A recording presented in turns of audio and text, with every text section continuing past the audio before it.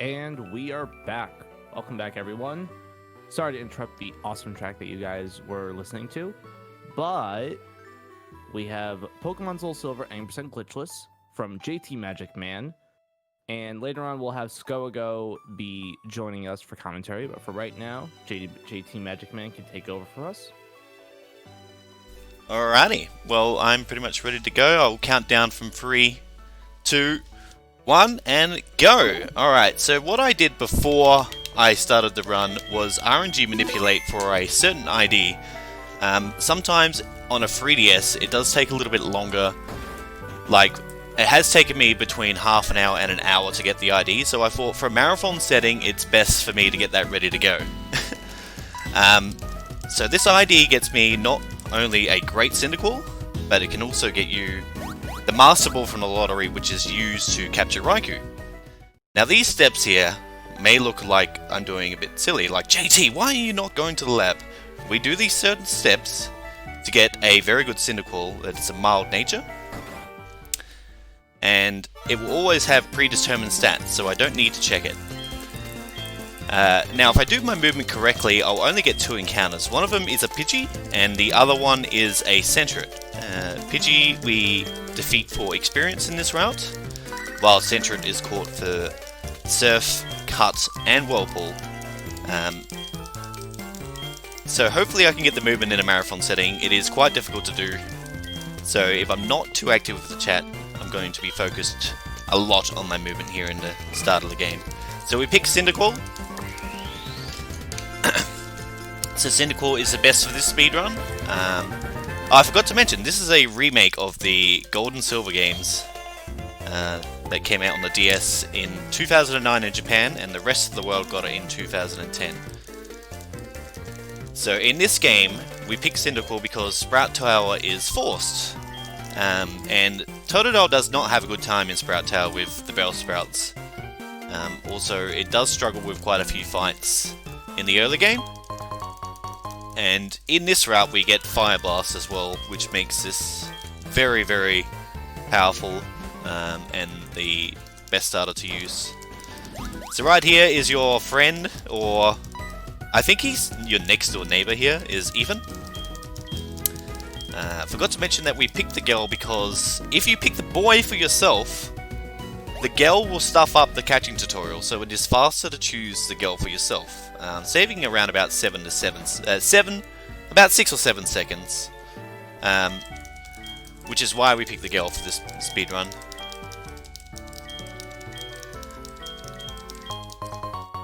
So we obtain the Poké Gear from our mum here.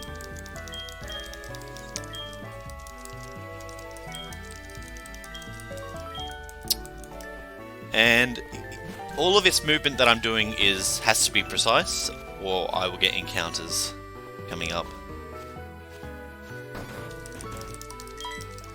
Totodile has been trialed for any percent with the glitched. I should explain some of the glitches in this game as well, but I might do that a little bit later on, because this movement here I do need to focus a fair bit on the run. So I probably won't talk too much at the start, because I do need to heavily focus here.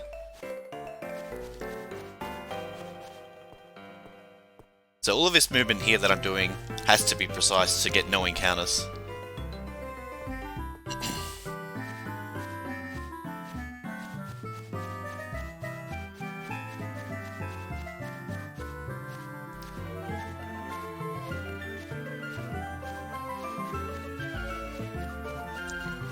And we've nailed it so far. Now, coming up next is the old man tutorial. If you do not mash hard enough or fast enough through this tutorial, it can ruin your run. So you might hear me mashing quite loudly, and I apologize for that. But this is the only way that you can get through the tutorial without messing up your RNG manip. So we do have to mash quite fast and quite frequently here. Because what's happening is that RNG is actually advancing during this cutscene. As you can see, there's an NPC with the glasses on there. He is moving in all 4 directions, which means RNG is advancing. And if you do not mash hard enough through this cutscene, it can potentially stuff up your movement and for no encounters. So So we've got to really mash hard here.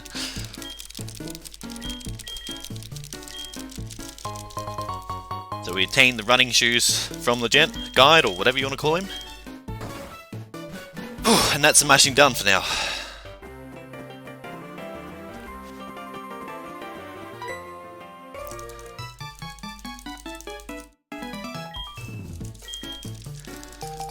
So again, he comes up here. This movement here is a little bit hard too, because you have to go from running to walking. So let's see if I can nail it though.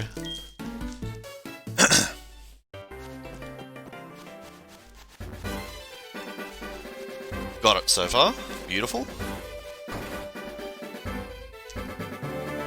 So we talked to this guy in this house, because if you do not talk to him, he comes out and stops you anyway. So this is kind of like a forced thing to get, and it is quicker to go in and talk to him than go out and make him stop you.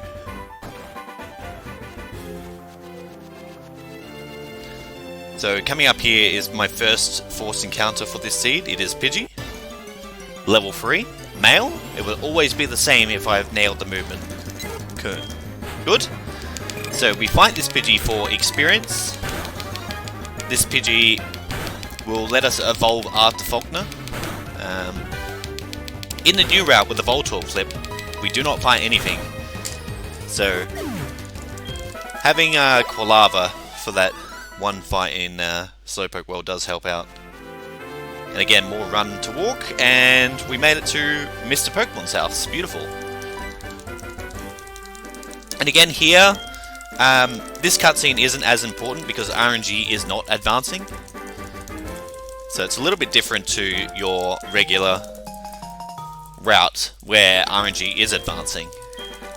So here we just collect the Pokemon egg that Professor Elm sent us to get, and we run into a familiar face from the Pokemon series.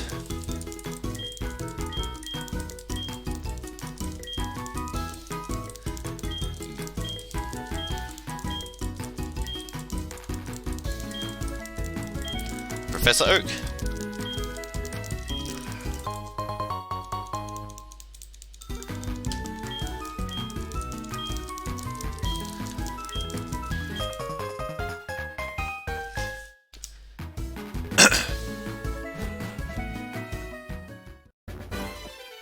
Alright, so we get a call here from Professor Elm telling us to go back to the lab and something terrible has happened. But again, my movement here needs to be precise, so we'll focus a little bit here.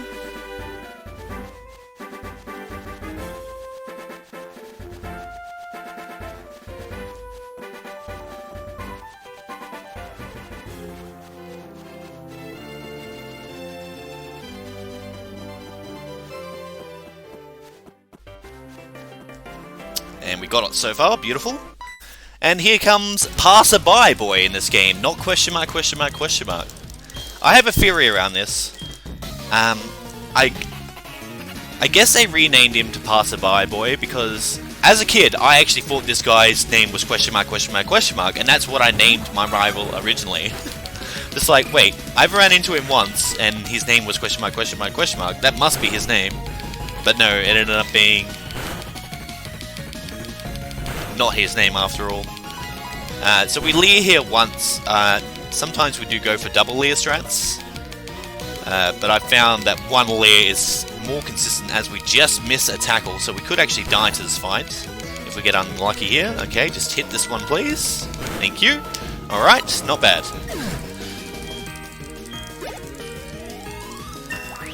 Got a little bit unlucky there, but we got through it unscathed, so we'll take it.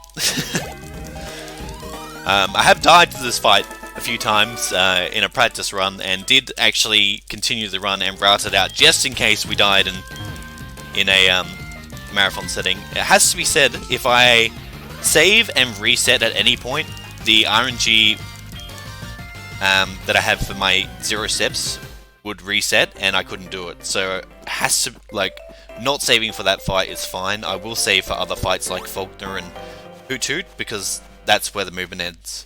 You can actually extend this movement all the way to Goldenrod City, but for this run we're just doing it all the way to Violet City. I have got it a few times to extend to the end of Sprout Tower. Hopefully we can get that in this marathon. But yeah, this has been a pretty good start so far, apart from missing one tackle. So this is where the game tells you to name your rival. So for text purposes, we are just going to choose one character. So I'm going to go with P for Pokemon Speedruns. There we go. We do need to heal here, because we took damage from the rival fight. If you didn't take damage from the rival fight, you will still need to do your steps behind Professor Elm here. And that's to make sure the step counter is aligned. Now this movement here isn't exactly difficult, I wouldn't say. It's just annoying if you mess it up. So we'll probably play it a little bit safer here in a marathon setting. And I won't run as much. I'll probably just walk just to make sure I get it correct. Normally in like proper attempts I would run past Elm here, but I'm just gonna walk just to play it safe. A little bit of a very safe and pansy strats, but I think I could be forgiven for doing that. Alright, right here is the catching tutorial. As I mentioned earlier, if you pick the boy for yourself, the girl here will stuff it up, but the boy here just goes straight into the action and doesn't lose any time. So it's quicker to choose the boy, choose the girl rather for yourself.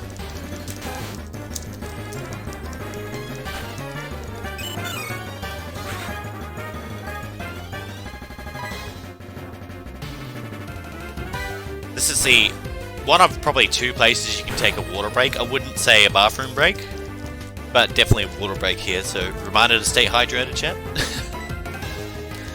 So coming up after this, if I've done my movement correctly, my next encounter should be a Centret.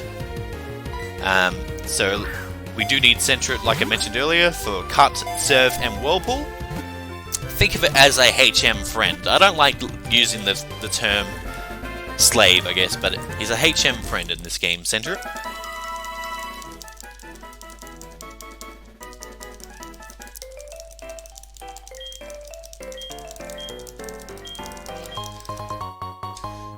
Alright, so if I've done the movement correctly, which it seems like I have, I should get a Centret on this tile. Beautiful. Okay, good.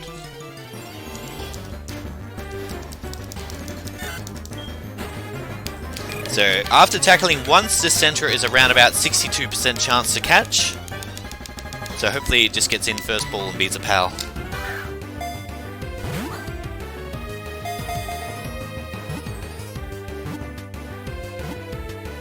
Beautiful, nice. First ball, that's what I like to see.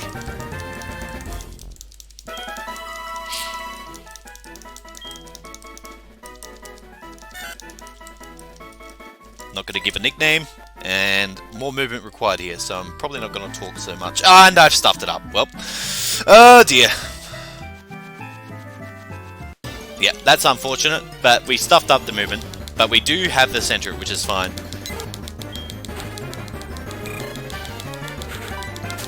We got the manip about halfway to where we would ideally like it. So walking through the grass in this game reduces encounter rates, so we're going to be doing that a fair bit now since I've lost my manip.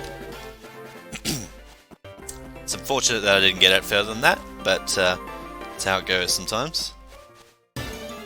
And now it's all up to the game to see how many encounters it wants to give me. So that's 2 so far.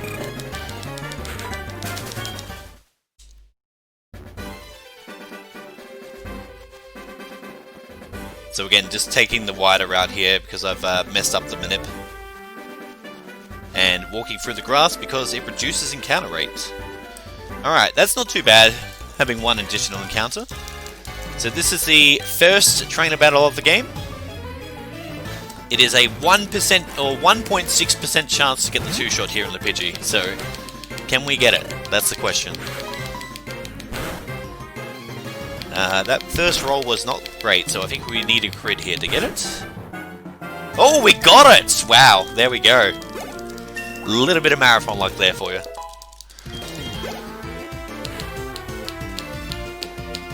Alright, so for this Rattata we use Leer. This Rattata has quick attack and a crit. That's a little bit unfortunate. That's fine though.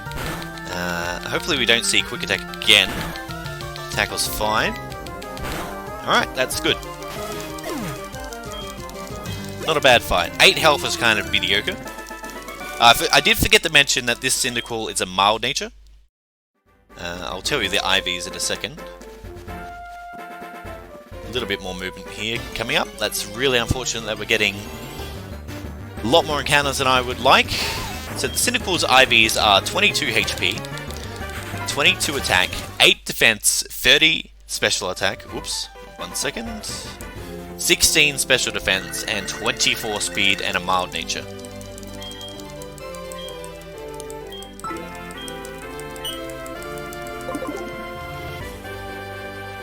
Oops, a little bit of a bonk there. No encounters, beautiful, it's what we like to see.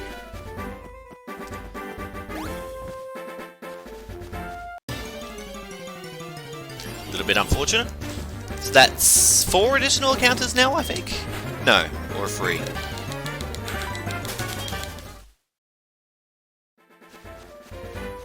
Okay, that's not terrible, but it's not good either. Alright, here's another force cutscene in this game that's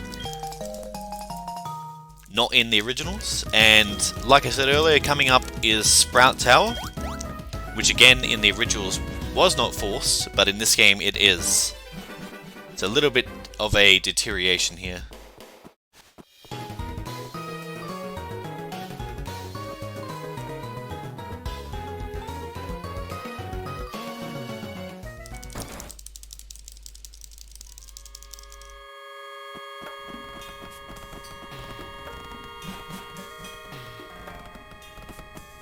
Alright. Oh, that's very unfortunate.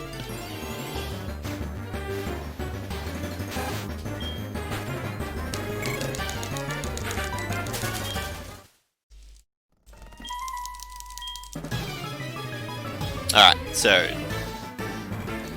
in this Sprout Tower we've just basically tackled everything until we get Ember. We do get Ember at level 10.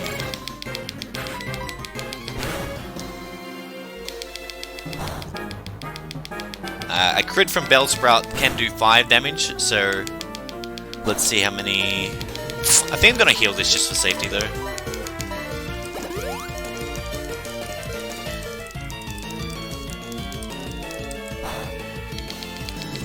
Play a bit safe here, but better be safe than sorry.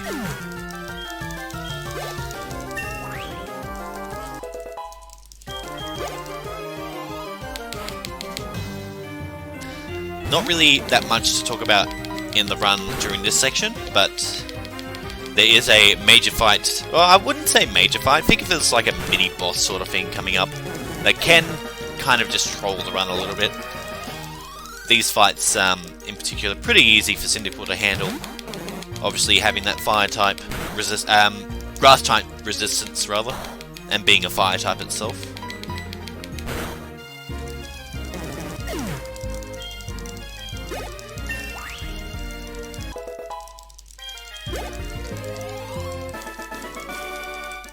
So that's the first one down. There's how many are there? There's 1, 2. There's 4 sages to beat here, so that's the first one. This is the second one. And this is where we get Ember during this fight, so we don't have to rely on Tackle. So Tackle in this game is 95% accuracy. They change it in Gen 5 to being 100. So we do have to rely on Tackle here. And I just spoke about it and he decides to miss. So just make up with it with a crit, and then I'll be happy. There we go. Alright, see, just ask the game nicely and it will give you a crit.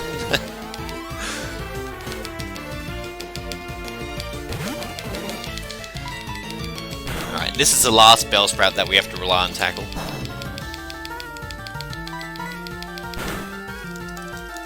Alright, so no more Tackle, thankfully.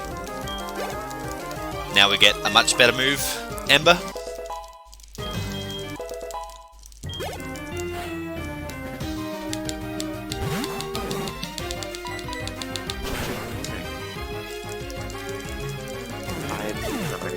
Hello, hello. And now we don't have to rely on Tackle. Oops, just bonked into that guy.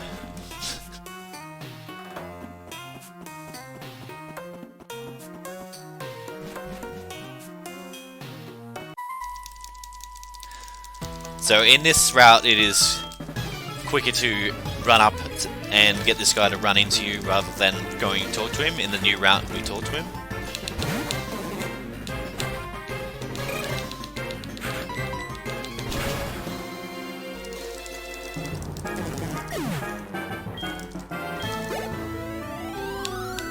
I think I'm going to save for Hoot Hoot just because of how much a troll the Hoot Hoot can be. Ah yes, the classic Hoot Hoot. The classic. Marathon safety first. Yes, this Hoot Hoot coming up knows Hypnosis and Peck, and also Growl, but Growl's the best move we can use, obviously, but because we're using a mild Cyndaquil, Peck does 6, and Hypnosis obviously is a bit of a troll move, putting you to sleep. So we are going to safety save for this fight. Unfortunately, in this game and Gen 4 in general, the saving does take a little bit of a longer time than other games.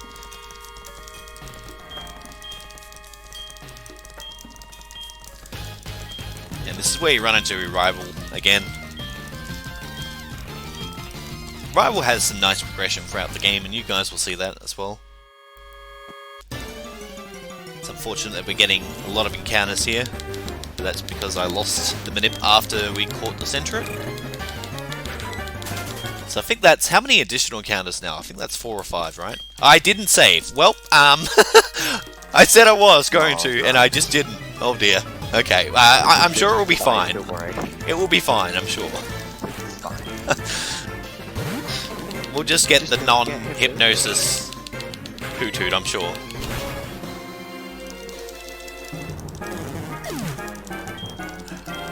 Alright, here it comes. The destruction of Hoot Hoot. Alright, just get the crit or something. That's terrible. First turn Hypnosis, okay. There's Peck. Alright, good. Just crit. Okay, that's not terrible. Just get the range, please. Okay, we got it. Alright, okay, all good. Nice.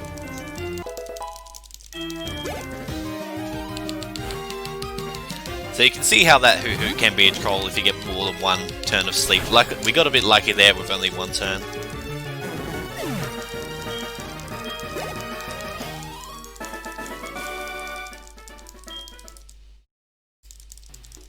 And we'll definitely save for Faulkner, and I'll make sure I save this time. I won't just YOLO and go in.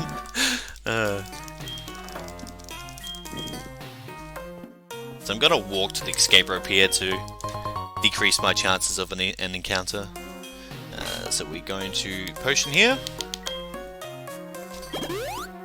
and then we will escape rope.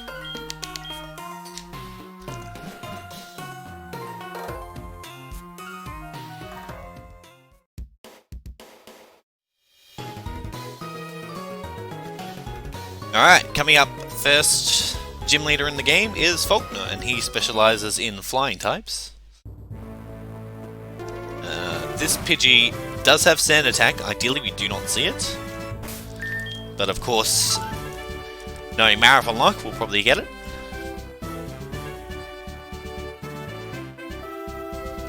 So yeah, like I said, the saving in this game does take a fairly long time to do. You did remember to save this time, though. I did. Alright, here we go. Faulkner, first gym leader.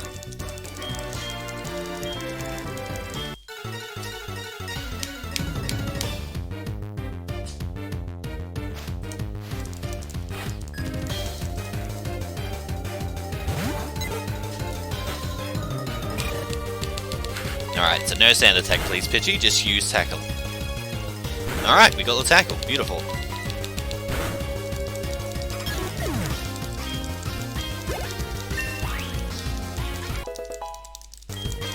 So this is where we learn Quick Attack. Get rid of Smokescreen. Quick Attack will come in handy for a particular fight coming up. I will talk about it more once we get there.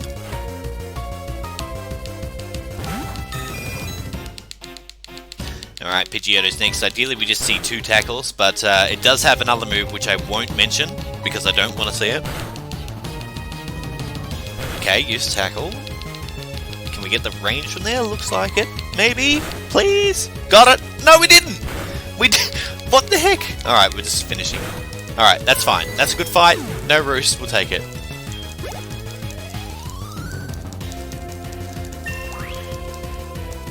So because we fought that Pidgey encounter, we do get the evolution here. Which is quite useful for some upcoming fights. In Slowpoke Well.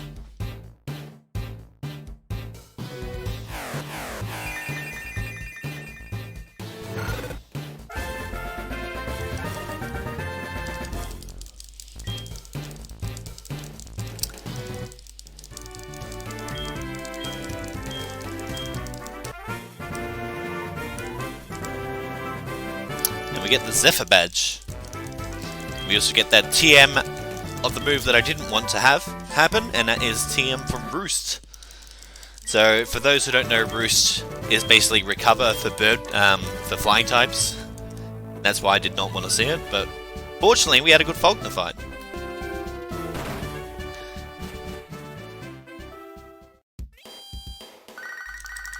Yeah, you can get insanely lucky, or insanely unlucky against Falk, because there's situations where he just spams Roost and you lose like 6 or 7 turns to it. It's insane. Alright, coming up is the first shop.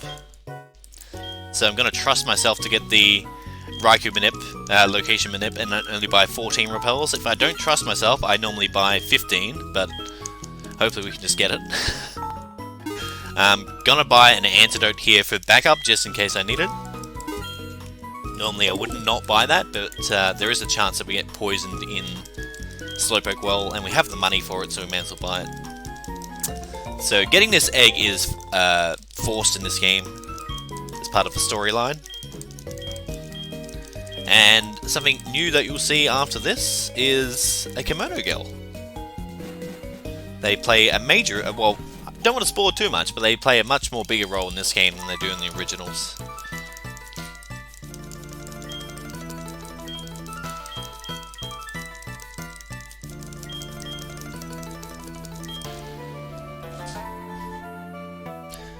Alright, so we've got a couple of spinners coming up, but I might get Skoa to explain how that works while I'm focusing on the movement here.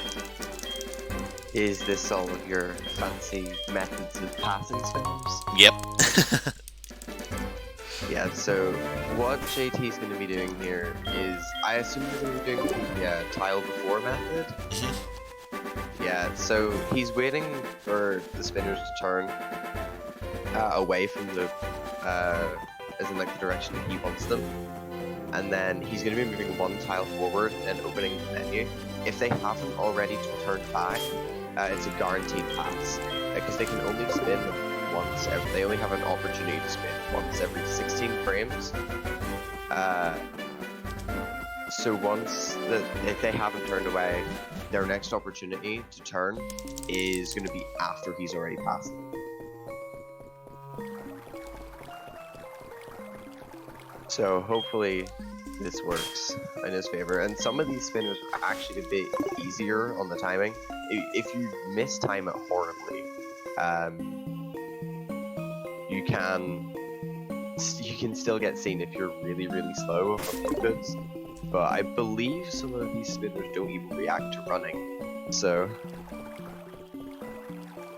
which makes it even easier. Alright, got past 2 of them, and there's still a hiker to go though. This hiker could be the hardest of a lot.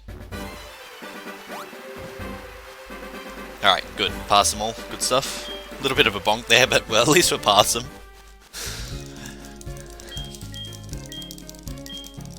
So I ran past that spinner because he can only turn up and down. So you can run past spinners that can just turn in 2 directions. If I'm correct. I think I'm correct? Yeah. Maybe that's how that works in this game. Yeah. So here we talk to Kurt. He gets rid of the rocket that was in front of Slowpoke Well.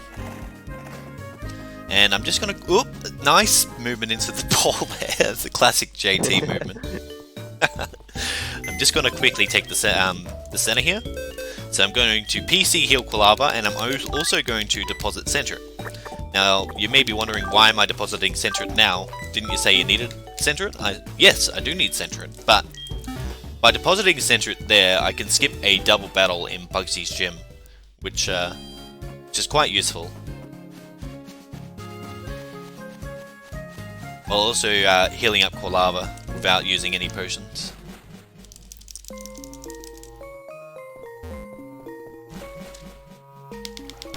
Alright, and this is the first instance where you're introduced to Team Rocket, I guess.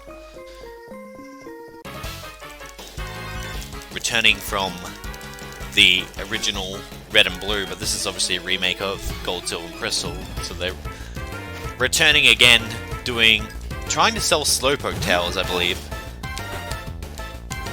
Yeah, gotta get that money. Yeah.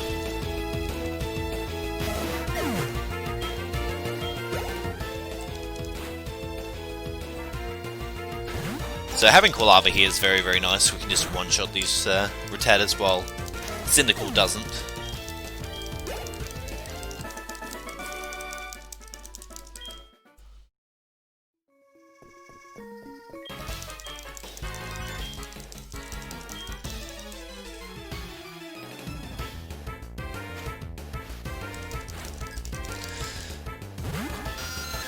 So coming up here is an Ekans that knows Poison Sting. Ideally we just don't see it, so we don't have to worry about it.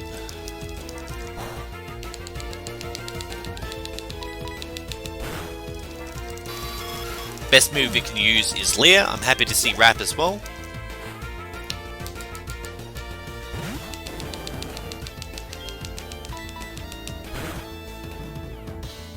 We got the burn, doesn't really matter that we burnt it. We did get Leer though, beautiful.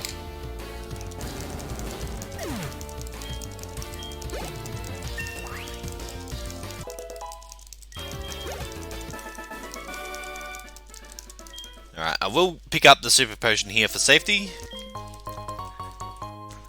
So we now have 4 Super Potions, which is really good. If I need an extra one, I can always pick it up in Ilex Forest.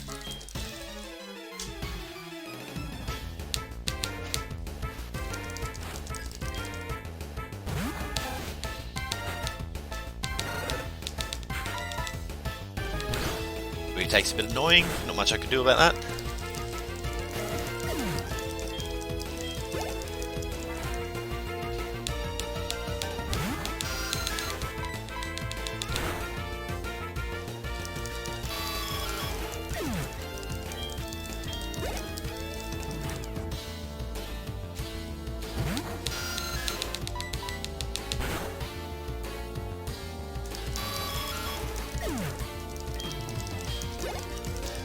So, coming up here is the first executive. In this game, they actually give the executive names. In the originals, they're just called Rocket Executive. So it's a nice little touch that they give in some of the executives' proper names. So this is Proton.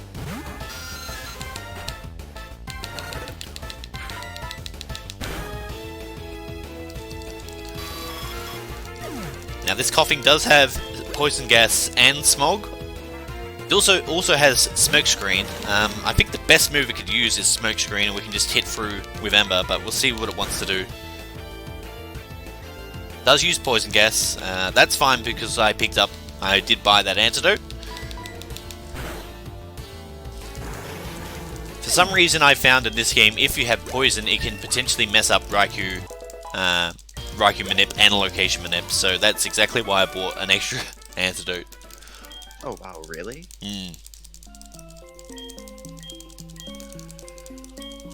So we do have to do an extra menu here, which is a little bit annoying, but it's exactly why I bought the antidote for this situation.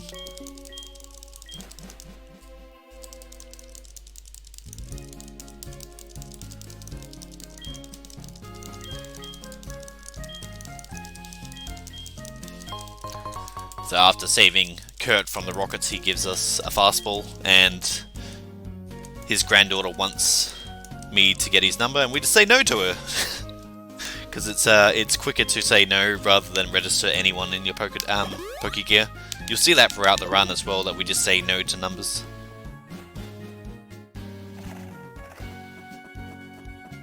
Alright, off to the second gym, Bugsy. So you would think with Corlava being a fire type and Bugsy using bug types that Bugsy's going to be easy, right? Well, not with this particular Corlava because it is minus defense nature. And obviously the Cypher has attacking moves. It has Focus Energy, Quick Attack, and U-Turn, but it never uses U-Turn. It also has Leer. I'm not sure if I mentioned Leer. But yeah, Leer, Quick Attack, Focus Energy, and U-Turn, but he will never use U-Turn because I'm a Fire type. Yeah, so Bugsy is the only gym leader in this game to actually lead with his ace, which is quite interesting. I think they designed him to use U-Turn, so you would fight the Kakuna and the Metapod first. 28's kind of scary at this health, but we're gonna go in with this health though.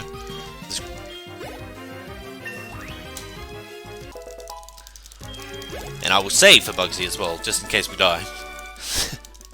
That is a good idea. Yes. I'd probably say Bugsy's actually, for me at least, Bugsy was always the hardest part of the run. Like, I've the most runs I've ever had, like most of them were lost to Bugsy. So here's that double battle that we skip because we deposit center it, which is quite nice, as I mentioned earlier.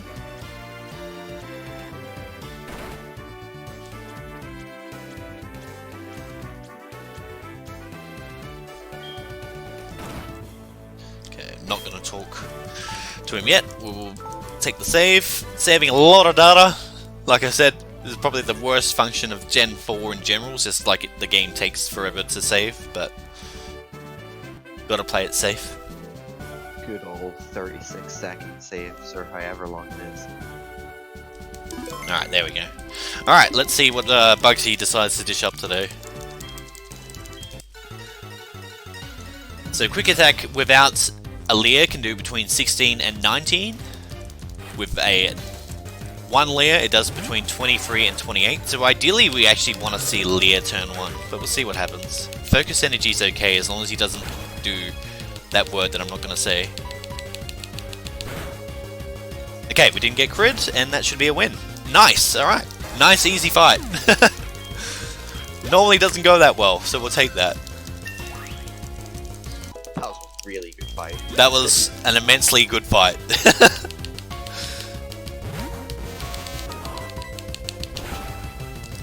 So the rest of his team just gets one shot by Ember.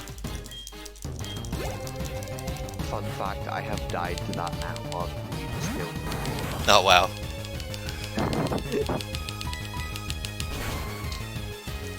Thanks for the good luck, Walter.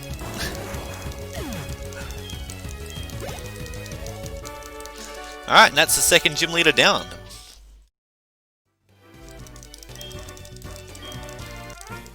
Yeah, if you don't have Blaze for that second Ember hit, it just doesn't kill unless you get crit or burn.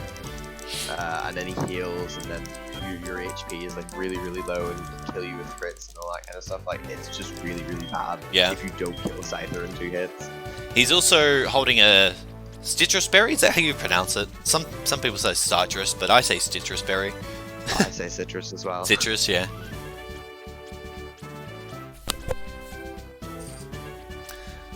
So that fight can actually be very annoying, but we got the best possible outcome there.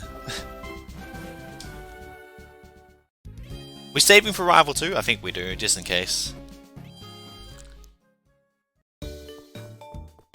Alright, so here we get our friend Centret back, and we also take another PC kill. Centret does come in handy for this this second fight with the Rival coming up in particular. We will save for safety. Normally this fight goes pretty well with this route, but because we're in a marathon setting, I will save here and not go on the Pokemon. We will save the game, thank you. This should be a bit of a quicker save because we already saved a lot of data.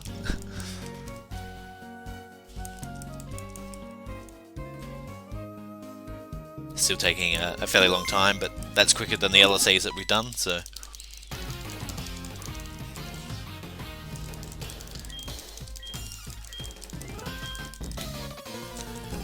Yeah, I can try and fix that. I've got him at 130%. That should do. Alright, this Ghastly here has Curse. And I shouldn't have mentioned it because I used it. So now this fight is awful. Yeah. So I'm going to Leer once and then switch out. That's the plan. So this Crocodile likes to go for Scary Face. The AI in this game is quite interesting. I still don't really know why it goes for Scary Face. So once this turn with Sentra, I am going to heal up. Sentra really can't do that much in this fight, so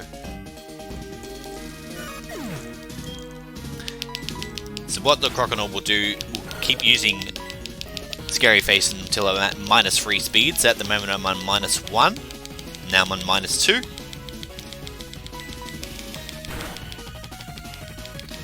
Now I'm at -3, so we tackle here to avoid a Water Gun Torrent hit. And then we finish it off with Quick Attack. Beautiful. Last out is Zubat. Now this Zubat can also be a troll. It has Bite and Supersonic. Ideally we just see Wing Attack, but it doesn't normally go for it. There's Supersonic and it missed. Perfect. Beautiful. I don't think Quick Attack can kill from there, but we're going to go for it though. Nice, we did get it. Beautiful. That was actually not too bad of a fight considering he had Curse turn 1. This is where Quilava learns Flame Wheel, so Leer is gone.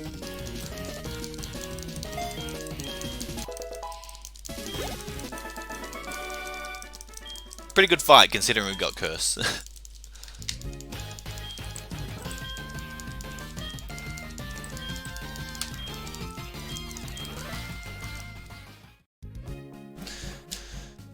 Okay, Ilex Forest time.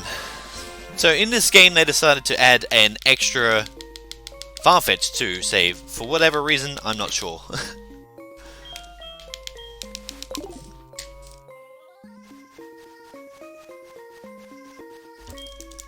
So talking to this guy is quicker than running in front of him. If you run in front of him, the exclamation mark will come up. So it's quicker to talk to him. And we got 2 Farfetch to save here.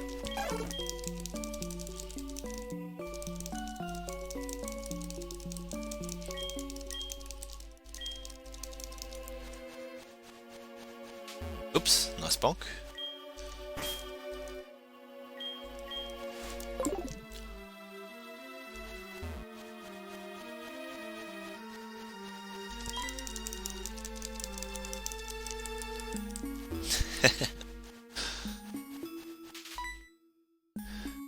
War tab, please.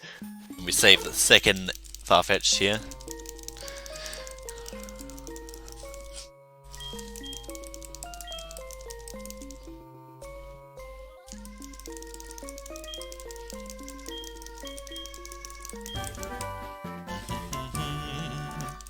And we get our first HM of the game, which is HM1 cut, and we are going to teach that now to center it.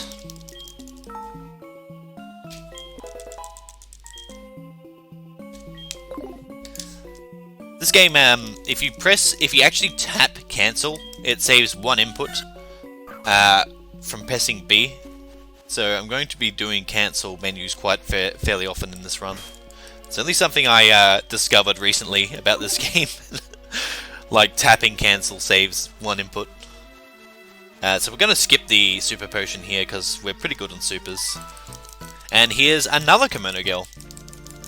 So this girl is lost in the forest. So of course we do not want to help her. So we say no. The reason why we say no there is because if we say yes, she has an extra couple of lines of text, so it's quicker to say no to her and be mean. No, we're just horrible people. I know. What are you talking about? We don't want to take Kurt's number, we don't want to help Kimono girls. We're just mean people in this game. So picking up a couple of ethers here, come in handy for Fire Blast. Thankfully our Quilava is nicer than us, though.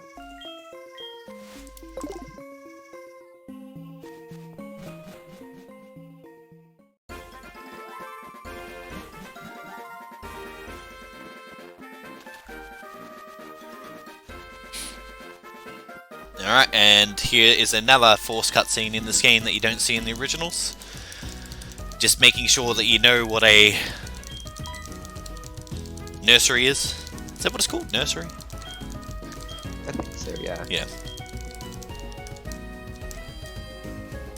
Pretty sure this is the only game that there's a forced nursery cutscene. At least in the earlier games. Yeah. 'Cause it doesn't exist in Gen 5.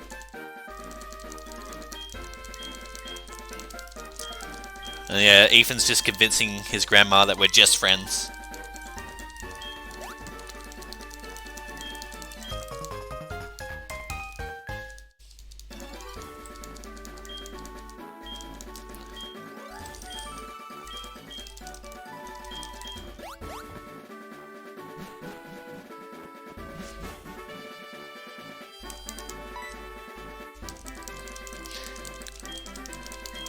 So again, this is these two numbers here are forced in the game. For some reason in this game you can't delete the numbers like you can in the original game, so I'm stuck with these numbers that I'm forced to get for the remainder of the game. Should be worth mentioning, if it is nighttime, that guard there is forced, but you can actually sneak around that guard and not fight it. So that's why we're playing it in the daytime as well. And here comes the first major shop of the run. This is where we get fire blasts, and we also sell a bunch of stuff to make sure that we have money for X items.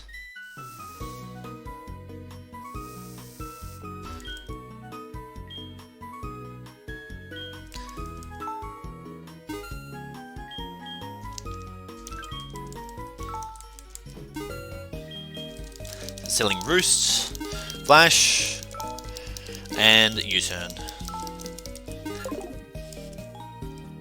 And we're buying fire blasts.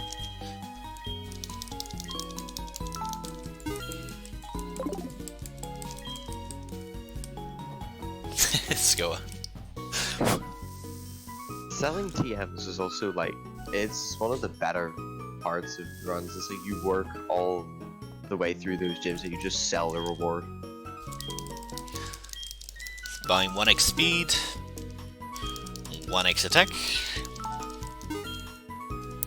1 guard spec, and the rest on X specials.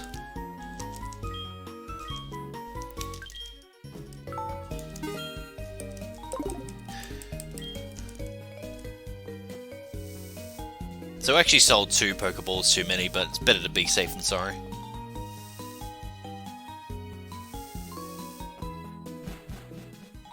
Alright, coming up next is the bike. No Voltorb flip, sadly. I know. As much as I would love to run Voltorb flip, I just can't do it at a marathon. Yeah, so in the newer route, we don't go into that mart and we go play Voltorb flip. It's about the same time, isn't it, Scoa? From memory? You play Voltorb flip for about 3 minutes, so it's slightly longer than you would be shopping, but it also means you don't have to catch Centra at the start. But it makes it about even, and then the payoff is much, much greater. I just used a repel accidentally. Welp! Damn. Okay, that's fine. Okay, now we cannot get wild encounters in Golden Run. Oh gosh, that's the first time I've done that. Alright. Are you saying that's never happened before? Yes, actually. It's never happened. I've never used a repel in a menu like that. Oh gosh. So here's another force quiz in this game.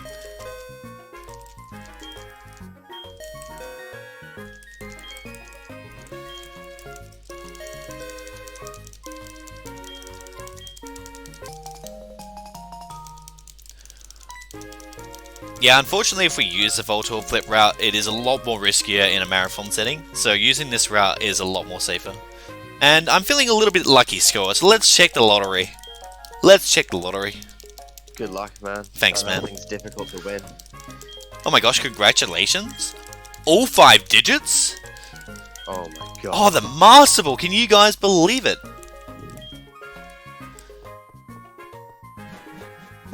incredible. Incredible luck. Never seen this before. Alright, so we're off to Whitney's gym. So for those who don't know, part of the RNG manipulation at the start gave me the ID required to win the Master Ball lottery. Which we use on Raikou, which is coming up in about 15 minutes, probably 10 minutes, 10. Right there, yeah. Yeah.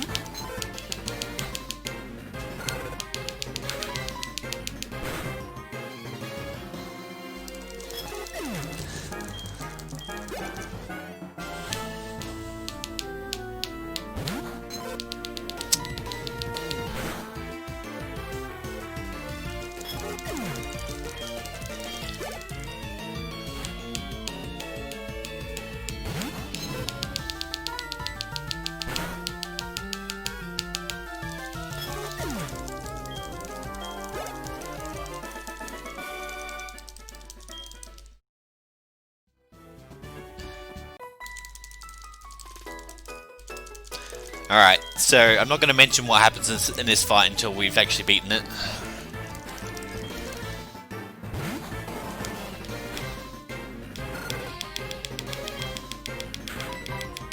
Okay, good, we hit. So that Snubble has Lick, which can paralyze you. Alright, up next is everybody's favourite fight, it's Whitney.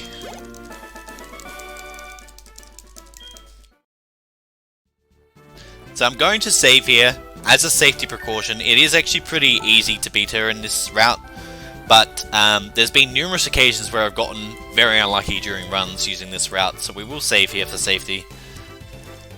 Although I don't actually think I need it. I'm that confident, guys, going into Whitney. You watch me get like metronome something. Yeah. So here we go, Whitney. So Whitney has a Clefairy which knows metronome. Ideally it just uses Mimic twice and then we don't have to worry about it. In for metronome hydro cannon. I should survive that. Mimic, okay, that's good. Just one more time and things will be good. Metronome, Pin Missile, okay. A little bit slow. Of course it hits 5 times, but it's fine. So the Miltank here is an 11 and 16 range, so that basically means we have an 11 and 16 chance of getting it in one shot. So let's see how we go, I guess. And we got it. Beautiful. Easy.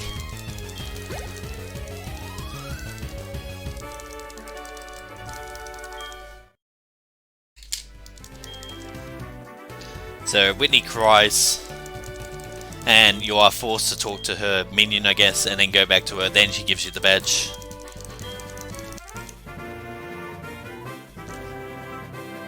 Yeah, so the Whitney fight is actually one of the major advantages to this route. On the Voltorb flip route, you don't have Fire Blast, so you have to defeat Miltank using Leer. And it likes to use the track and troll you. Okay, wow. My Discord just absolutely died there, but I'm back. Okay, welcome back. I don't know how much of that you heard. Sorry? I don't know how much of that you heard. No, I heard it all, yeah. Oh, okay, right. But yeah, Whitney's just really, really bad in the Voltorb flip route. You can so easily lose so much time, or even the run. Alright, time for, I'm not sure if we have Frankerface enabled for me, but people like to post Kenya Z in the chat when we get Kenya here. Oh, nice movement.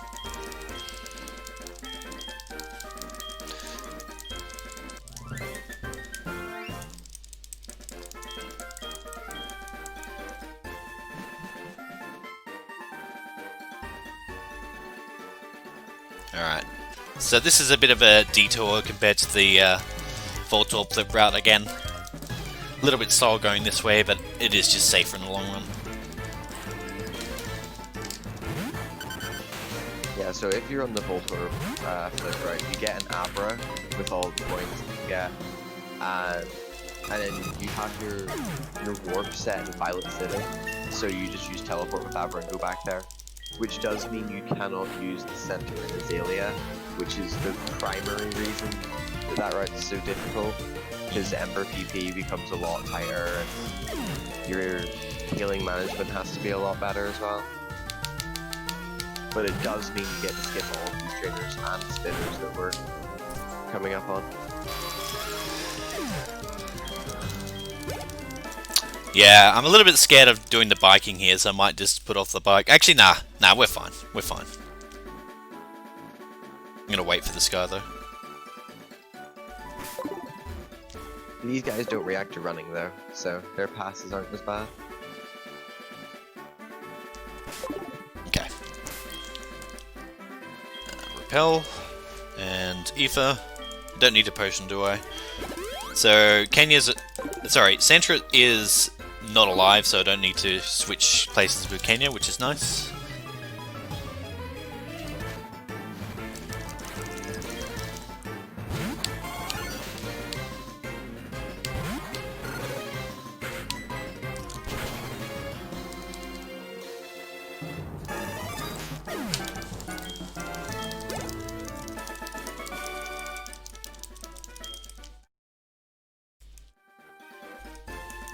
Am I going to save for the double fight score?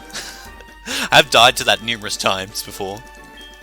Numerous times? Numerous times. I've got Metronome Self-Destruct, I've got Metronome Explosion.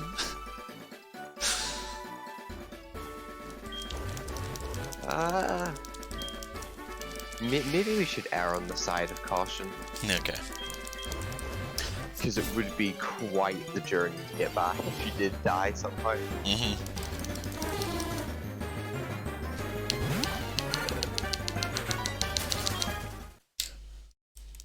Not a shiny pseudo widow. Damn.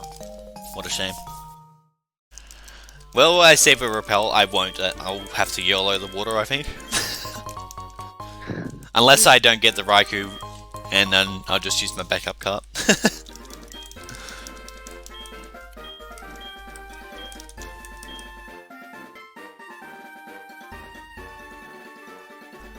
Ah!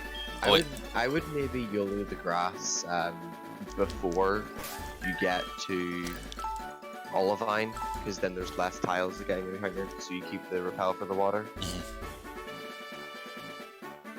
I'm gonna save for this fight just in case. I don't think we can actually die, but it's better. Like, we could get incredibly unlucky with Metronome, so better to play it safe than sorry.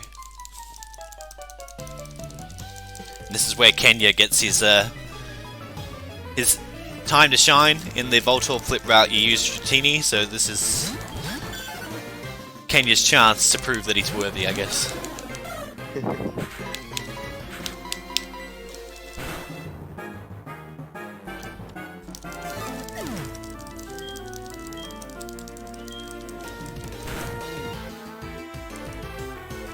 Growl's fine.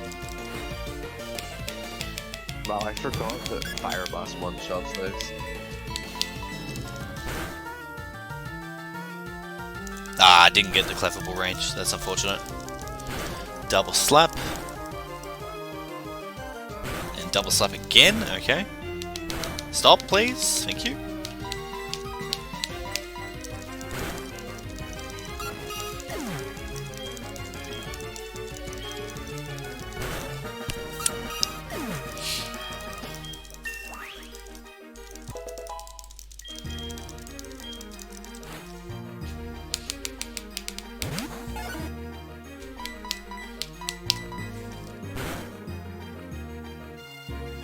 Alright, that was a pretty good battle. Not bad. Hit all the Fire Blast. A little bit trolled by double slap, but can't be too picky. I say Kenya has earned its right to Yeah, be in this run. it did a good job.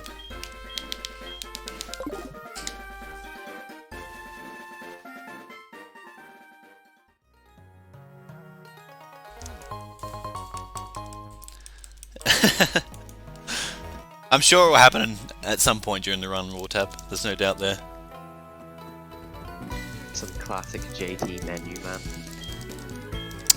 Don't think anything can truly beat the original, though.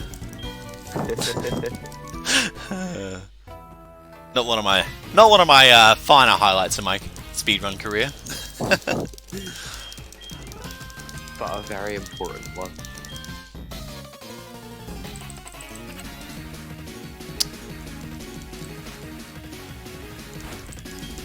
Alright, so this is the last fight that Kolava will do.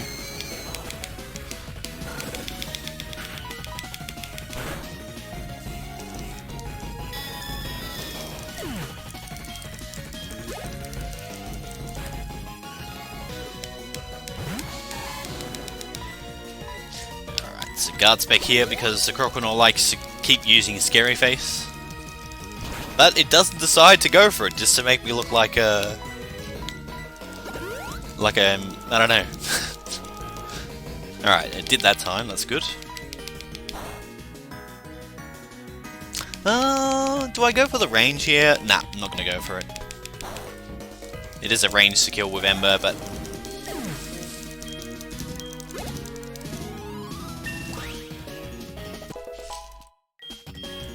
So hopefully we get a chance to capture Raikou here.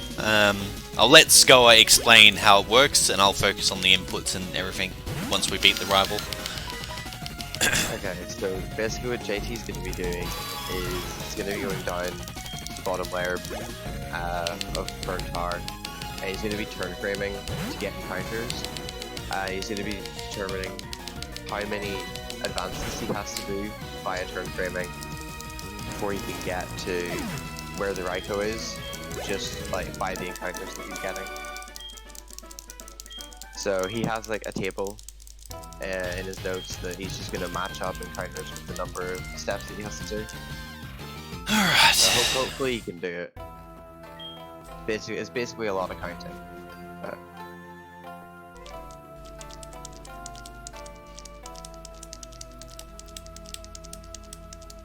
okay, that took a while to get an encounter.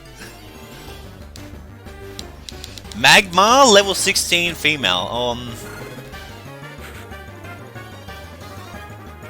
Okay.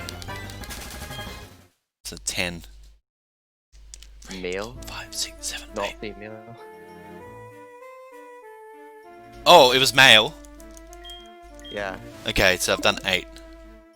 9, 10, 11, 12, 13, 14, 15, 16, 17, 18, 19, 20, 1, 2, 3, 4, 5, 6, 7, 8, 9, 10, 11, 12, 13, 14, 15, 16, 17, 18, 19, 20, 1, 2, 3, 4, 5, 6, 7, 8, 9, 10, 11, 12, 13, 14, 15, 16, 17, 18, 19, 20, 1, 2, 3, 4, 5, 6, 7, 8, 9, 10, 11, 12, 13, 14, 15, 16, 17, 18, 19, 20, 1, 2, 3. I think that's right. We'll see if I got it though. I almost choked that, but we didn't. We saved it. Oh gosh.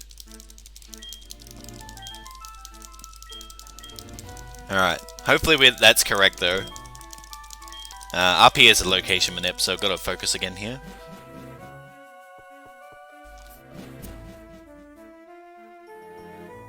83 turn frames is actually one of the better results. Like, you can have to do like up to like 270 odd turn frames. It's kind of ridiculous.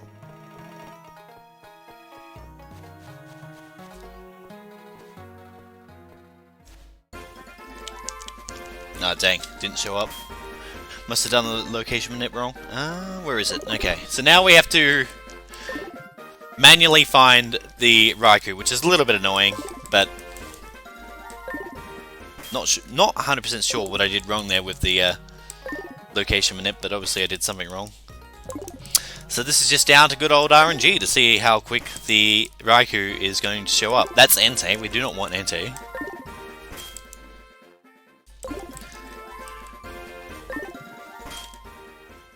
And that's Entei again.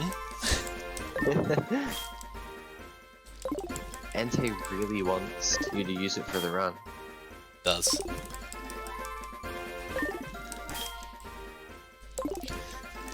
YOLO ball the Entei? Yeah, I should. You didn't get that fast ball for no reason, JT. I know. So this is just all down to a bit of luck. I'm just gonna do this a few times, see if that helps at all. Nope, that's Entei again. Oh gosh, right. Alright, there we go, Raikou. So if this is the correct one, it will have 129 HP. So there's a bit of a meme in my chat that I always get the impish one, which is the frame before the correct one. So hopefully this is the correct one. If not, we're gonna have to go with backup strats.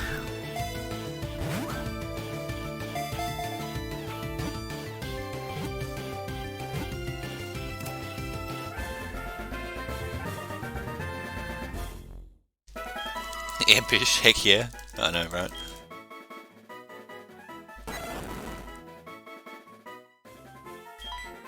Dang, first ball. Alright, what do we got? 123, so that is not the correct Raikou. I must have done one of the inputs wrong, but that's fine. We do have a backup cartridge with the correct one. So we came prepared just in case I stuff this up. So just bear with me while we switch cartridges real quick.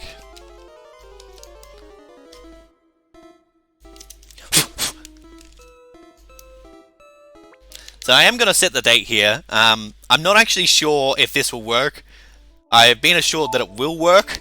If it doesn't, then I can just blame other people. So that's fine. So we go today's date. We're going to set it to the 31st. So this is literally strats on the fly. Yeah, 31st to the 12th.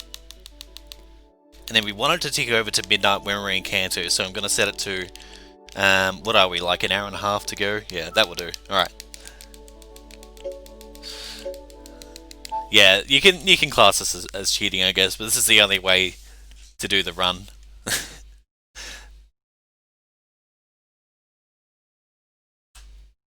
So I'm setting the date there to the 31st of the 12th.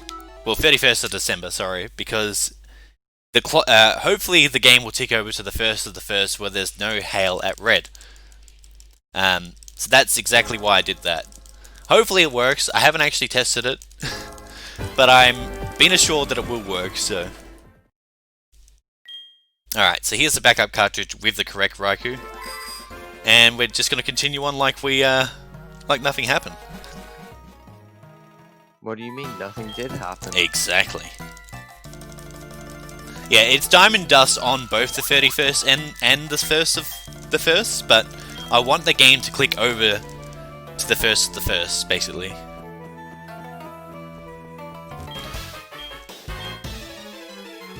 So this Raikou is very good. Let me get its IVs up. For some reason I closed that.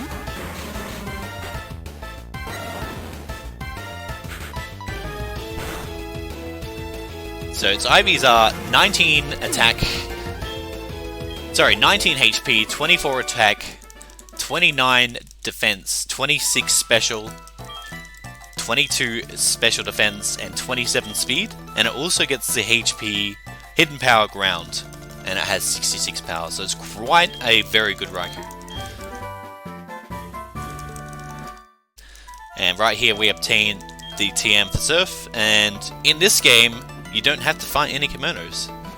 Yet, I should say. I was actually aiming for P, so it was consistent, but I accidentally pressed R, so...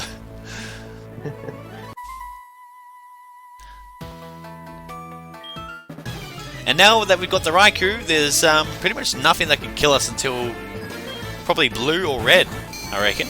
Is that fair to say, Score? Yeah, I'd agree. In this route, anyway. Yeah.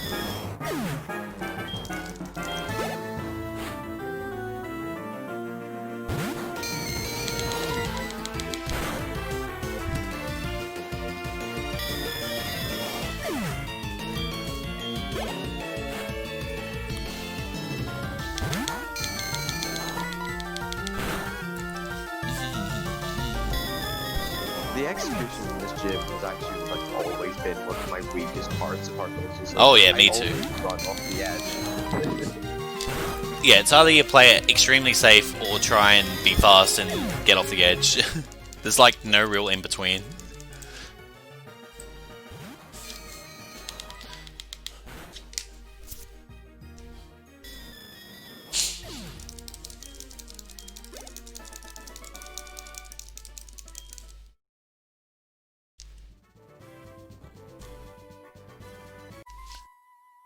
So far, so good though. But this is where I struggle after here, though. After this fight.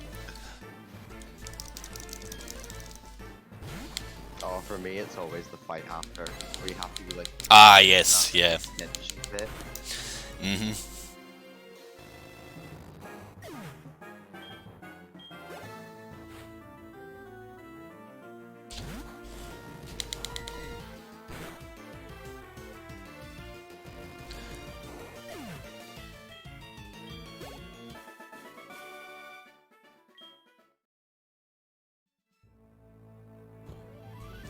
Oh, no! I did it.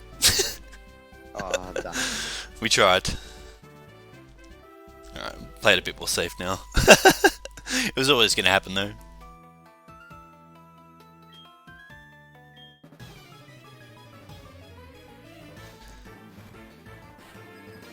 At least whenever you mess up, it turns all the lights back on. Yeah, that's very kind of the game to do that.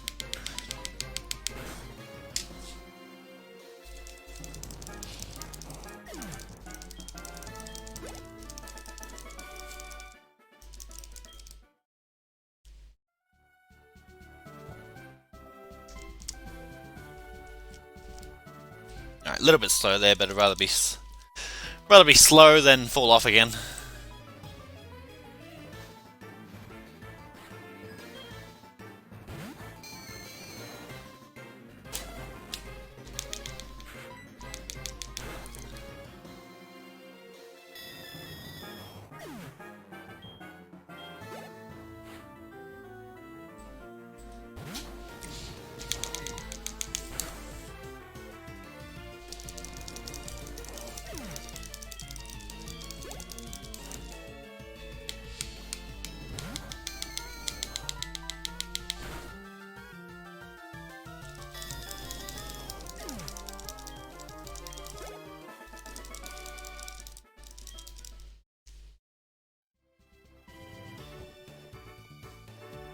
Alright, so this is the next gym leader, Morty. The only thing really threatening on his team is Gengar here. It is a 5 and 16 range with Spark. The Gengar does have Hypnosis, and I don't have anything to heal it. So, ideally we just don't see it. And we just one-shot the Gengar. Or you get the range. Yeah, or I get the range, yeah.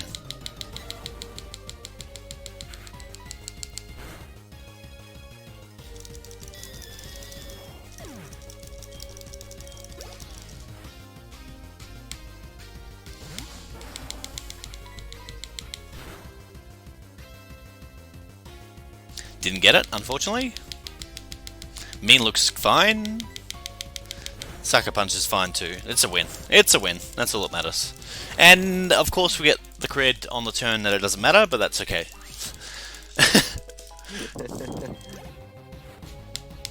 Classic Pokemon.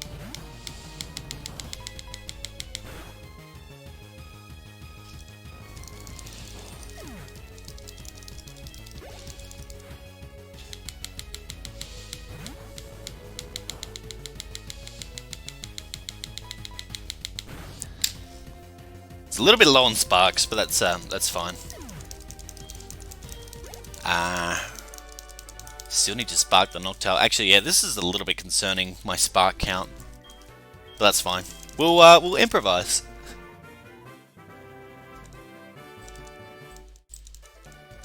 You have 2 left, right? 3 left.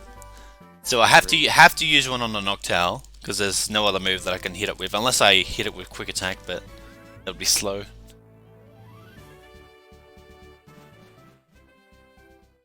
Three is exactly how many you need, is it not? Yeah, but the Primeape is a range. So we'll just hit the range, I guess. Yeah, and just don't hit spinners either. Alright, so here we teach Shadow Ball and Surf. Shadow Ball is a 80 base power move with 100% accuracy. Very, very good at this point of the game.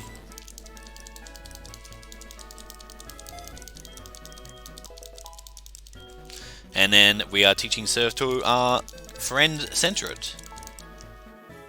How no Surf? Pokemon logic, of course. Also, playing at night here is a little bit weird for me because I'm normally used to playing in the daytime, but we're just basically going with backup strats here. I'm hoping it works. I guess we'll find out when we get to red. I mean, you can still win. With hail, it's With just, hail, it's just a lot slower. Extremely slow. Oh, nice bonk.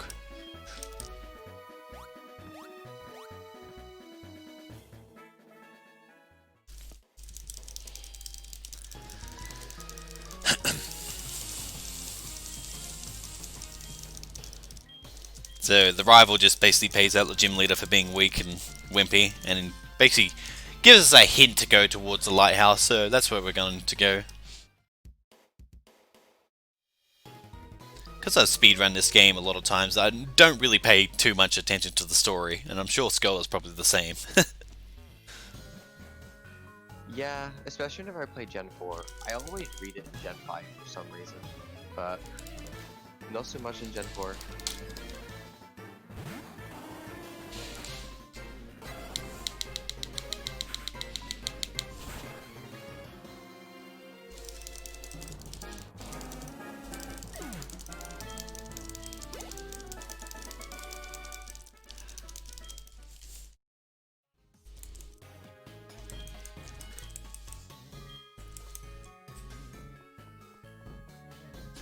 So you'll see me talking to these trainers, and I'll probably be doing that for most of the trainers in the game, as it is quicker to talk to them than run in front of them. If you run in front of them, the exclamation mark appears.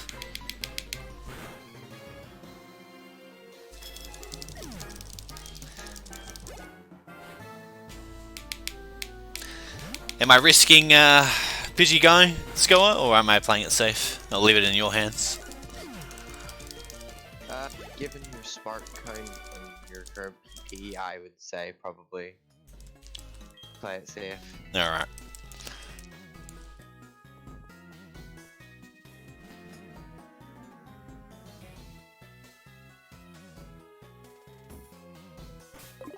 Okay.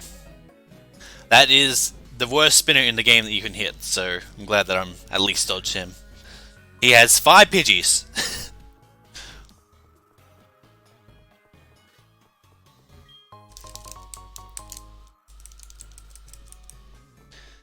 So we get Raikou by manipulating the Master Ball early on, and that's how we get it basically. Maybe Skull can explain a bit more while I'm focusing on this movement a bit. Yeah, so you always get Raikou that early on. The manipulation you do at the start is to manipulate the ID that you have, and also for the lottery ID in Goldenrod. Just specifically so you can get the Master Ball. And then whenever you get the burn power, you just advance the RNG to the point of the Raikou that you want. And then you can manipulate the location of it with specific movement, and it doesn't always work because sometimes your step count rolls over in the middle of it. But yeah. I too always hit that dude. I have not had a single run of Heart Gold to Silver where I haven't hit a spinner. No, there was that one run you didn't, and then you hit the other spinner in the lighthouse. Yeah, it's always one of two in this lighthouse. I've never gone spinnerless in there.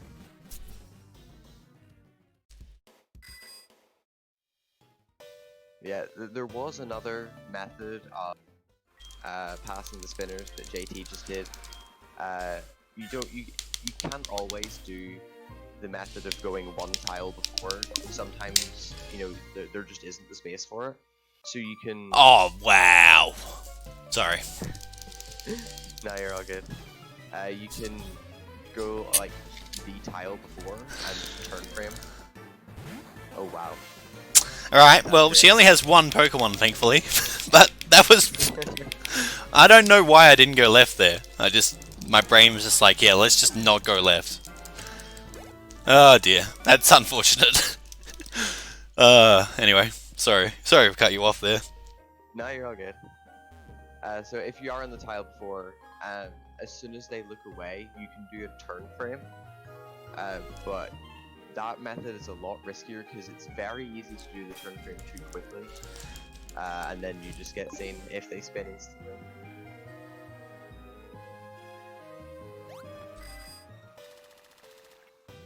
Oh, dead. Nice.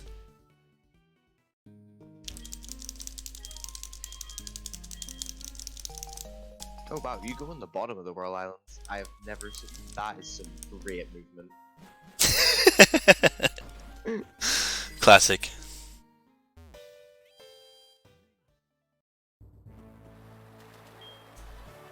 I'm kind of scared of this guy, so I'm gonna wait. Yeah. Let me try and turn up the audio then.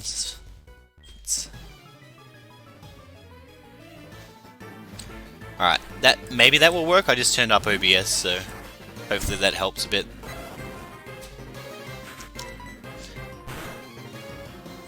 Hopefully, yeah.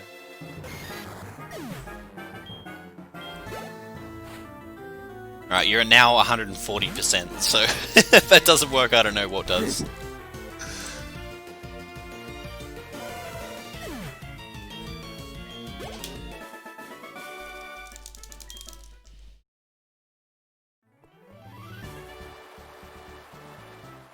So going in and out of this gym resets the puzzle, basically, which is why I'm doing it. So you can skip the other trainers.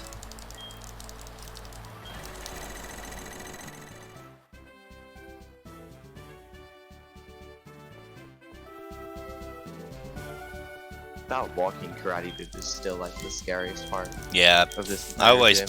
always play him safe.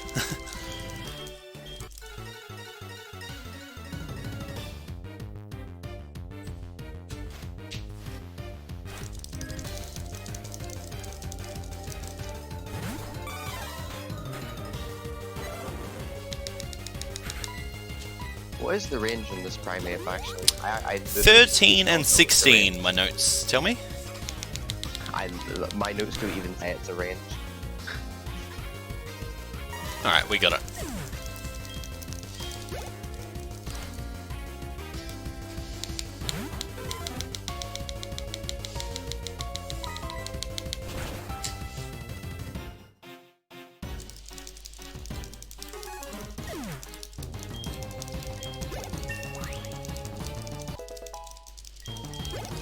Nice, easy gym.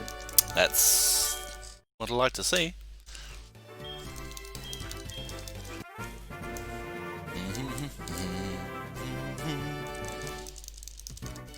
Alright, so the reason why we do Chuck's gym before Price and Jasmine is, as a reward of beating the gym, his wife gives you the HM for Fly, which is obviously very, very useful, being able to fly back to Ekritique now. So the very old route used to delay Chuck and do Rocket HQ first. This is before the RNG manip was discovered, and we were using Kolava. So I teach Fly here to Kenya, and get rid of any other move basically. And then we go to Ekritique.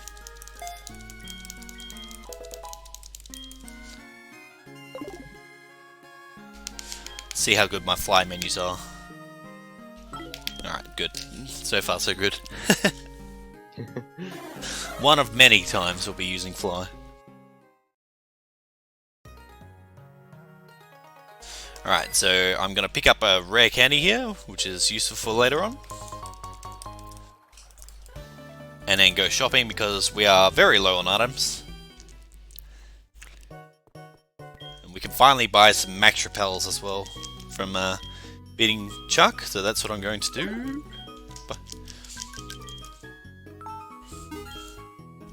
2 escape ropes. I'm going to buy 4 full heals. And as a backup, I will get a revive. Hopefully I don't need it, but always good in a marathon to buy it. And then I'll just buy the rest of hyper potions. Again, you don't necessarily need the revives and hyper potions, especially the revive, but in a marathon setting, it is definitely worth buying revives there. And in this game, this is where you get strength. This guy comes out and bonks you, basically.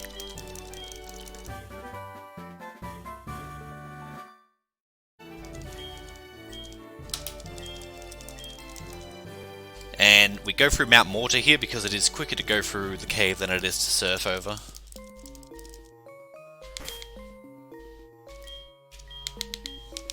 I'm pretty sure you have to fight a trainer if you surf. I do? Yeah, well, there you go, there's another reason why.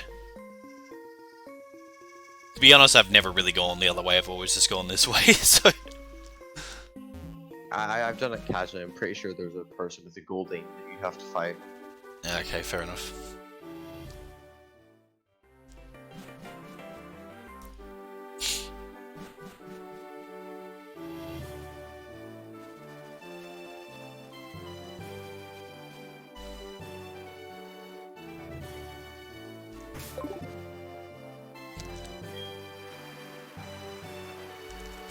Oops! Here we pick up another rare candy. And it's Skoa's favourite time, the bike shop. Cool. Amazing. It will happen on this tile, I reckon. There it is.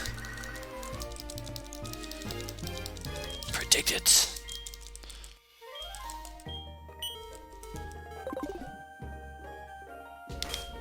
Alright, so don't forget to max repel. And here we get a pretty broken item for this early in the game. I say early in the game, it's only an hour and a half in. We get the choice specs. Maybe Skull can explain what that does while I'm still doing movement here. So the choice specs just increases your special attack, but it only allows you to use the first move you select.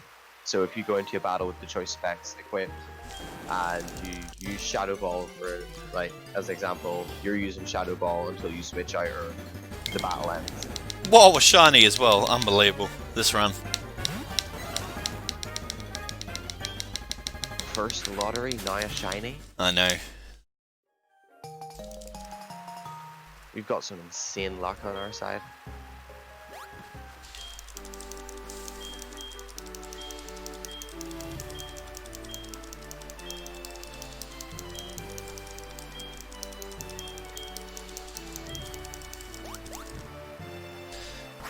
Alright, so this is the detour that we do for Hidden Power Ground. In this route, it is worth getting it.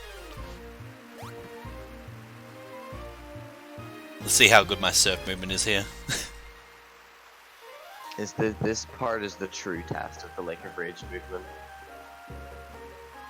And memory, if you remember where you're even going. I've gotten lost here quite a few times. Alright, we did it though. I think there's only one bonk there, that was pretty good.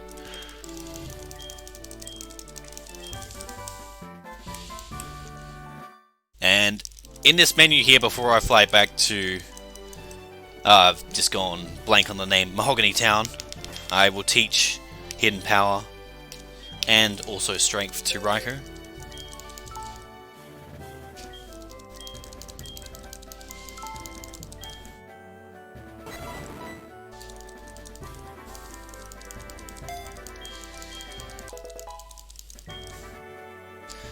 Strength.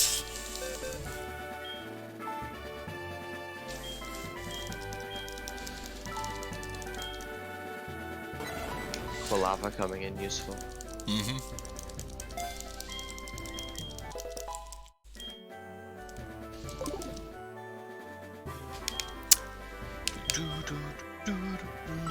Alright, good. Good menu. Alright, now it's off to Rocket HQ, where Lance has basically told us to go. This section of the game is quite long-winded, I think, actually. It's... Wait, did you just teach strength to Raikou? I did, yes. In this route, we teach it over Quick Attack. You even do a different route than I do. Yes, so this is For, the... like this, that. Yeah, this is the OG route before... Like, I don't even get Thunder in this. Oh, wait, really? Wow. Yep. And I teach extra sensory, so this is like a very, very old route compared to the updated one.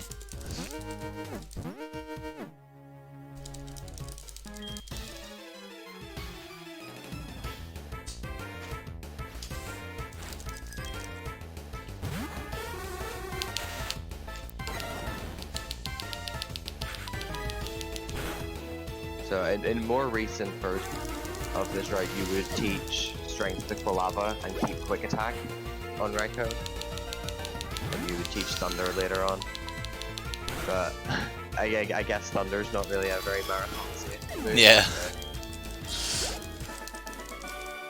I think in the new Voltorb Flip route you teach strength to Raikou as well. I think you do actually.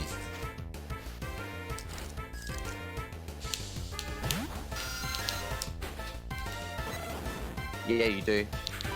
Exact same place that you taught it. Nice. This is not the Voltorb Flip route. No, this is an older route, which is a bit more safer for a marathon setting.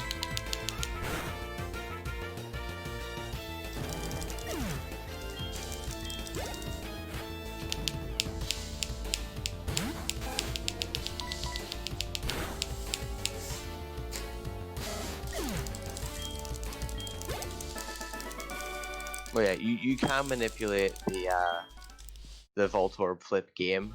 However, the route itself is still a lot more RNG based. So here, some casual people might not know this, but you can actually turn off the switches.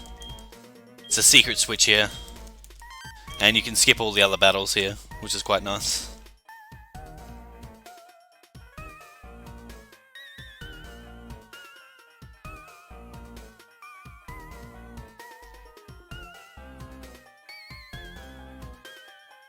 So here we get a free heal from Lance, which is much needed.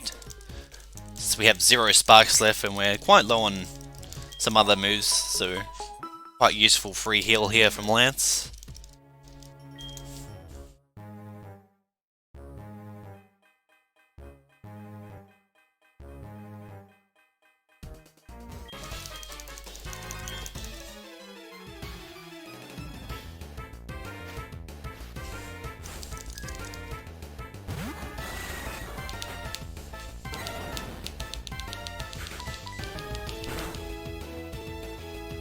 You can guarantee the Voltorb Flip being the same pattern in the Voltorb Flip route, which is quite nice.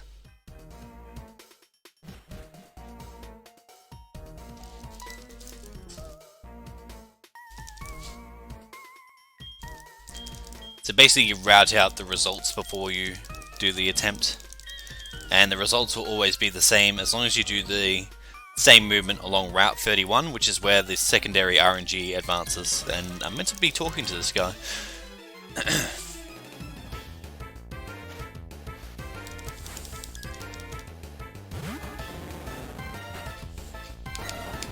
So I recently found out that Gloom is a range with strength, so I'm going to Shadow Ball here to guarantee it. We do have one spare Shadow Ball, so it will come in handy here.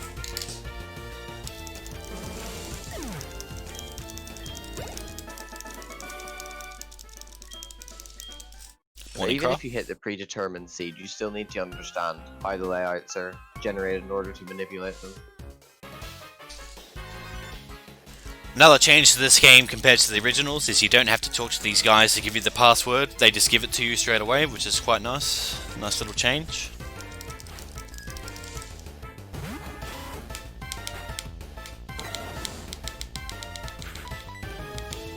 Sucker Punch is a little bit annoying, not much I could have done there though.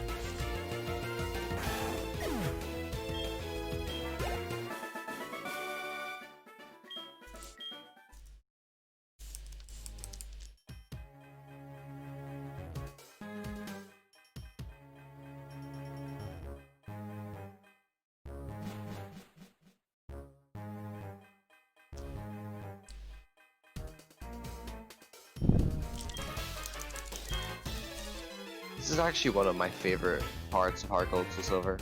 Yeah, well, because of the music. Not even, just like running around in the base is a lot. Ah, yeah, especially whenever you compare it to some of the later Rocket stuff, it's much more entertaining. Yep.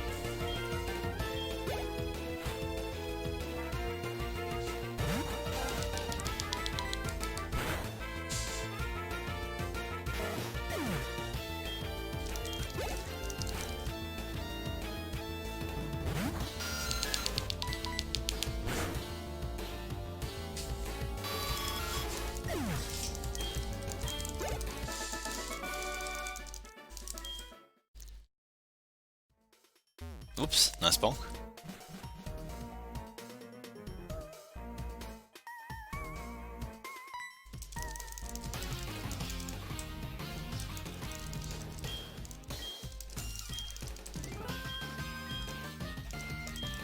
It's where you run into your rival again, basically telling you that he ran into Lance and got destroyed, and Lance was telling him you don't love your Pokemon enough, so he then Right. yeah, he then gets frustrated that he lost. And here we run into the second executive in this run, and this is Patrol. So Patrol, I'll try that again. Patrol likes to mimic other people. So he was dressed up as Giovanni there. So it gets you all hyped saying, oh, Giovanni's returned in this game, but unfortunately no, it's just Patrol.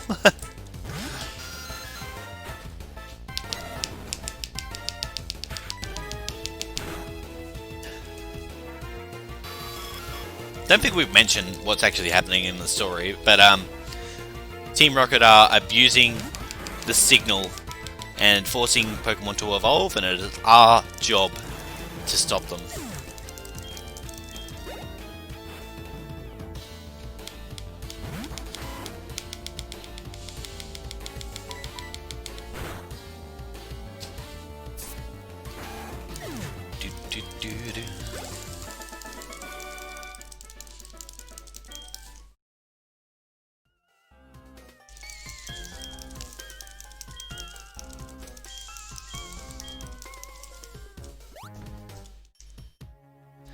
And now the Murkrow also likes to mimic people, apparently. I never understood how Murkrow can copy the voice. I guess it's based after a parrot, maybe? I don't know. Yeah, no, I didn't understand that either. Mimicking human speech as a crow.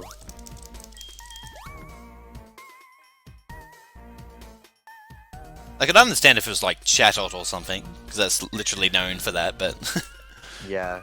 Murkrow is a kind of random Pokemon.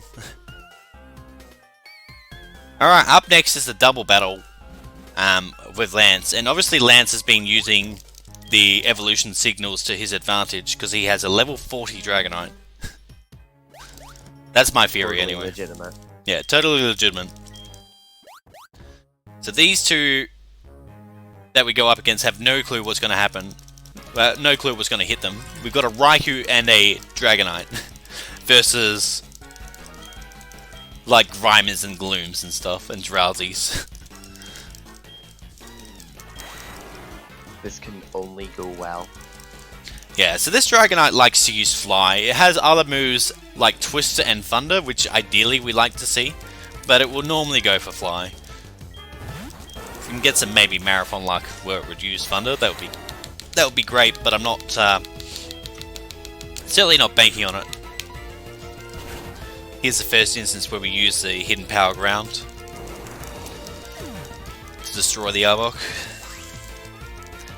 Now Dragonite, what will you decide to do? Probably gonna Fly, but hopefully we don't see Fly. Oh, it did go for Thunder, but then it missed and then Disable. No! No! That's not... now I can't use Thunder. Damn it. That's... I've never... He's not using Thunder anymore. Yep. Well, there goes Thunder. Well, that's a shame. I've never seen that. Yeah, neither have I. Never seen a Disable Thunder.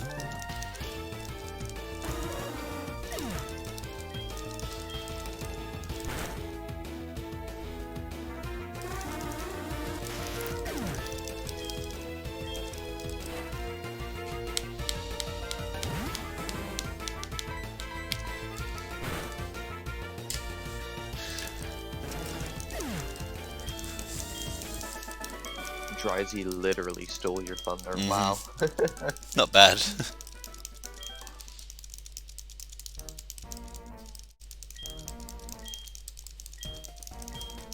So on this route, do you equip the choice specs here? I do. Okay. In newer versions of the route, you would equip the choice specs here and teach hidden power here. Because you do that double battle without hidden power. which isn't much different. It's just it's a bit more risky, but it means you can do everything in one menu here, so it is faster.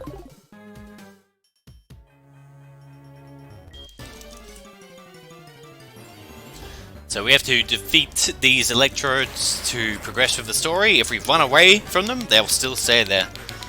So this is a forced thing in the game to progress. Come on, shinies. I mean, it could be possible. I'm using a different date, so who knows.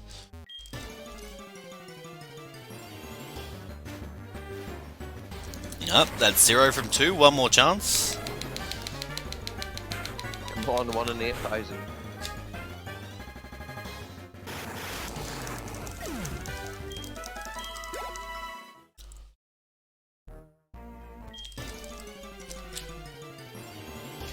I'm pretty sure I've only seen one person get a shiny here before. I'm pretty sure Gunner got Yeah.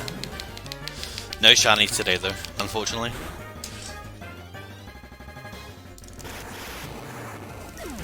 You know, I've actually, like, I've never found a shiny while doing runs. Wow. I've had a few shinies before. A couple of Oros. I had that famous shiny Zapdos when I was routing all gold prints back in the day. That was like 4 or 5 years ago. I was just like, yeah, I'm not using a shiny Zapdos. What else? Oh, that shiny Squirtle in Fire Red. That was Oh, sorry, go on. No, I was just gonna say that was interesting. The closest I've had was, you know, the way you have to work out your own manips in Gen 5? Yeah. One of my initial seeds for the Japanese version of Black had a shiny Tepig, but I've never found one while like actually writing out full like extended manips or even just running around in the grass. Oops, meant to talk to her. That's annoying. So we do prize first here because we're already in the town. You can actually go and do Jasmine first if you really want to. But we're already here, so we may as well fight him. It's very optimal.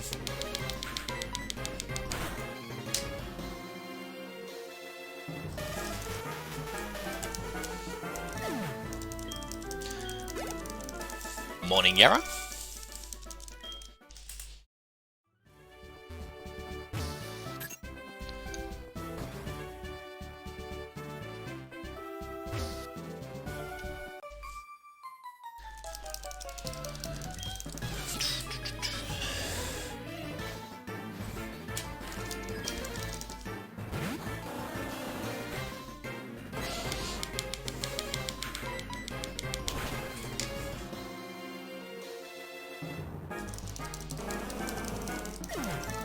Thank you for the good luck. Alright, up next is the next gym leader, which is Price. He specializes in ice types. But Raikou is very OP and one-shots everything with 1x special.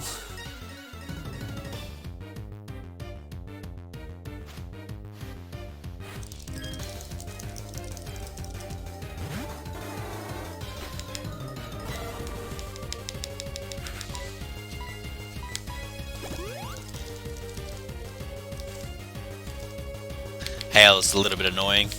I would have preferred Icy Wind. Yeah. Would have preferred Icy Wind there, but not much I could do. It's very rare that it uses Hail, actually. Always it seems to go for Icy Wind, but that's unfortunate. That's also unfortunate. Do I have anything to heal that? I do, okay. Well, this is a scenario that doesn't really happen that often. Mud Bomb, okay, to survive. Alright, just hit this one and then I'll forgive you. Okay, thank you. That is very unfortunate.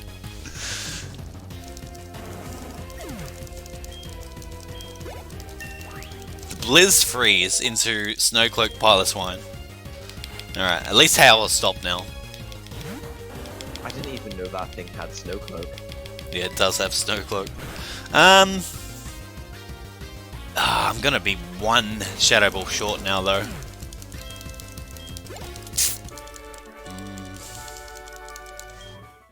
Do have that ether, but that's meant to be for Lance. This is a bit of an awkward situation. But hey, gotta adapt to it, I guess.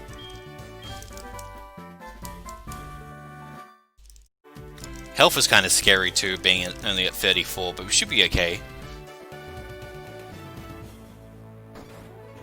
I might take the PC heal and goldenrod then, just for safety. Just because of how awkward. I mean, it's right there. Yeah. You might as well. Normally I delay it, but I think I'll take it in this scenario.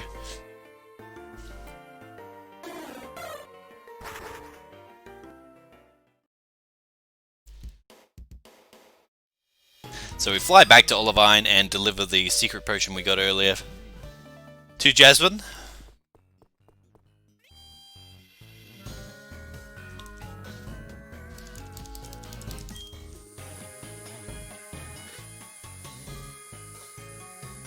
Then Ampharos is back to full health. Mm-hmm. And Jasmine goes back to the gym.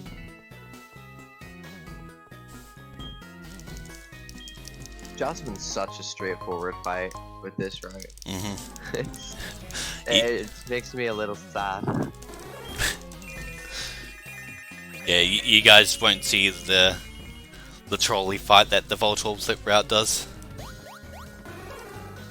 Yeah, so on the Voltorb flip route, you don't get hit power at all, which means you're left with Shadow Ball for Jasmine. Both Magnemites are a range. I think it's 5 and 8 from memory. But if you miss those ranges, it has like I'm pretty sure it has Supersonic, it's Thunder Wave, Sonic Boom, just like a lot of stuff that can really waste a lot of time. But even then, they're not really the worst part, because then Steelix doesn't die in 2 Shadow Balls. Best case scenario, you can get the special defense drop from Shadow Ball and 2-shot it, but if that doesn't happen, you're literally just sitting spamming Shadow Ball waiting for it to die. It's super slow. You kind of want a special defense drop in that fight as well with the Steelix. Yeah. It saves so much time if you get it.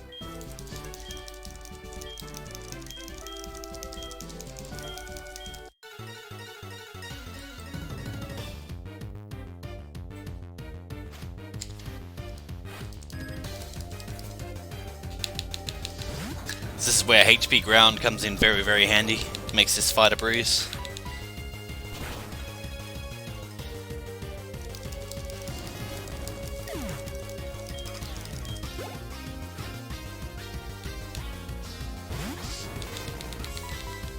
Actually really cool though, even on the Voltorb flip route, an ideal fight is only 1 turn longer than this.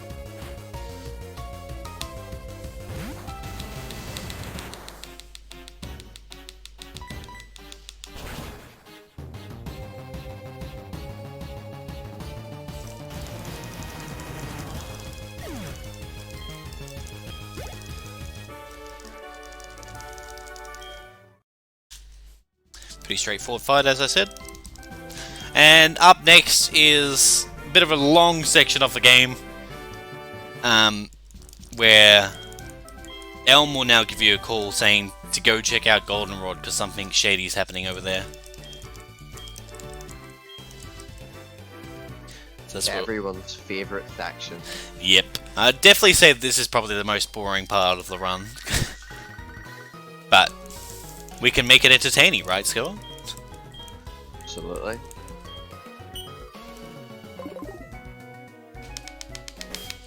Alright, so as I said earlier, I will take the PC heal here. It is not planned to take the PC heal, but because things went horribly wrong at price, I'm pretty much forcing... It's pretty much forcing my hand to take it. But first we got to get the rocket suit.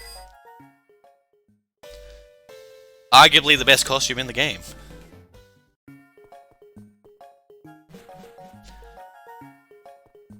Have you ever wanted to join Team Rocket, Scoa?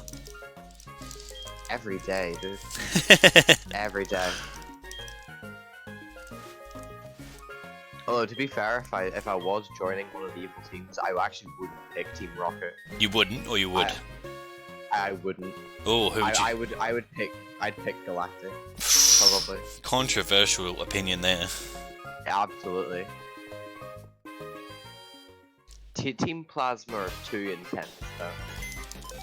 But I think Galactic have that perfect balance. I mean, I would say that, but they literally blew up a lake, so never mind. Kind of forgot about that. I'd still pick them though. Alright, and this is where our time comes to an end as a Team Rocket member. The rival decides, nope, you can't wear that, and literally takes it off you. I'm not really sure what to think about that. Yeah, we're back into normal gear though. Yeah, so something about that seems concerning, but yeah.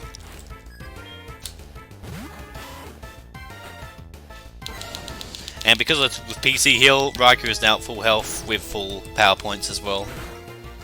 Normally, like I said, you would delay that a little bit, but kind of forced my hand there.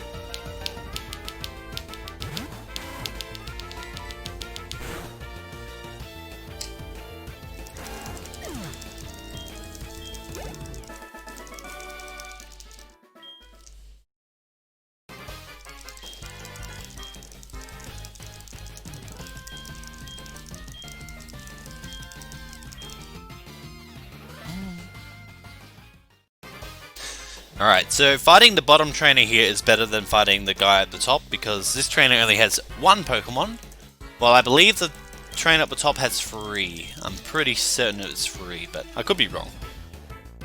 But yeah, this trainer only has one Pokemon, making it better.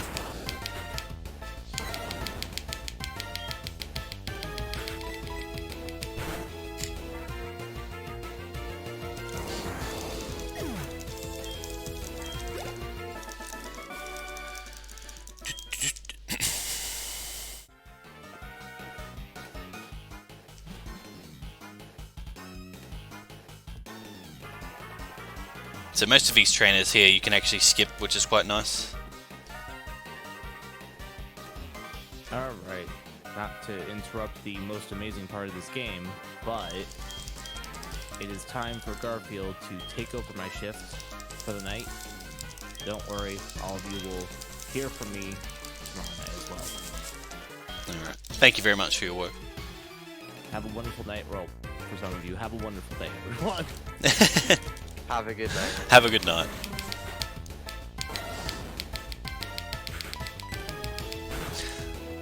So this is Patrol. He decides to dress up as a director this time, and he has a team of all coughing except for one wheezing.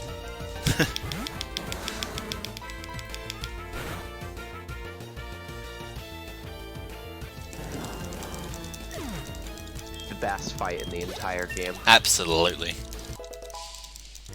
It's so intense, like you could die at any point. Actually, no. I'd say it's the second best fight score. There's another fight that I'm thinking of that's near Cinnabar.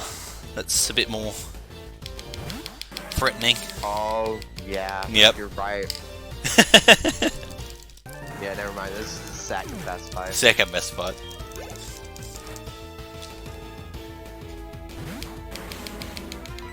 There's still ways to go before that. Yes, yes.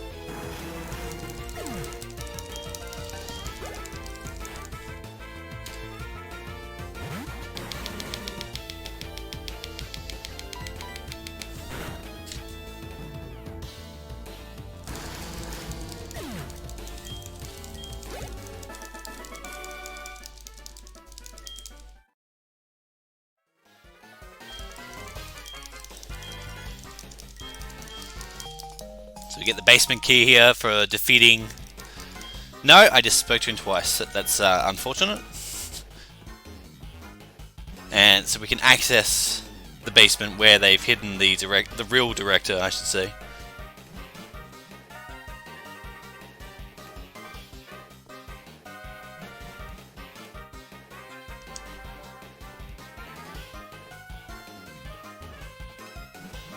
I always hit an optional in here.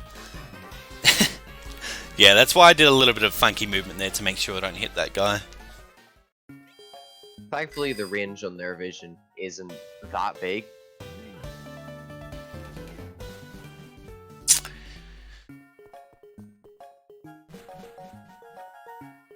Alright, coming up here is another kimono girl. Starting to see a little bit of a theme here, running into all of these kimono girls. This girl almost makes slip of a legendary poke, but doesn't say anything else. Wonder what that could be. We'll find out soon, I guess. Alright, so I know it's a little bit silly here, but I'm actually going to save the game, and you'll wonder why I'm doing that. I've had my game crash sometimes. Not in this spot in particular, but since I haven't saved the game in over an hour, I'd rather not go back to Raikou, so I'm just going to save just in case the game crash happens. People from my stream will know that my game decided to crash when I teach Waterfall to Lugia, so I'm going to save here. I know it's a little bit of a long save, but I unequipped the specs, didn't I, as well? Yeah, you did. Yep. So that's why I'm taking the save here. This fight isn't actually threatening at all. It's just more of a safety save more than anything else. Yeah, that's what I've never actually had like lost a run to a game crashing. Yeah. I probably shouldn't have said that, but yeah, I'd just rather be safe than sorry. Like, I'd hate to go back all the way to Raikou then not be able to complete the run. Because it has happened to me once.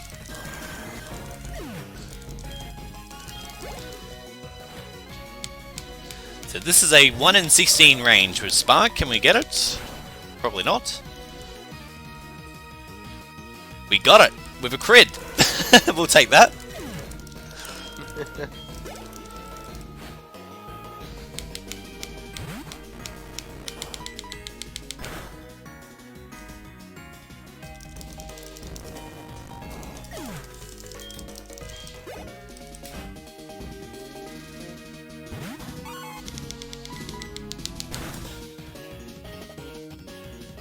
Oh, I thought I crit the Sneasel as well. That would have been pretty hype, but we didn't.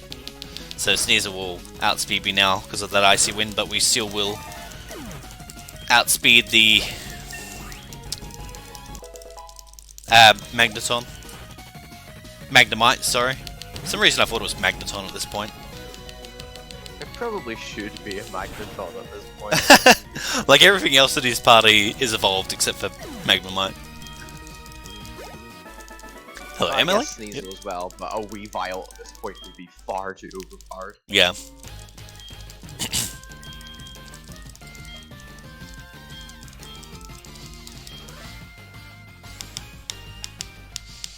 Alright, so re-equipping the choice specs here.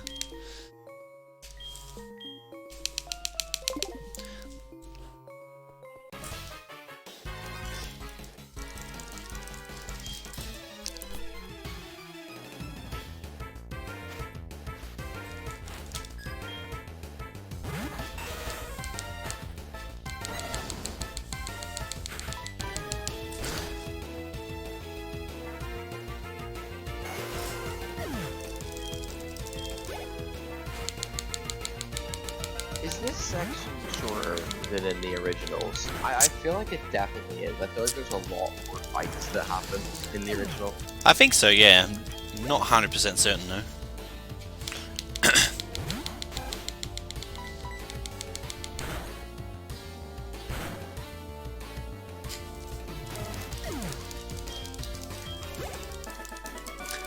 Thank you for the good luck. Right, so this is where we quote-unquote solve the puzzle. That was insanely fast. Very quick.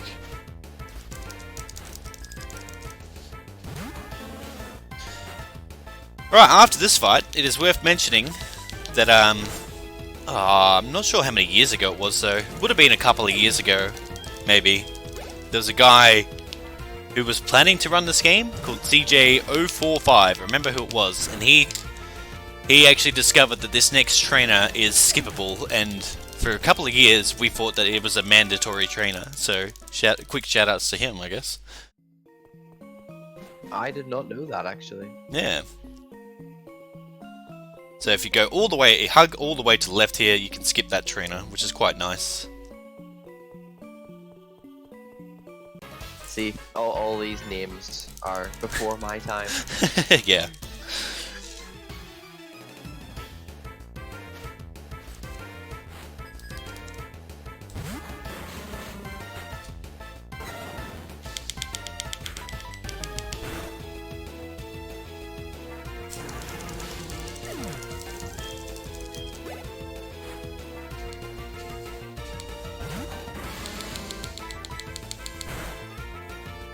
That was a very fast mandatory fight.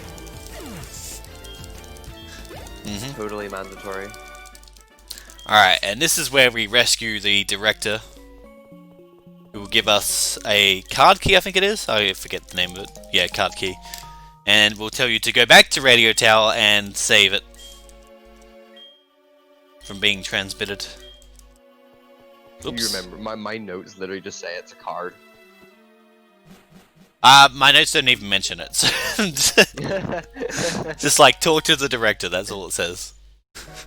Alright, so here is our last major shop of the run, I want to say. So you'll notice that I'm going to the 3rd floor instead of the 5th floor, which means we are skipping Thunder here in this route.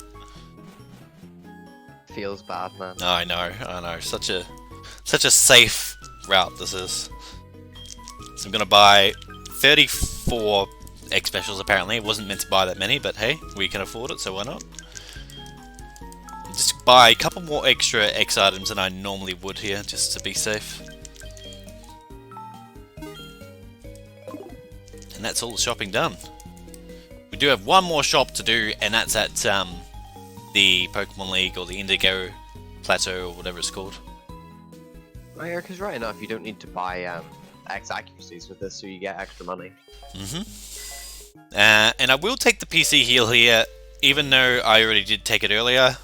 Just gonna do it for habit's sake. So my PP management is where it's meant to be.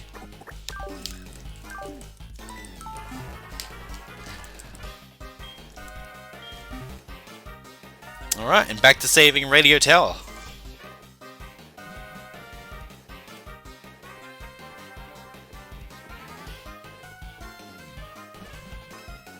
This makes me want to play this game again. Yes, you should score. Help me run the Voltol flip route. That'd be fun.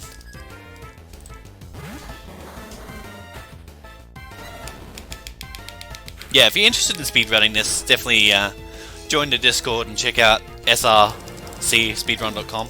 It's got a lot of helpful tools there, and I'm sure Sko and I would be more than happy to help newer runners or newer people who are interested in the game. Absolutely.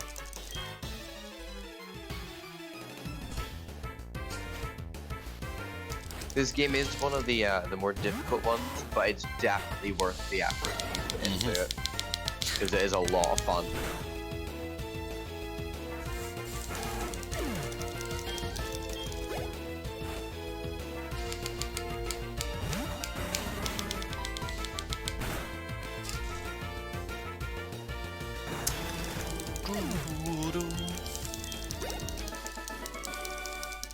Alright, coming up is an executive blitz, I guess. The next few fights are all executives.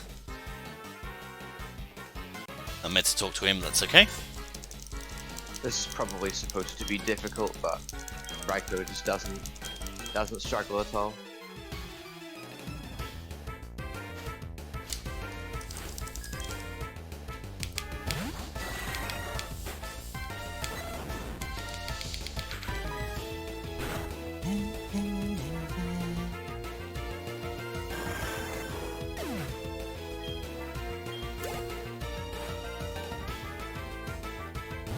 The music is so good in this game. Yeah, it is. Like, I normally say this on my stream, but I don't think there's a single bad track in this game at all. No, I don't think there is.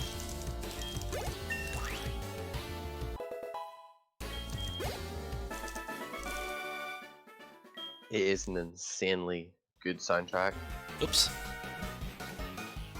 Alright, so a couple of damage ranges coming up here with this Raikou. So the Vileplume is 11 and 16, while the Murkrow is a 14 and 16.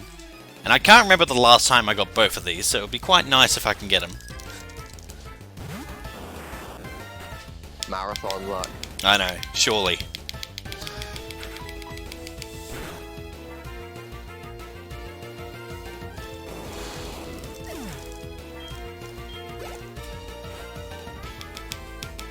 Alright, 11 and 16, can we get it? Do it for the fans. Alright, there's one.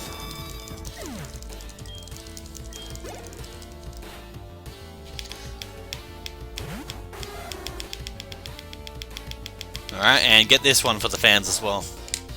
14 and 16. Yes, alright, we got both. Beautiful. Yeah, there you go. I should just do that in my future runs. Do it for the fans, don't do it for me.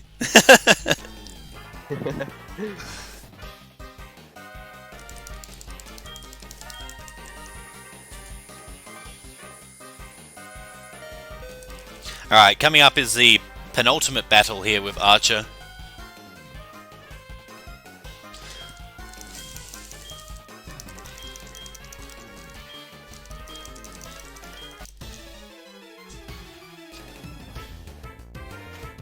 Catch Raikou with the Master Ball. With this so much.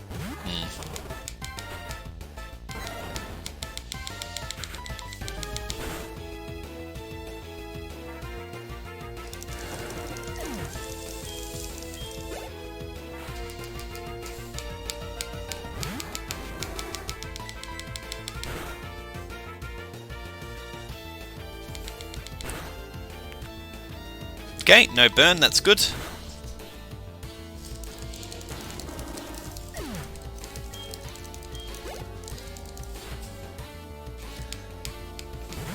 Yeah, this is one of the fights that, it's the same amount of turns, but Thunder is a lot better here. Just because, there's no risk against Houndoom of getting burned. You do have to set up an X accuracy on Houndoom with that, but... Yeah, could have easily gotten poison there from Sludge, but fortunately we didn't.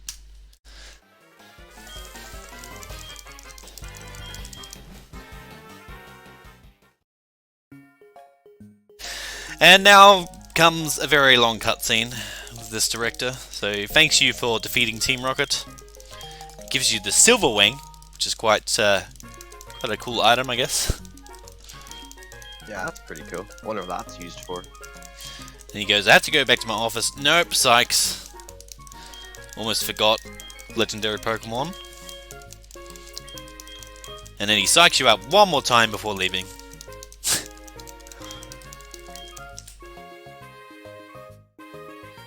That director's moveset definitely has fake out involved in it.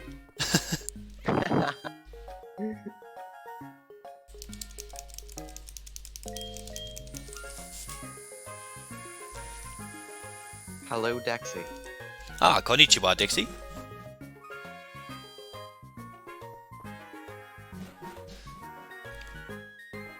Raikou ends up being a lot better than Entei, mainly because of the red fight being resistant to Pikachu. There's probably a few other fights that I can't think of off the top of my head as well, but just a lot better overall. I'd imagine Claire would probably... Yeah, Claire as well. Whoops.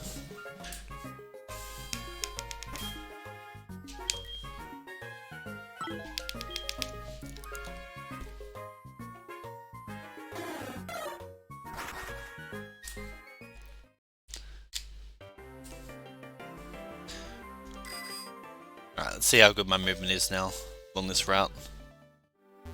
Oh, that wasn't so good. Didn't hit the optional. I fell to the tree though. I talked to it again. You know what? Sometimes it's fine to check up on nature. Yeah, absolutely. Yeah. That was that was what it was. Classic JT moment there. Oh gosh. Alright, so we're teaching Whirlpool here too. If I can find it. Yep.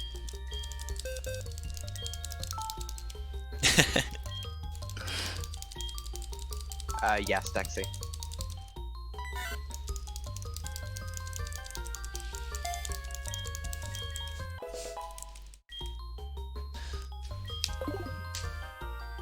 Now the trees feel a little less lonely. It's great. It's a win-win situation for everyone. Exactly. Yeah. Well, I mean, probably not for me, but... Nah, it's only a couple seconds.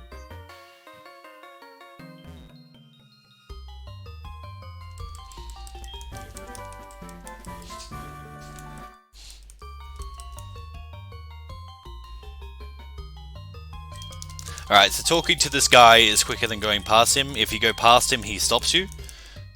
So it's quicker to talk to him then, which is why we do that.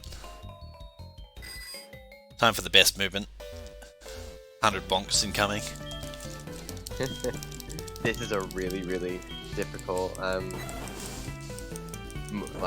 this set of movement is like really, really difficult. It's probably the hardest part.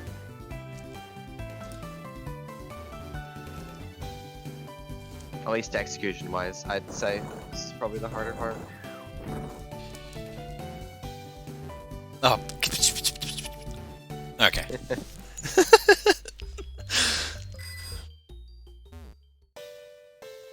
Alright, that wasn't too bad, I guess. It could have been a lot worse.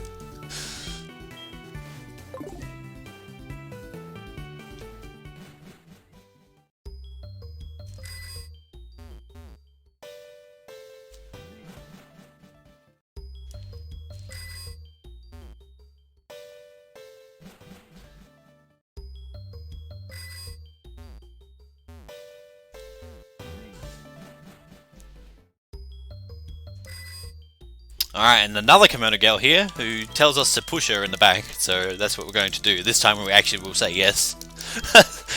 we truly are mean. We've said no in the forest, we've said no to Kurt, and now we're pushing kimono girls. Alright. At least this one is in good spirit. That's right. Oops. Oops!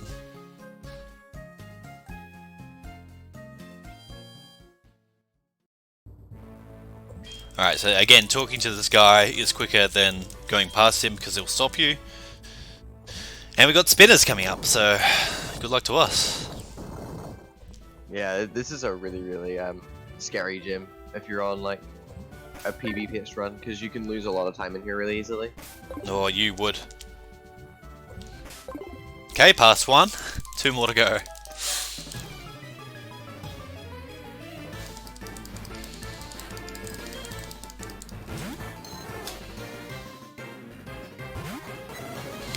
That first spinner was like a really, really clean pass. Showcasing both methods. I know.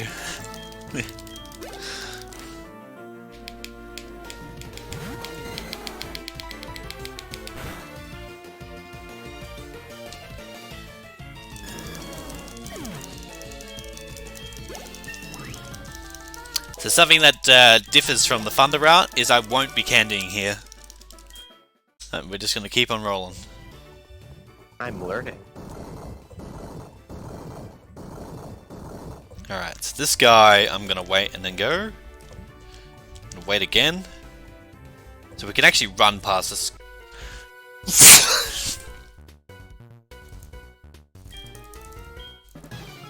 Alright, the less we talk about that, the better. In my head, I'm just like, yeah, I can run. I said run, and then I ran. Yeah, okay. Well, that was all RNG manip to get a good clear fight. That's a little bit unfortunate. Fine. To be fair, that's the first one I've hit. Yeah. Don't worry, at least you didn't do what I did. I hit an optional on my run, so... Ah, gosh, alright.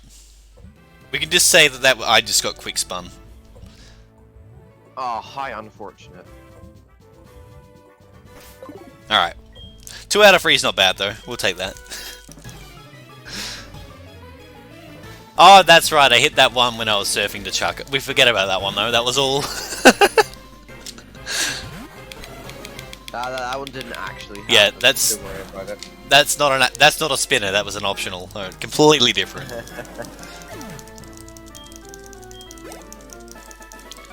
All right, up next is Claire, and Claire likes to spam Dragon Rage, so the Gyarados here can't actually kill us because it only gets in 2 turns of Dragon Rage. No, hitting par is ground. Nice little puzzle solving there. At least it didn't stuff up the puzzle, so there's a positive. Yeah, silver lining. Silver lining, that's right.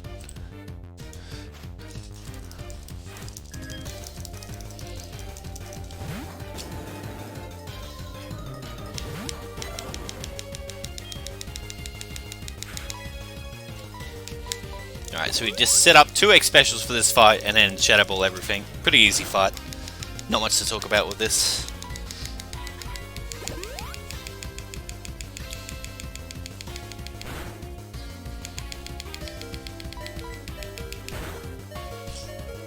Yeah, this is a completely safe route with no Thunder. This is like... This is a version of the route before? Before Thunder, yes. Pretty much. No Voltor flipping either. So this is the ultra mega safe route. Safest route you can possibly do. With Manip, I'd say. Yeah. Which is the best one to showcase at a marathon. Absolutely, absolutely. Marathon safety. Yeah, this pretty much is the marathon route. Although I do use this route in my PB, but I do plan to beat that PB with the Voltor flip route at some point. Probably after the marathon. And yeah, easy fight. I still mean to play this game at some point after this marathon. The bounty though. The bounty though. Nah.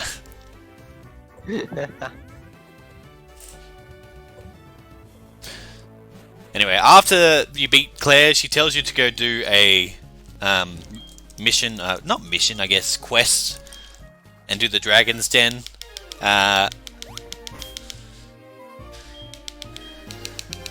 So, another thing that needs to be done after beating a gym leader. Gym leaders are so much work in this game. I know, right? One of them cries, one of them tells you to get medicine, this girl's telling you to do an option, a quest as well, just... So demanding. I know.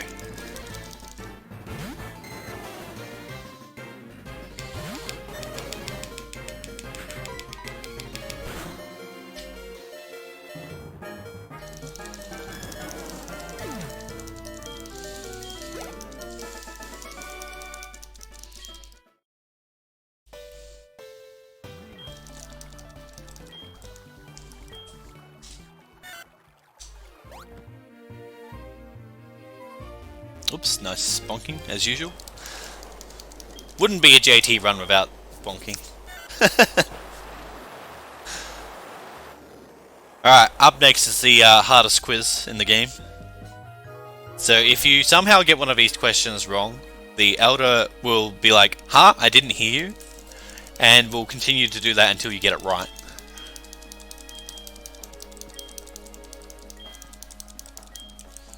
Good guy. Giving you a chance. Alright, and we pass the quiz, and somehow Claire has not passed the quiz, so she comes storming in saying, "How the heck did you do that?" Maybe we should be the gym leader. I know.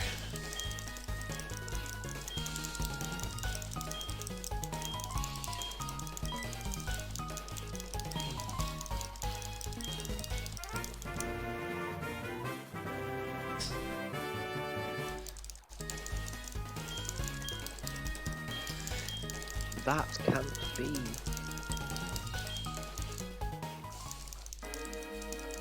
Have you heard of Lugia? No, never heard of it. What is a Lugia? Alright, and now it's time to use one of my escape ropes.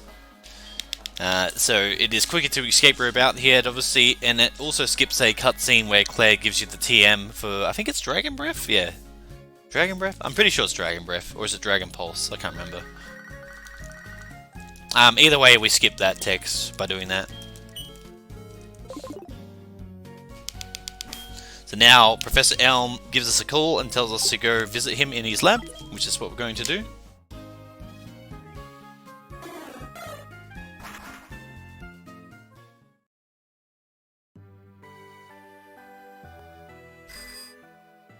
Oops.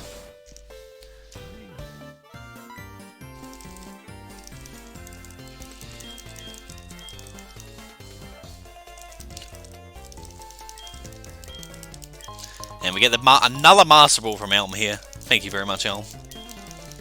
It's the ultimate Pokeball. Thinking that, Gar. The quiz is the exact same as the Goldenrod radio. And we quickly take the PC heal here.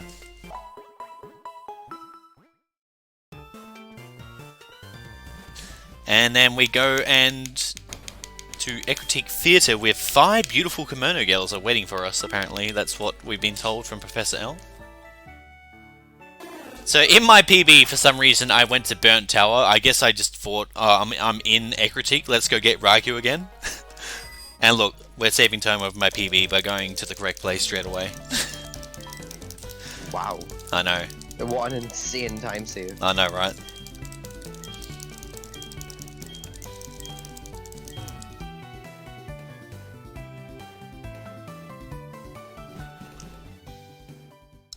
That's some easy time save for your next PB. Absolutely. Alright, so here are the kimono girls. So you fight these girls a little bit later than you would in the original.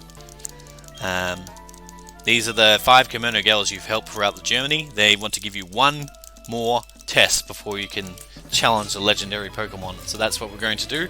The first fight is the most trolly one, the Umbreon. So hopefully we can get a good fight. Hopefully, yeah.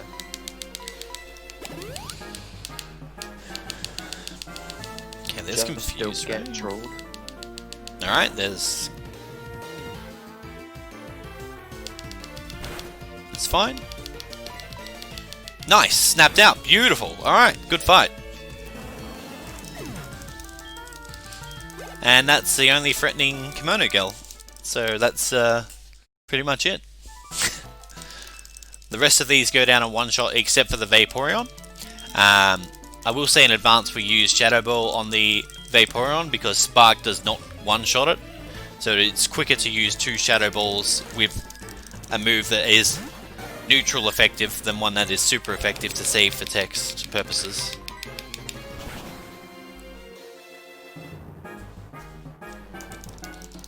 Spark does not one-shot it, no. You one-shot with Thunder if you hit. Yeah. But that's Thunder. I'm pretty sure that Umbreon has Double Team, doesn't it? Yeah, Double Team, Feint Attack, Confuse Ray, and something else. I forget this other move. Yeah. So you can kind of think how bad that could go if you miss Thunder. Yeah, that was a really good Umbreon fight. Considering I did get confused, but we got through confusion pretty well, which is good. Yeah, it was good.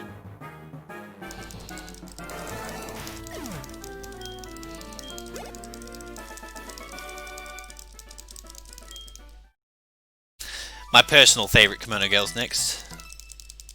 Oh wait, is this Jolteon? Yeah, it is. Sayo. Jolteon's your favorite? For some reason, yeah, I don't know why. My favorite's not even here. There's no Glaceon here. Feels bad. What's the name of the last kimono girl, Skoa? Oh, I actually don't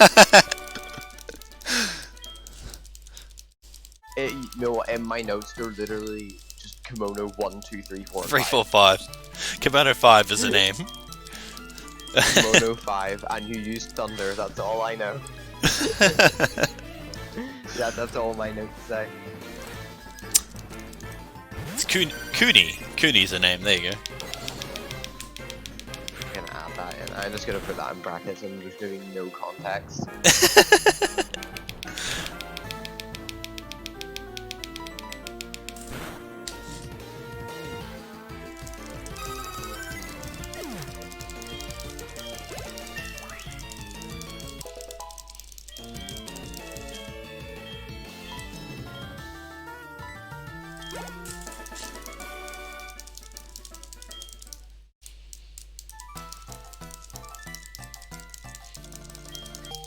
Alright, now we get the all-important title bell.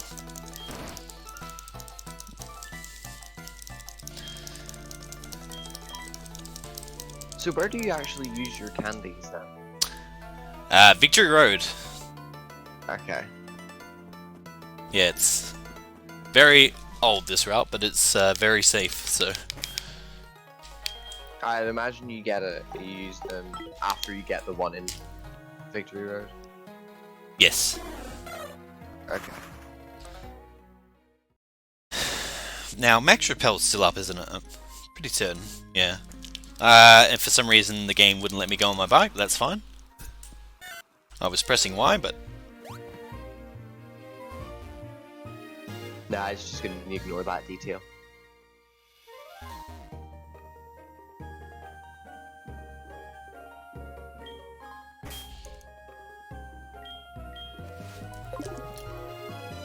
This is one of my favorite parts of the run.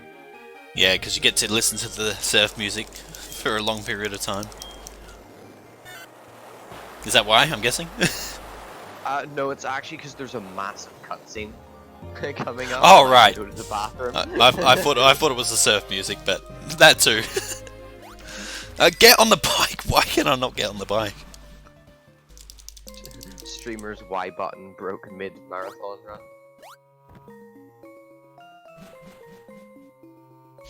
So yeah, we go through this cave without Flash. This is actually a pretty easy cave compared to the one that we take later on. Which I will be doing in this marathon, by the way. Oh wow, really? I know. You're right, Garth. It's my favorite part because I don't have to play. So this is where SoulSilver benefits over Hard Gold. The rare candy is kind of on the way to... and it's not out the way, while the one in Tin Tower takes about 30 or 45 seconds to get. So you can actually still run Heart Gold, it's just a little bit slower than SoulSilver. Alright, time for the best cutscene. So now's a perfect time to get some water, tell your friends that JTMagicMan's running SoulSilver, and shout outs to the PSR community, and whatever you want to do, this is a perfect time to do it.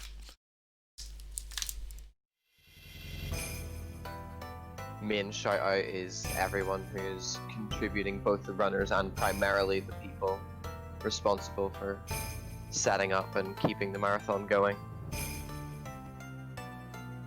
throughout the many hours it's been live. Absolutely, shout outs to the tech crew.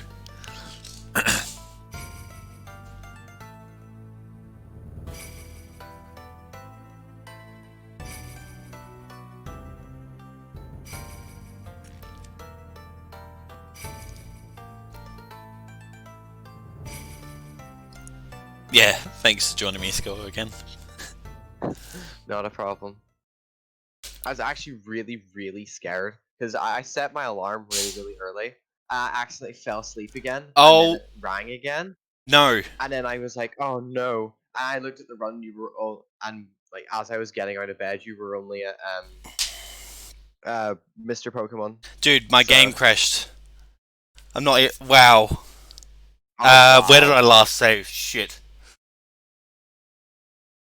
Right, well... this is awkward. Rival I saved. Oh my god, I'm definitely gonna go over estimate. That is very unfortunate.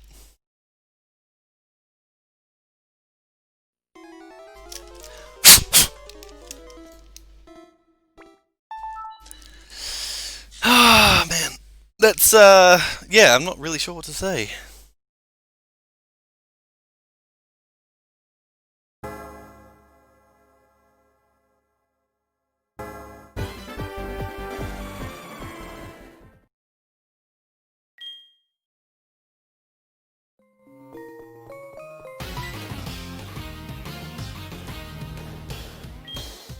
Garf. Gotta buy thunder to save time. Ah, man.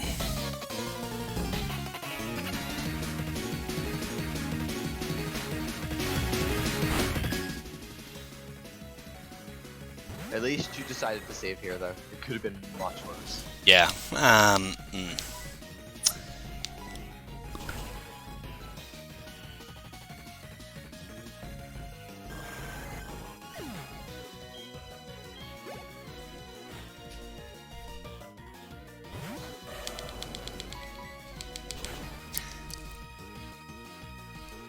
Yeah, we lost about half an hour there.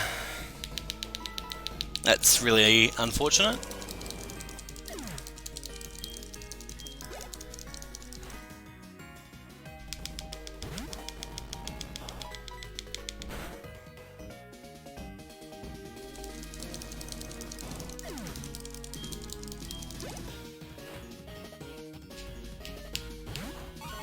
Not really sure what to say here, guys. I know it's not my fault, but I apologize.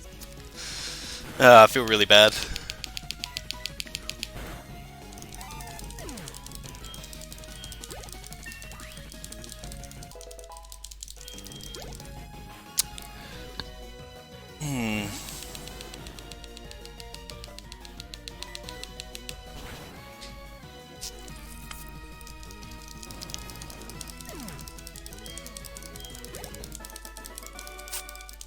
It's very, very unfortunate.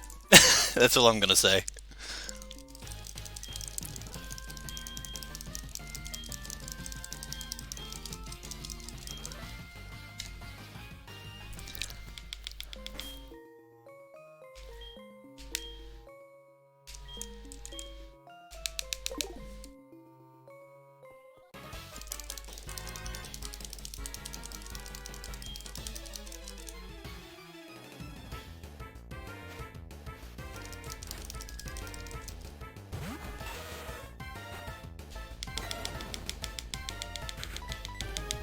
Might let you talk for a little bit, Score, while I lick my wounds here.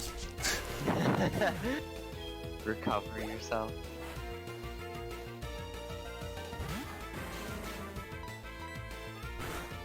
Nah, you're all good. Because this is good practice. For later on.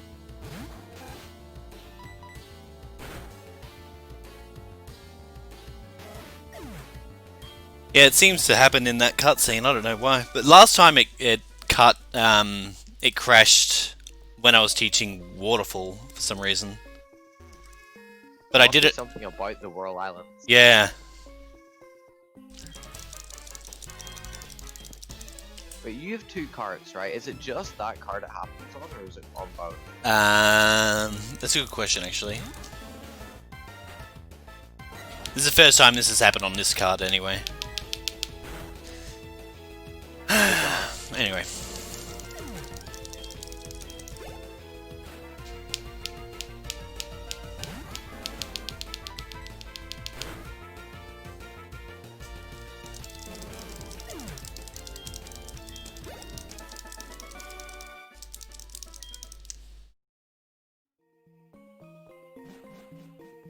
Yeah, I think that's the first time I've seen Hard Gold to Silver do that. But I've seen Platinum crash. Oh, I bonked. Wow, just from bad to worse. Hard to stay positive when that happens.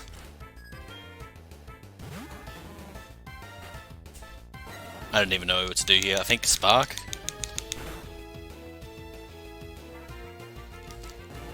I don't even know what this guy has.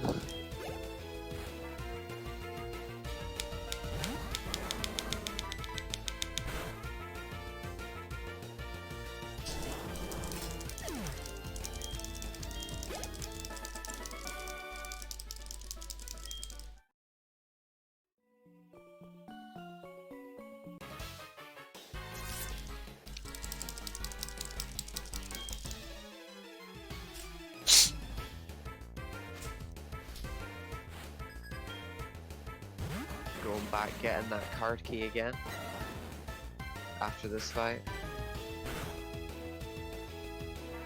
resaving the director. Somehow got captured twice in one day. Not gonna worry about that though.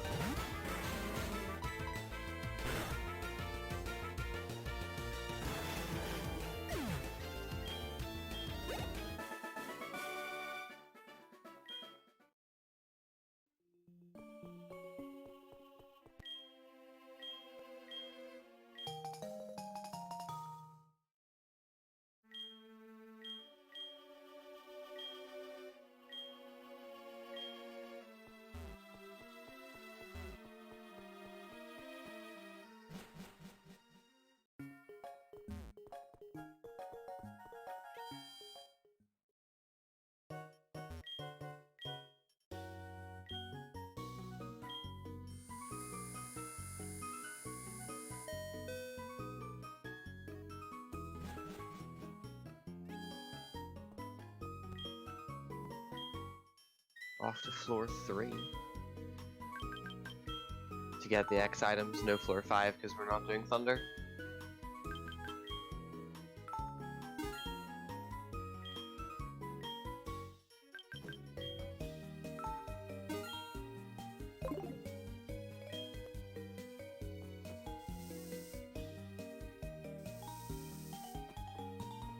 Is there a reason you buy exactly 32? Or is that just like... That's just more for marathon safety. Normally I buy 31. Okay.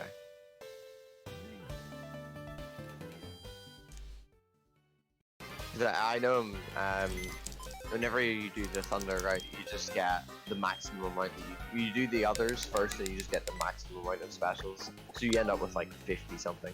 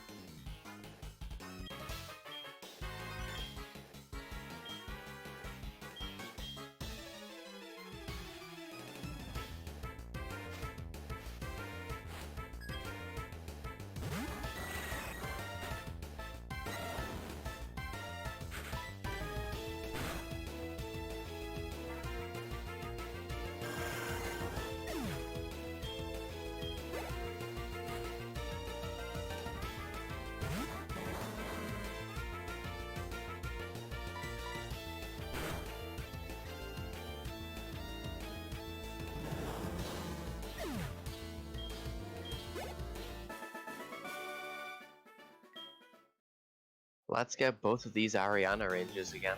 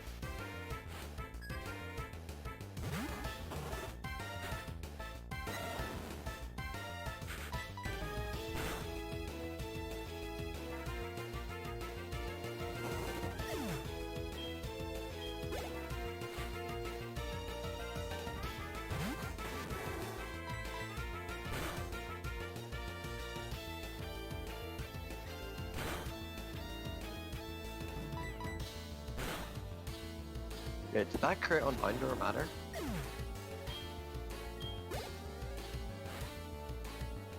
No. Right, sorry about that. Just needed a little bit of personal time there for a little bit.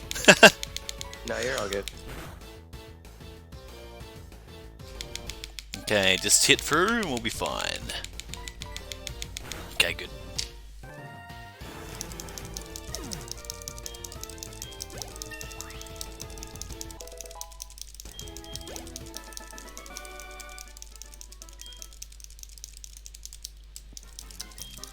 Yeah, again, I know it's not my fault, but I actually feel awful about it.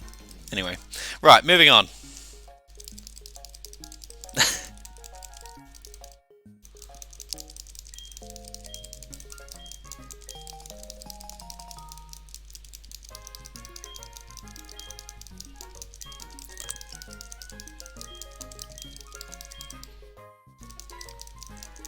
Thank you for the support, guys. I appreciate it.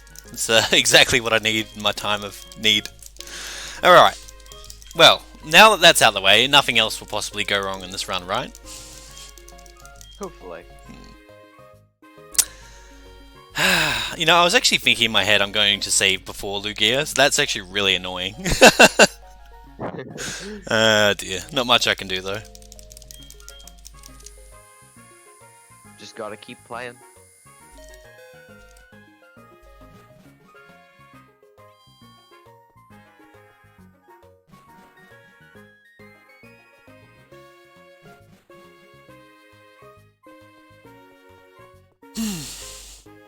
Right.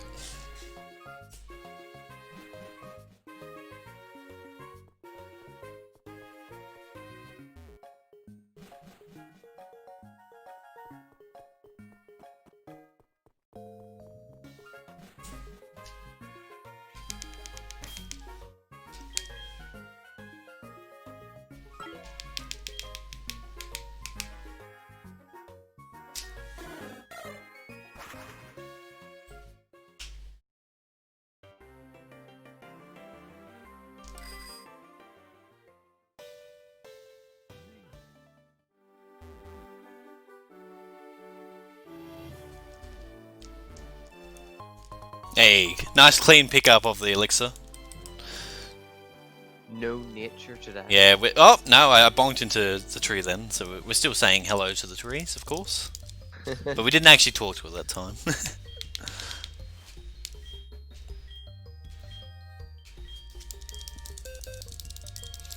Alright, so max repelling, teaching waterfall, whirlpool rather again here.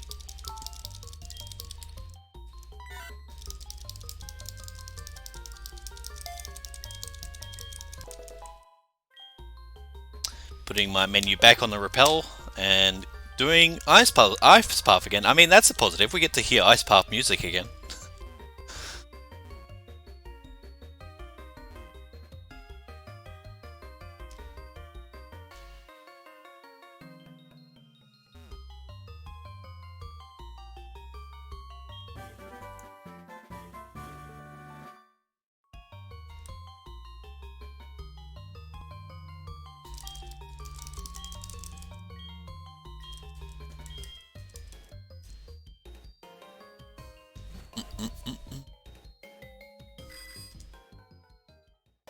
This music is really good.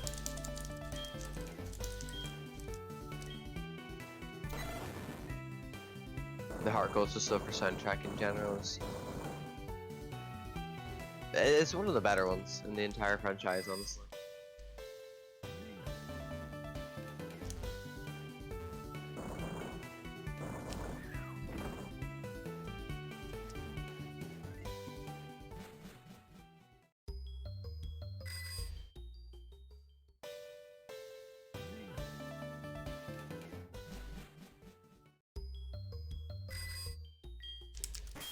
Oops, did not mean to do that.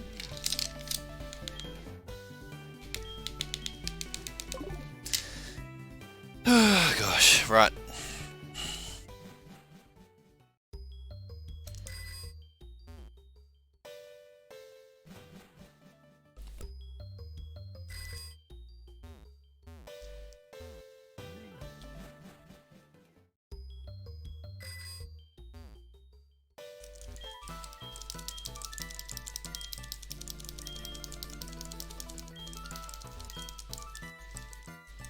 Saving this last kimono again.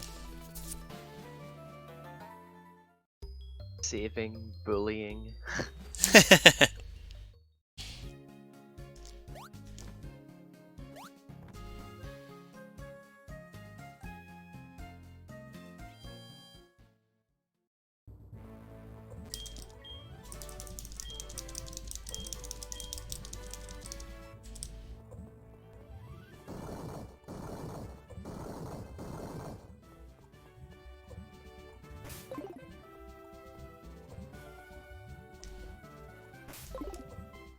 Oh! I don't know why I went left there and then right. I don't know what happened there. Running tweet. Yeah, we're definitely going over estimate now, unfortunately. If the rest of this is good, it won't actually be by that much.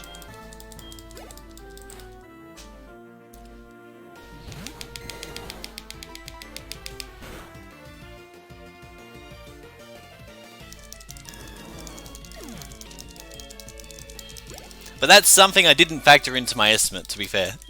Is game. Oh gosh.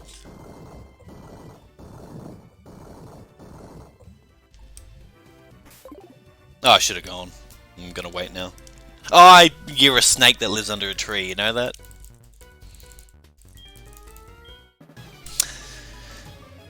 Alright. My PB is 3:48:40 something. I can't remember the seconds.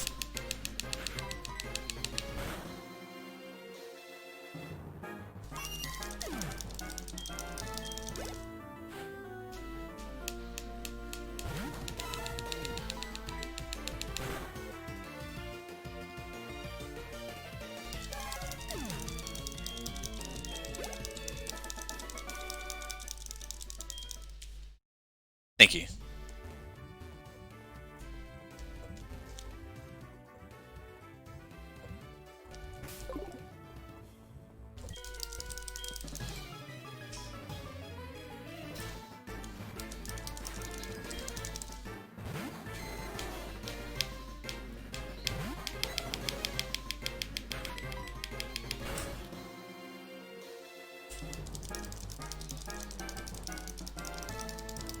That's a... okay, apparently that's a range. I did not know. I also did not know that. Learning.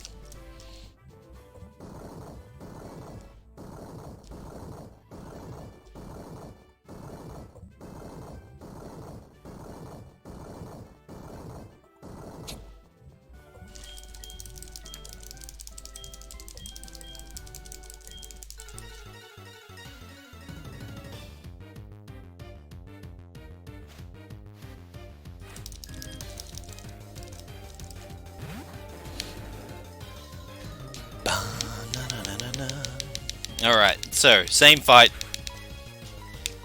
Setting up 2x specials and then sweeping.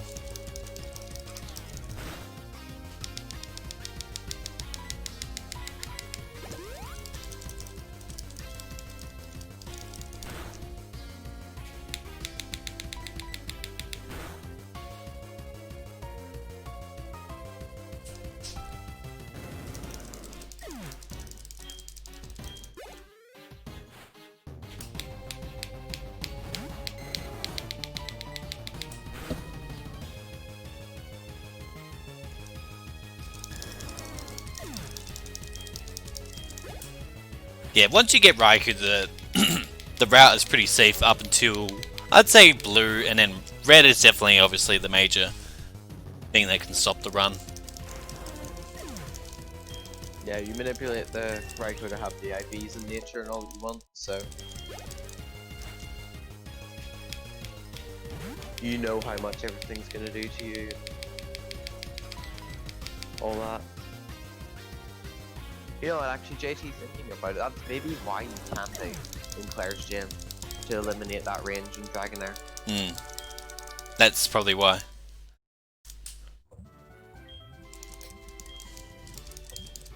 The more you know. Oops. Hello? Why did that not... This wouldn't let me... Okay, less we talk about that, the better.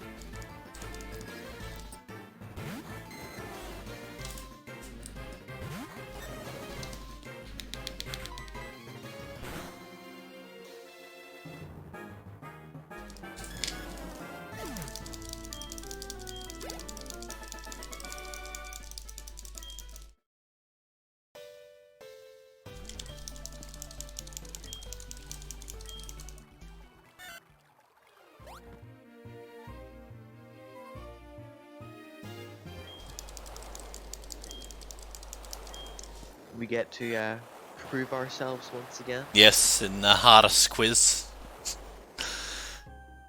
So, fun fact, after you do this quiz, you can get a special Dratini from this guy with extreme speed, but only after Claire has given you the TM.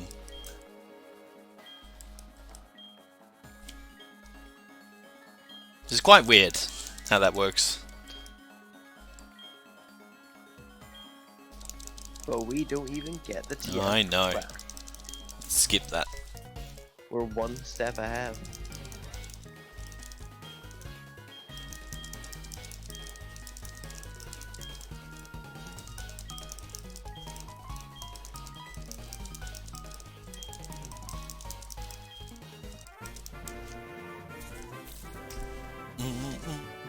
Alright, so we finally get the badge from Claire. Even though we defeated her like, I don't know, a minute ago, 2 minutes ago.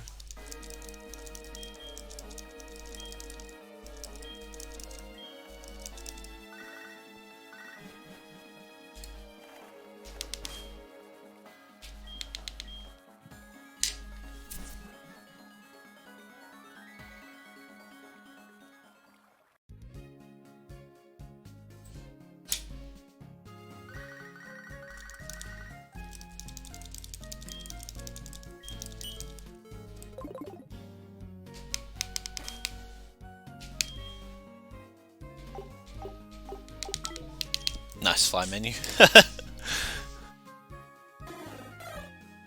Always find it harder to fly to the towns that are smaller on the map.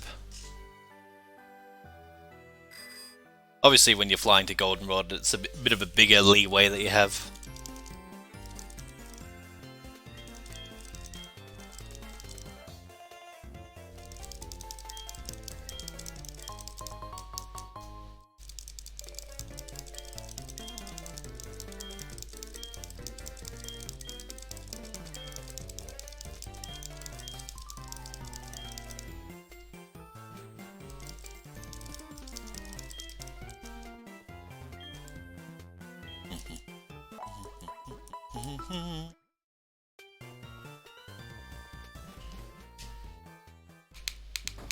Alright, and off to the kimonos again.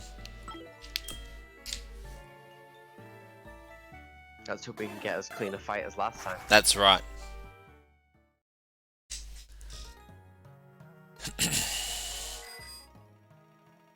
Oops.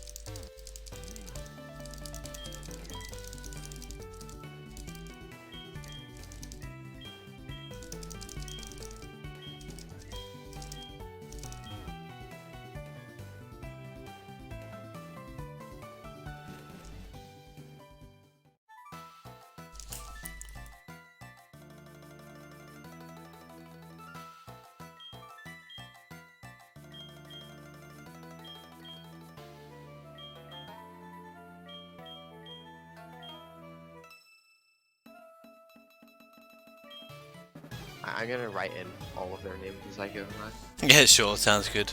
First up we got Zuki with Umbreon. Yeah, I'll save before the cutscene. I'm sure it won't happen again. It's just very, very unfortunate that it did.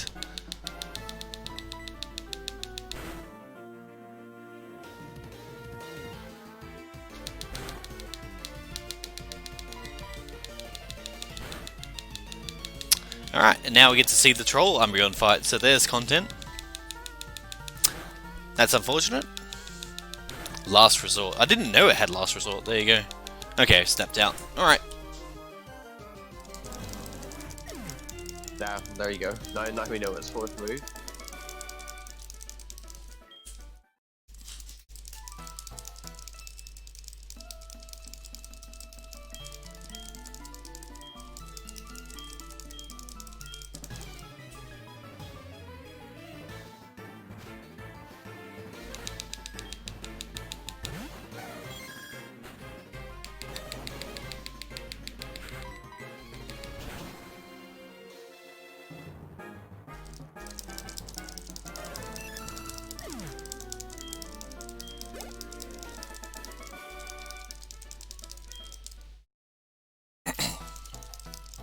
You keeping notes on the kimonos names?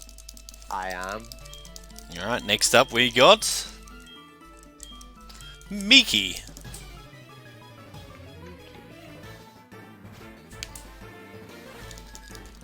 This will be on the test, guys. Make sure you're taking notes also, people in chat.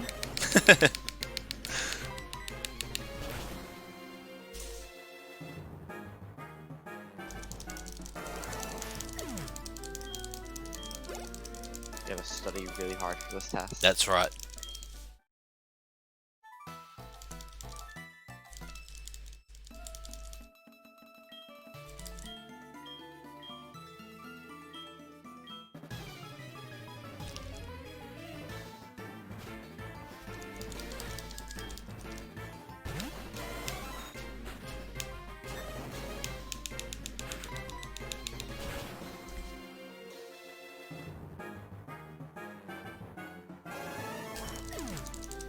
Got all 5. Beautiful.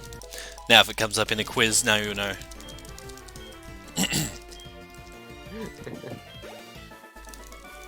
If Amoeba ever does another podcast quiz, That's and right. this comes up, I'm gonna just straight in with all the answers. Alright, last one is Kuni with her Vaporeon.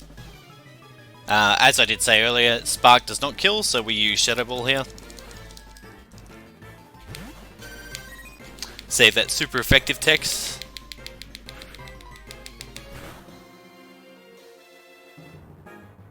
Hopefully you don't get the special defense drop. Nah, we'll just crit.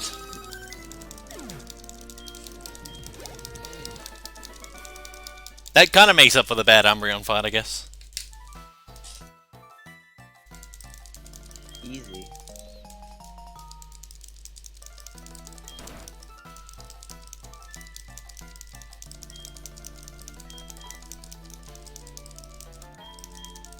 Do do do do do do do do do do.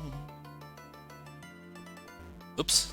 So, everyone in chat, who's your favorite kimono girl? That's right.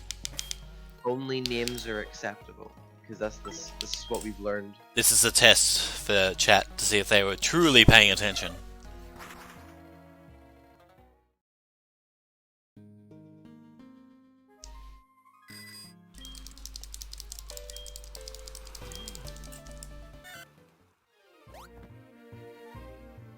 Miki, because it's the name I remember.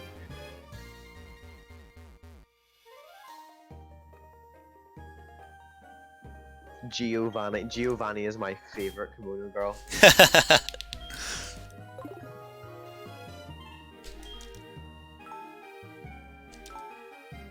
Right, I think you guys know exactly why I'm doing this.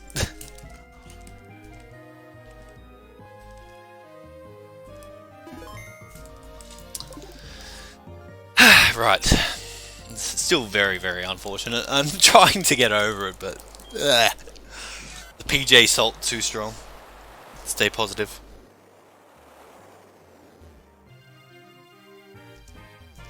Ah, that's fine. I was meant to surf all the way, but that's fine.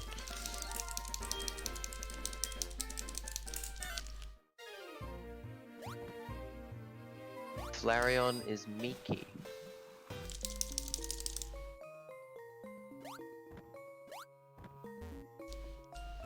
Get down the ladder, dude. I always struggle with these ladders. Dude, Heart Golds with Silver ladders, they are certainly something. All right, don't watch that. It never happened. Eyes are glued to the screen. Oh gosh. Alright, so as I was saying earlier, we get this rare candy. This is where SoulSilver becomes superior over Heart Gold. The rare candy is not really out the way. The one in Heart Gold is about 30 or 45 seconds out the way, and thus making SoulSilver better over Heart Gold. Alright, now let's time to watch this cutscene. I'm not even going to touch my DS. Last time I touched it, so I'm putting the hands off right now just in case. Oh gosh darn it. Again, guys, I know it was out of my hand, but I truly apologize. I feel really bad now. You've got a new nickname now, JTMagicMan.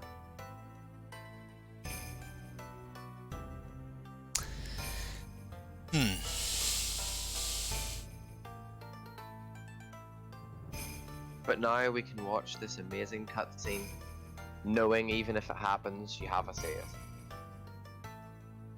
I know it's not my fault, I just still feel guilty.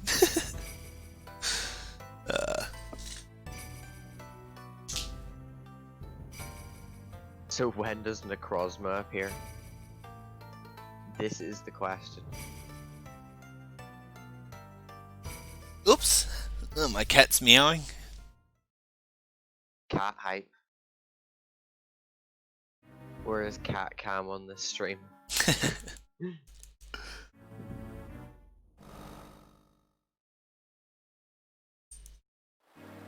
Yes, I am level.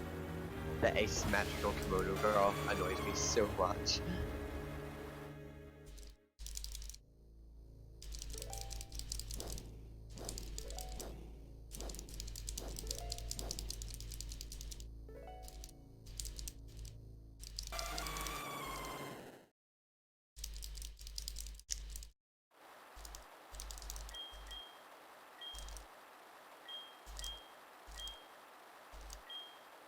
So in this route we capture the Lugia for Waterfall. So I'll be chucking a Master Ball at it. We do not use Lugia in any fights at all. It is literally just for Waterfall.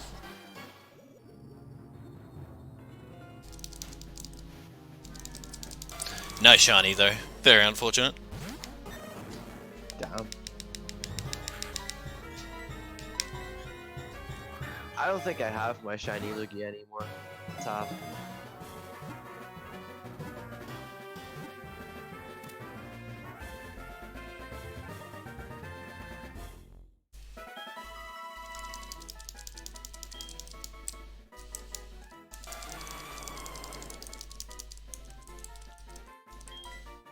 Alright, so in this menu I teach it Waterfall, and then we will escape rope out.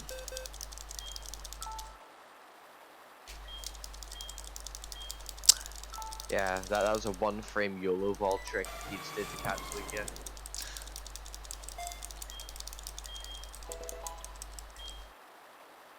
Some insane skill.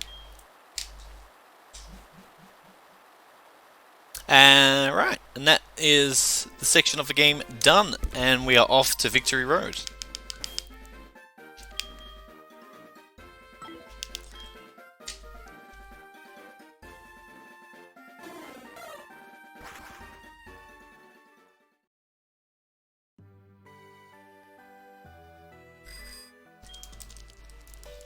So if you don't go and do the Lugia part of the game, Ethan will actually stop you and tell you to go do it. In any percent you can actually tweak and skip that part of the game, thankfully. But in Glitchless, it is forced. I was actually tempted to use tweaking, but I thought it's still a Glitchless run that I submitted, so...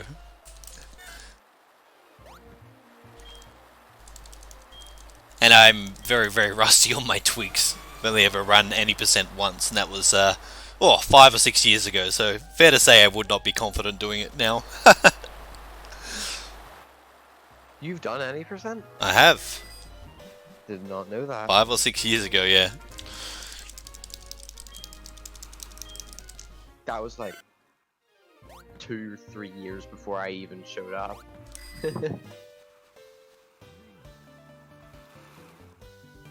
So most of the trainers here are actually avoidable. We're gonna go mega safe strats here. You can actually pass this rotator, but I'm gonna just surf around just to play it safe.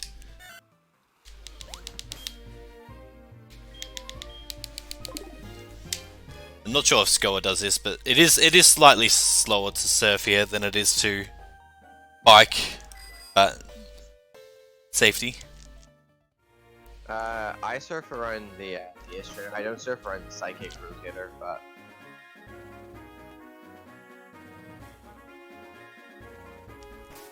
Alright, got past you. Spinner Scott. yo, that's me. Yep, that's his name, Spinner Scott. That's like the best spinner in the game. That's his name. All of a sudden.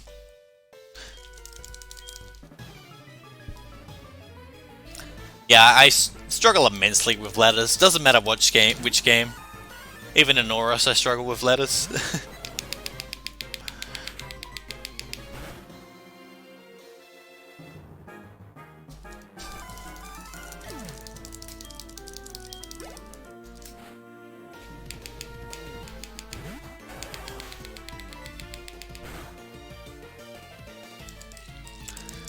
So can I get the hard movement here where you talk to the trainer? What do you reckon? Yeah, you definitely can. Protect's a little bit annoying. That's unfortunate. Not much I could do there though. Double protect is doubly annoying.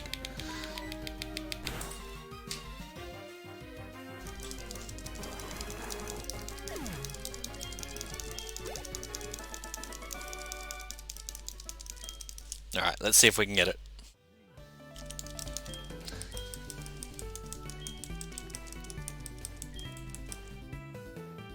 We didn't even get it. We weren't even close. That's fine though. It's fine. Like I pressed up and then the bike just didn't want to go up. That's fine.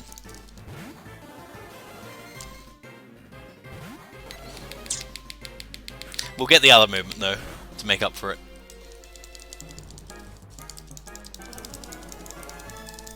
Alright, this Vaporeon here is a 1 in 16.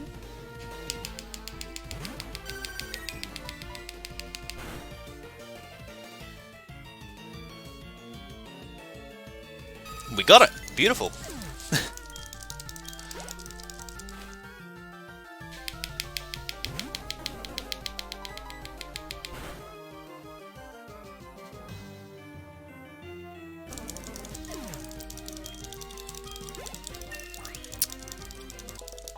Alright, and time for Victory Road. I normally always ask my chat how many bonks. Anything under 10 I find acceptable. Oh, actually, sorry, there's still one more fight before Victory Road. I forgot about the skill.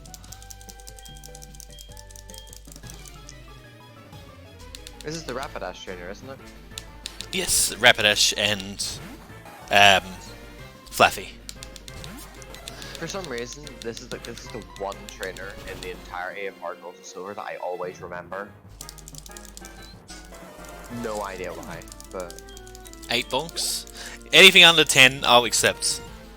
I think my best ever is like 2 or 3.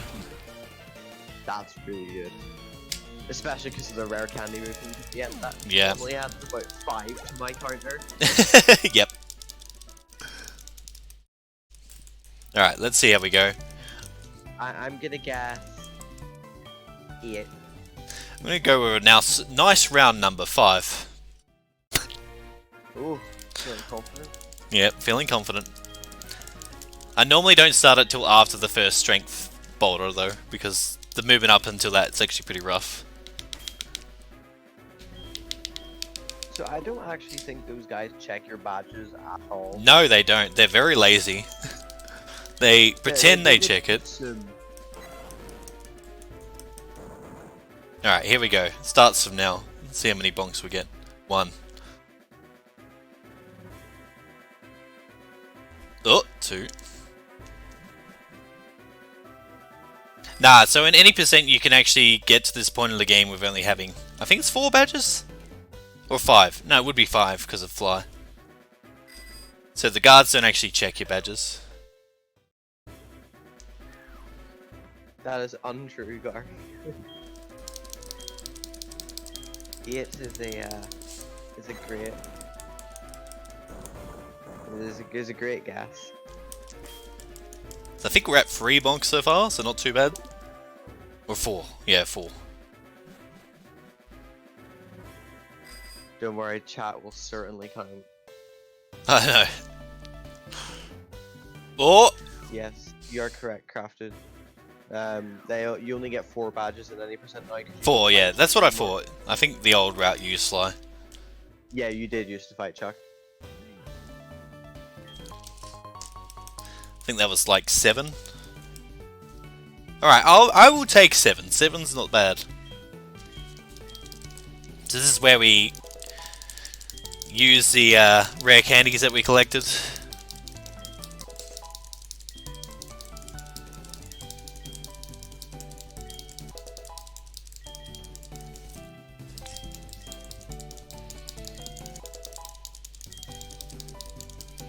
Actually surprises me that you used them here, because then there's another one outside. I thought you'd wait and then just use them all together. Yeah, this is like I said, this is one of the OG routes.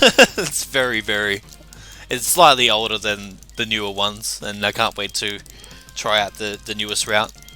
I haven't actually finished the Voltorb flip run yet, so I'm looking forward to that. One of these days it will happen. Alright, last rival fight of the game also. I've gotten to Raikou before. That's pretty good. But Then what happens? yeah, it was whenever I was trying to console verify the work I'd done on emulator. Did you go past Raikou? I did on a practice, but it wasn't on like an actual run, but I did practice the rest of it, but that was like a year ago at this point, nearly.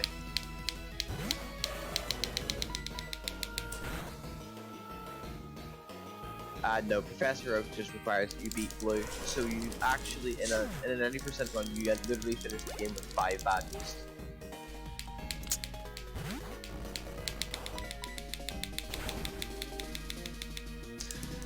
So yeah, in any percent, Blue is actually in his gym, and you tweak into his gym, so you don't actually go to Cinnabar at all.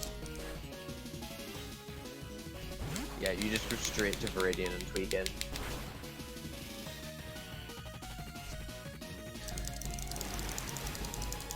I'd imagine it's just the 7 Kanto badges, but you're intended to get there with the 8 Johto ones, so yeah, it's 15.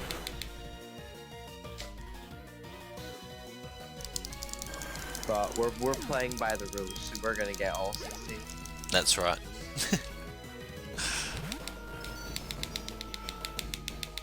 Plus, I can't remember how to do the the skip to Blue's gym for the life of me.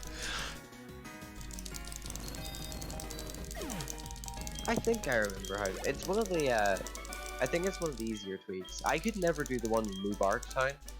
Yeah, that seems to be the hardest one for me as well. Alright, and that's the rival defeated, so we do not see him for the rest of this run anyway.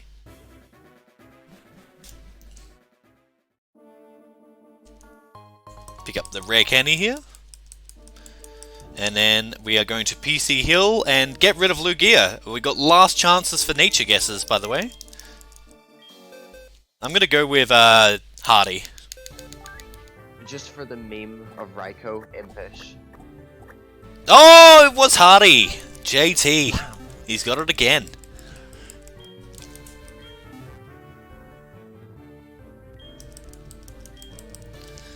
Yeah, Garth and I had the same idea. I'm gonna buy extra max repels. I don't actually need them, but this is just for, again, marathon safety. And then that's it. Let's go. Alright, time for the Elite Four. JT Psychic Man. I mean, I gotta admit, I did kind of cheat when I was teaching Waterfall. I could see that it was a neutral nature, so my chances were actually 1 in 5, not 125. Damn. I know. Cheater. I know, cheating, but... I was just that quick enough to see that it was neutral nature. Alright, so, this fight, very straightforward, shadow ball everything. Never seen Craft change so quickly. JT cheating man. JT Psychic Man to JT Cheating Man. Complete 180 there.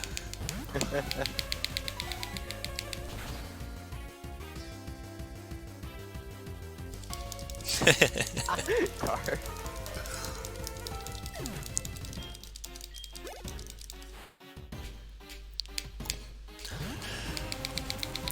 So, do we take the risk on Koga? It is a 10 and 16 range without an X special. Will you die if you miss it? No, we would just get trolled and lose a lot of time. 10 and 16. No, I'd go X special. Alright. There's an 11 and 16 range in black that I think I've genuinely hit about 4 times total. Like I just miss it every run. So less than 11 and 16 is just. Next time you do it, just press B. And I can personally guarantee you it will work. Or maybe you should risk it and just press B then. Just to prove my theory, right? Yeah.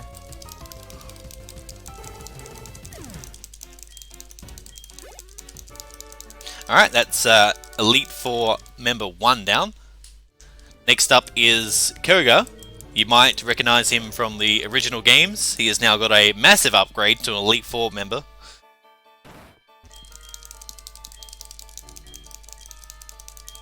Alright, we'll do it for the fans. We're going for the range then. 10 and 16 Chancer Monk.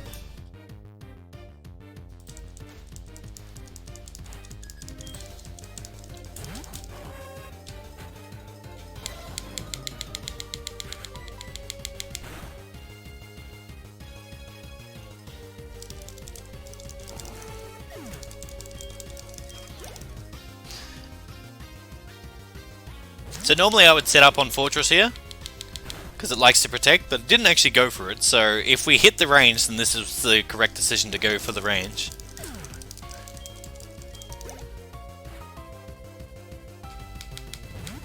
Alright, so I use the move and then press B, and this should get the range. There we go, it worked. Damn. Okay, this just proves, guys, if there's a range in your speedrun, press B after. Yeah, just press B. That's how you get all the ranges.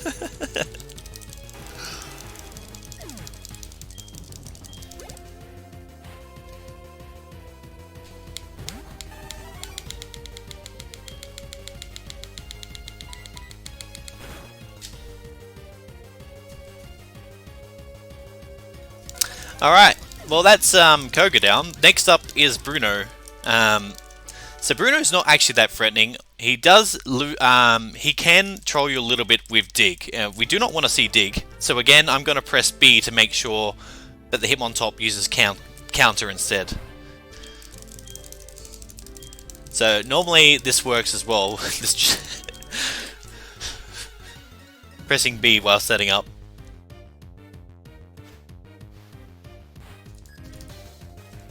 I'm noticing a theme here. So it's press B to get ranges and press select crit. Yeah.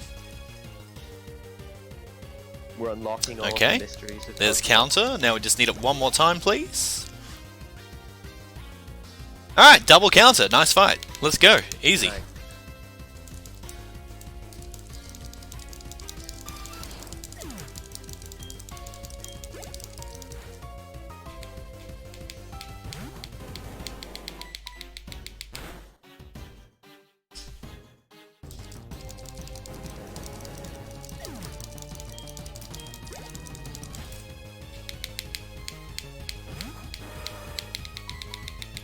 Yeah, like I said, Bruno can't actually kill you. It just wastes a little bit of time when he uses dig.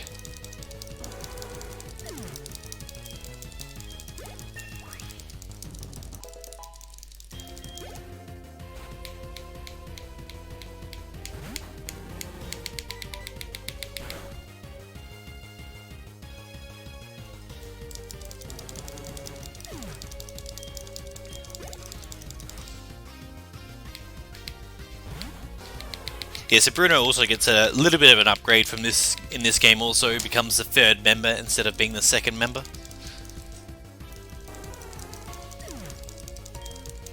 Quite prestigious. I know. Alright, next up is Karen. Now, she's only got one Pokemon that can really just troll you, and that is Umbreon. And it knows the move Double Team, and it tends to go for it quite often. So let's see how we go this time. Ideally, we just get through and we just hit like it's no problem. Let's see what Karen decides to do this time.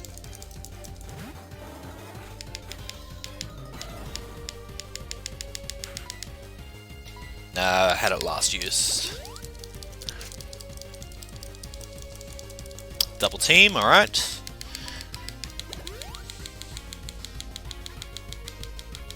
And double team just got a hit.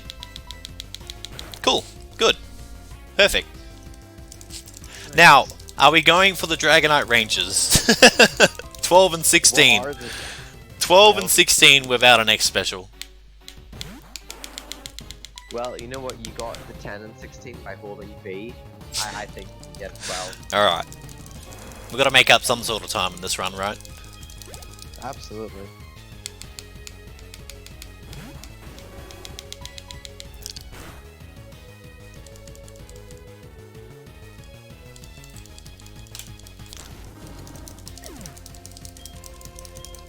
My notes say that all Dragonite is 12 and 16. So I'm guessing that's Rangers.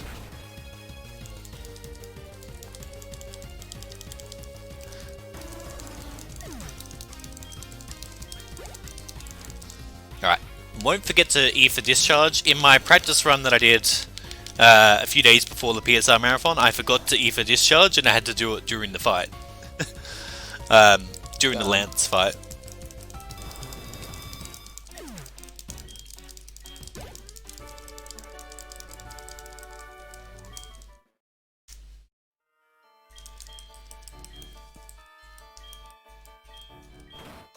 Oops, nice bonk again.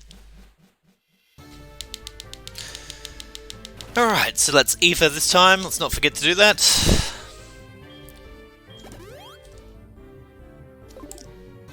And time for some of the best music in this game, in my opinion, if not the best. Ooh, this is a this is a good thing. You know what though, we are about to hear probably my favourite theme. Whenever we go to Kanto, the gym leader theme there. Ooh. Oof.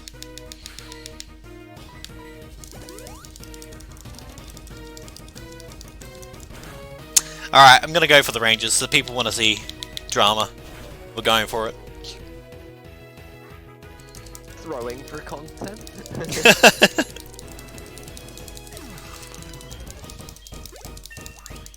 So normally to eliminate that range you would set up a second X special. We're not gonna do that.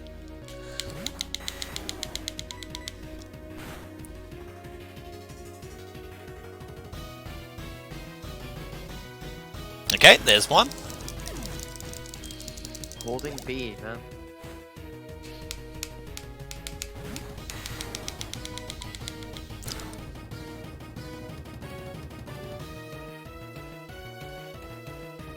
There's two.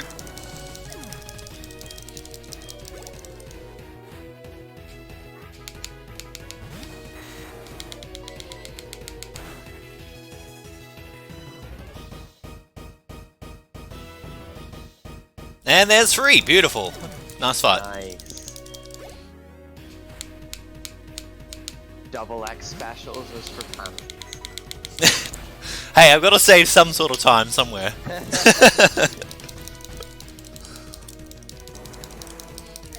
Taking all the risk here.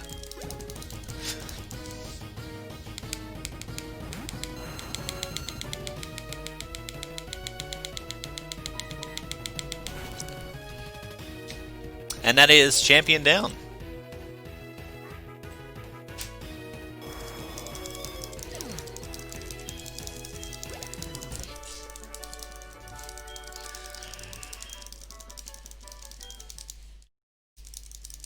Oh, right.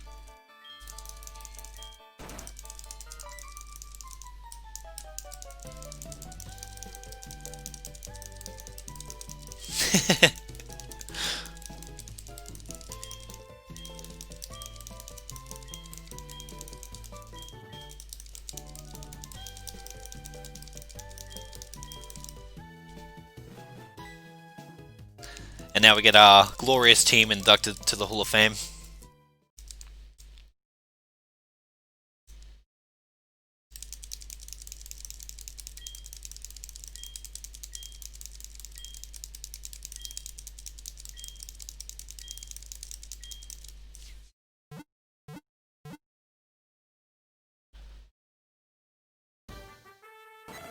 So we got Raikou. Obviously carried us for most of the game. Then of course we got the hero Kenya, or Spearow. And of course the true MVP of the run, Centret.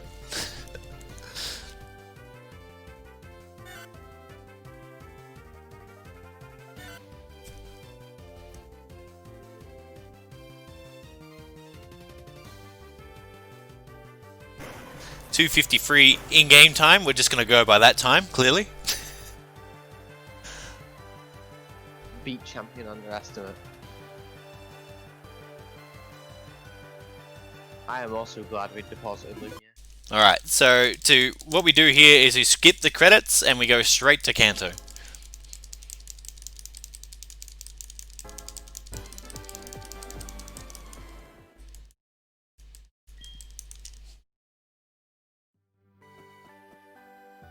Credit skip Pog. Unlike Japanese. Yeah.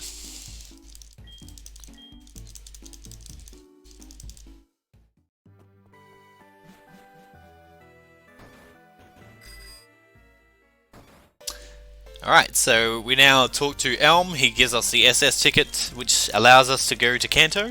There's been a run where I completely forgot this ticket and went to Olivine, so I've got this in like in bold letters on my notes so it never happens again. Just got go to Elm in bold letters. It's not a massive time loss, it's just a little bit annoying. I think it's like 30 or 40 second time loss. It's just annoying more than anything.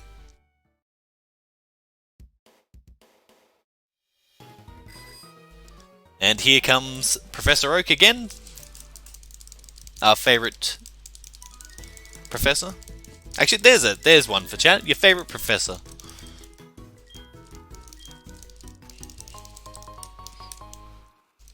That's a tough one for Yeah, me. it's a tough one. Never happens again. Just got go to Elm in bold letters. It's not a massive time loss, it's just a little bit annoying. I think it's like 30 or 40 second time loss. It's just annoying more than anything.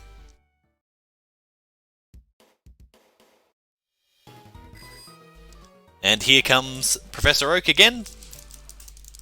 Our favourite professor. Actually, there's one for chat. Your favourite professor.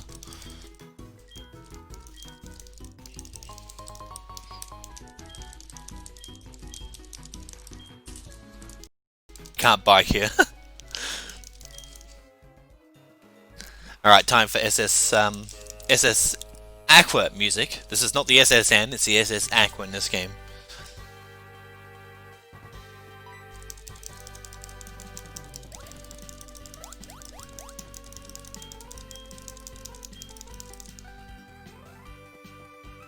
So that gentleman says, basically, go find his granddaughter, I think it was, yeah? No, I really don't pay attention to the text here, to be honest. Nah, his granddaughter ran away on the boat somewhere. I have to go find her. We have to find her, yeah. And we can't proceed there without finding...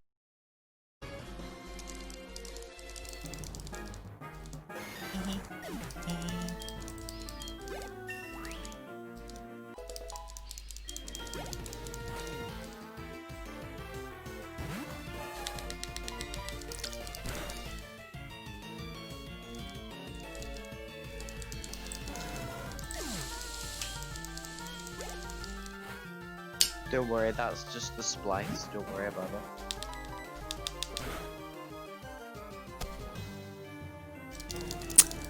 The last thing we need is internet issues in this run. Ugh. Nah, so it just froze for like 20 seconds. It's all good now.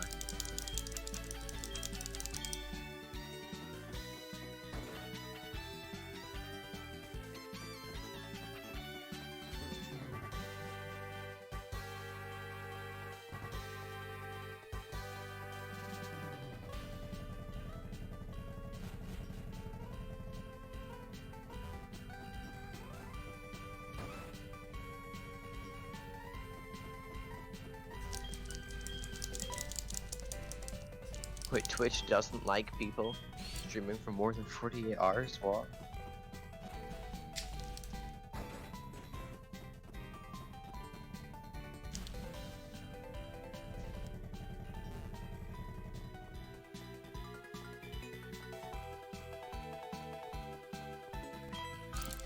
That is really bizarre.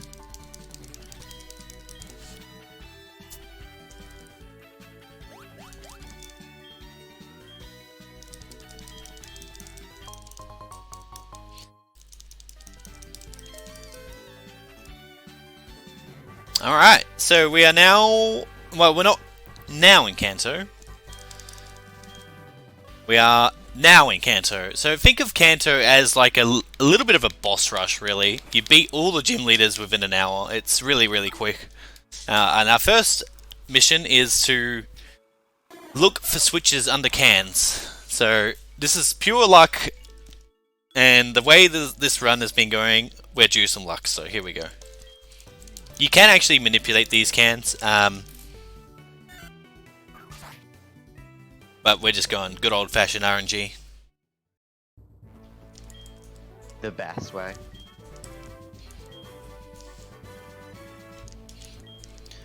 And being a little bit careful here because I don't want to fight an optional.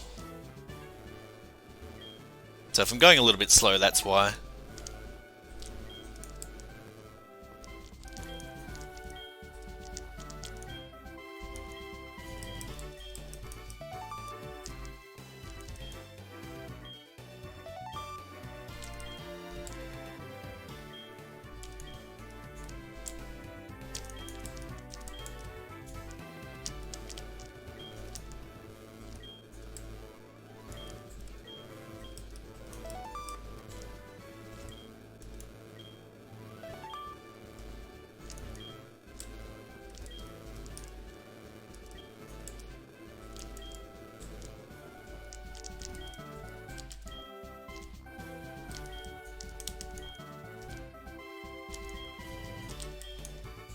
Of course.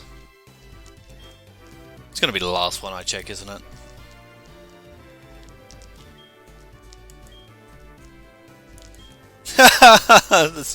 Come on, please! Nope, that's unlucky. Alright. Well, this is probably the worst possible cans.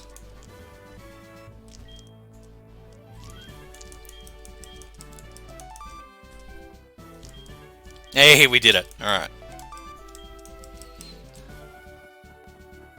Right, okay. Moving on.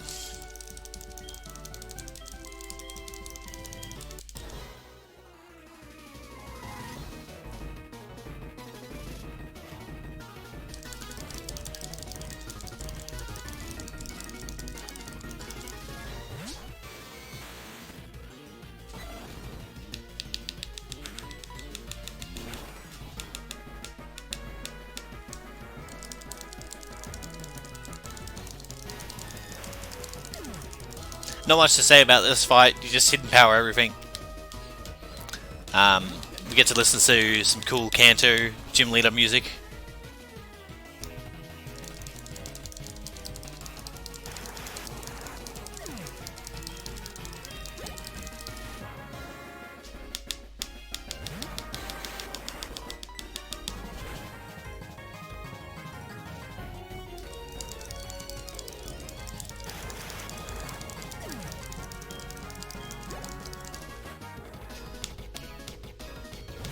So you can only get GB sounds after you get 16 badges.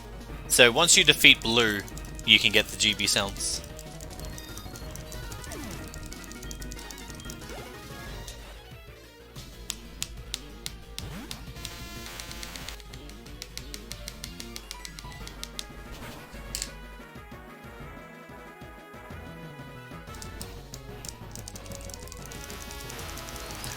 Same thing, if you beat blue you can get it.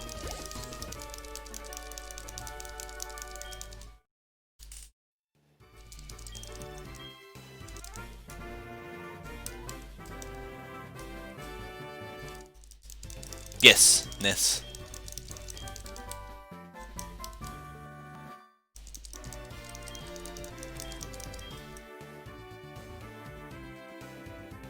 Actually, that's a good question, Ness. I'm not 100% certain if the game design, well, the sound designer checks if you have all 16 badges, because he says, "Oh, you've collected all 16 Kanto badges." So I don't know. That'd be something to check out, actually.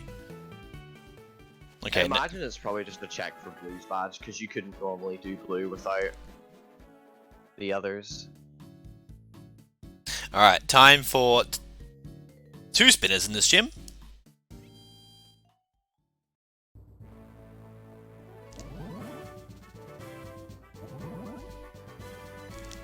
Oh! The worst spinner is yet to come, though.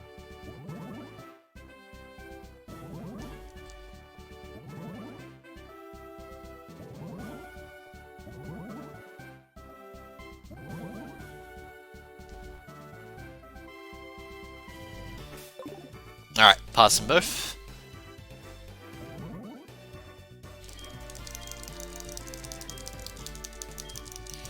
Nice. Who's the worst spinner? The cycling road. Ah, yes. I can never get past that one.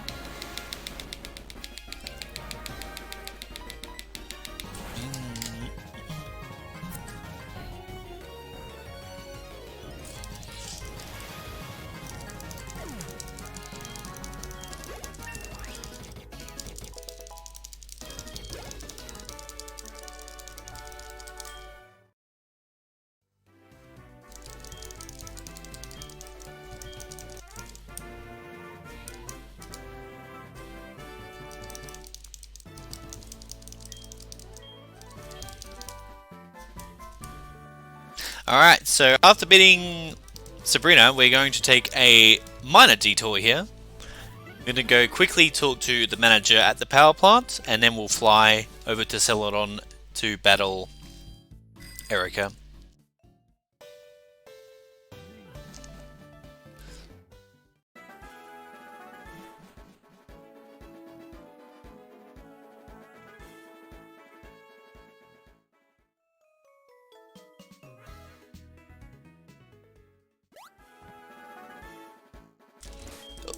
How the heck did I even do that?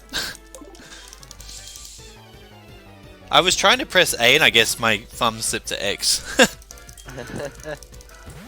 That was, if you actually used a menu there, you would have looked so cool. Yeah, actually I probably should have. Smooth menu. I should have repelled there, then it would have been fine. So we're not doing Rock Tunnel yet, we do that later on. And yes, I will be doing it this marathon. I've committed to it. I believe.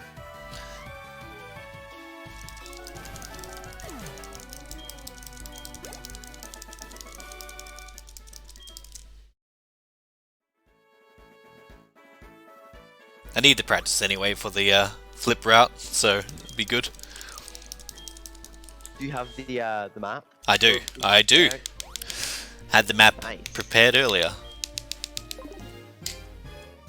I literally couldn't do it, and I run without the method. I literally need to like look at the map Yeah, the whole way through. I'm exactly the same, so don't worry.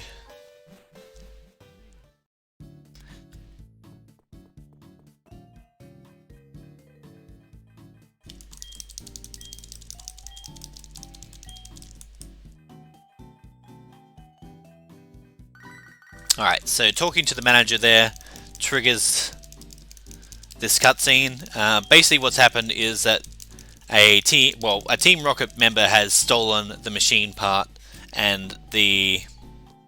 what the heck is the name of the train in Goldenrod? The magnet train no longer works because of it.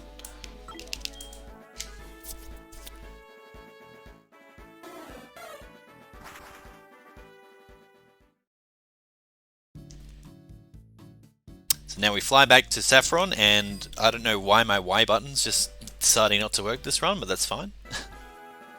And we're off to Erica's gym. I really dislike this puzzle.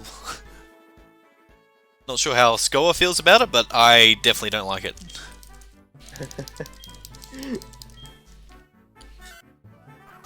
Not because it's hard, just because it's... I don't know. This execution, I nearly always get lost and like really confused.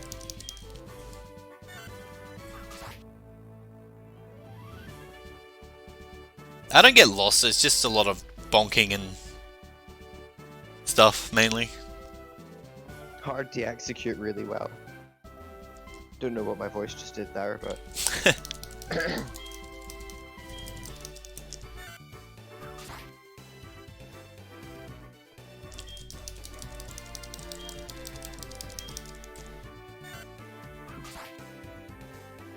Okay, we got through that relatively okay. A little bit worried on the way out. Okay, so Erica's next. Erica can be a little bit of a troll if she decides to use Sunny Day. So hopefully we just get U-turn and don't have to worry about it.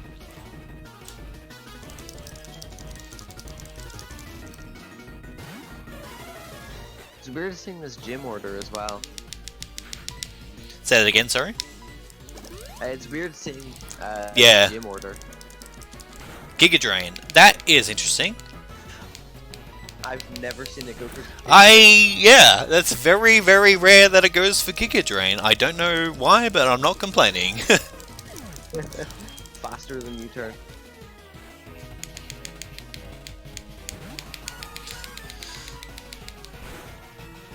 So, Blossom is next. Now, Blossom can either go for... Oh, I've done a complete brain fade here. Solar Beam. Or also Giga Drain. So hopefully we just see Solar Beam here. That's the best possible outcome. Okay, got the Spadef drop, which is good. And we did get Solar Beam. Nice, perfect Erica fight. We'll take that. There's a hot take in chat. I think the gym would be better if just a column of 10 cut trees. 10 cut trees. Cut them all. I mean, I wouldn't complain. It would probably be better than the design that it is now. Probably. It would take longer, but... It would take longer, yeah. And that's Erica down. Like I said, Kanto is just like a massive boss rush, basically. We're just going from gym to gym, collecting the badges. Alright, and there is one more spinner left in this run, and Scoa did mention it earlier, it is on Cycling Road.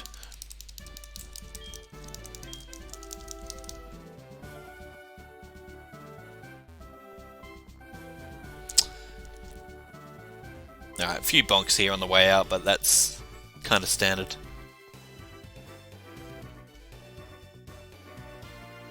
Not too bad though.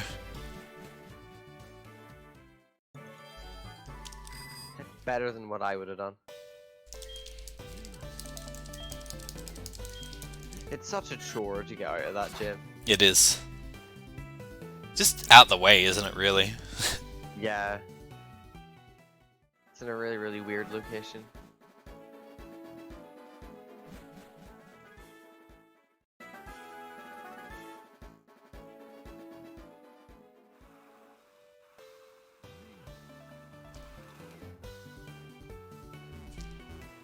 Alright, cool. Pass him. Oh, I do not know why I did that. Oh dear. Well, classic JT moment there. Got away. Oh dear. A classic. Whew. Just seeing if chat was awake. That was it. Yeah. Just checking for a reaction. Yeah, that's it. Yeah, that was just making sure. That's a completely controlled environment. Oh gosh. Right. Janine. Moving on. Janine is Koga's daughter, believe it or not.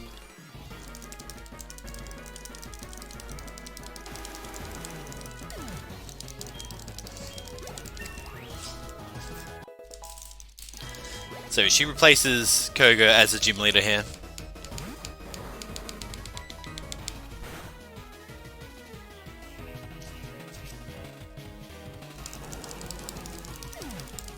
Yikes, Max. Yeah, no, everyone's awake now. We can play normally again. Yes, yeah. Okay, I'm glad everyone passed that test. This is all just notes for your test, guys. That's right.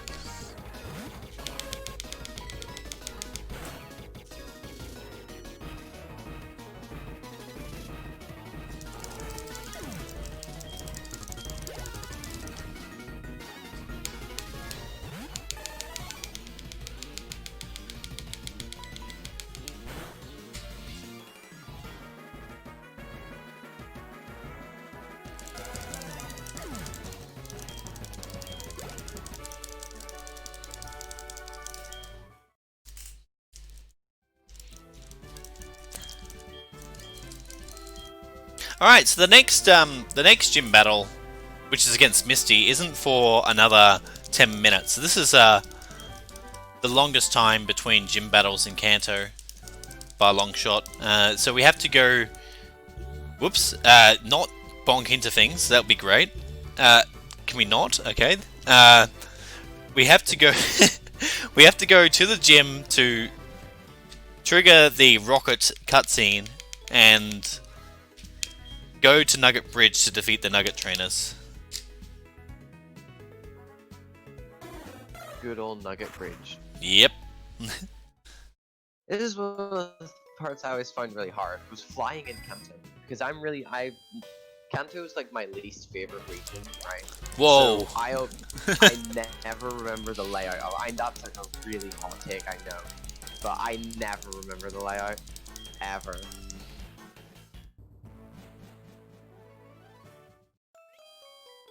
I'm about to get absolutely destroyed by chat now for that. But... Alright, and this is the last rocket battle in this run also. He's the one who stole the machine part.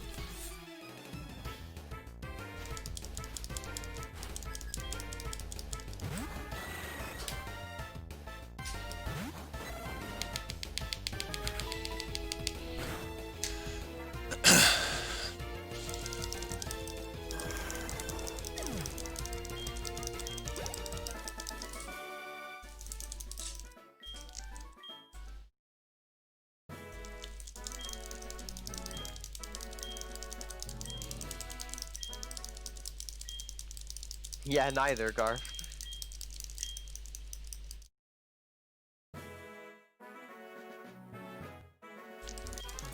Bye bye, a go-go.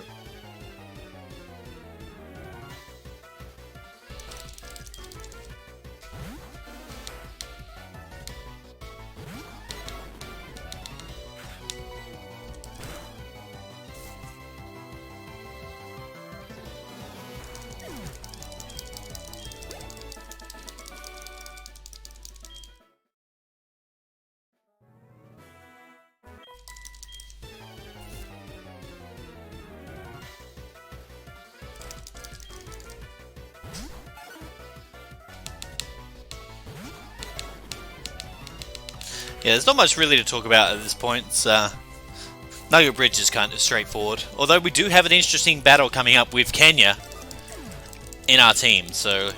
The return. I know, the return of Kenya. Time for donations.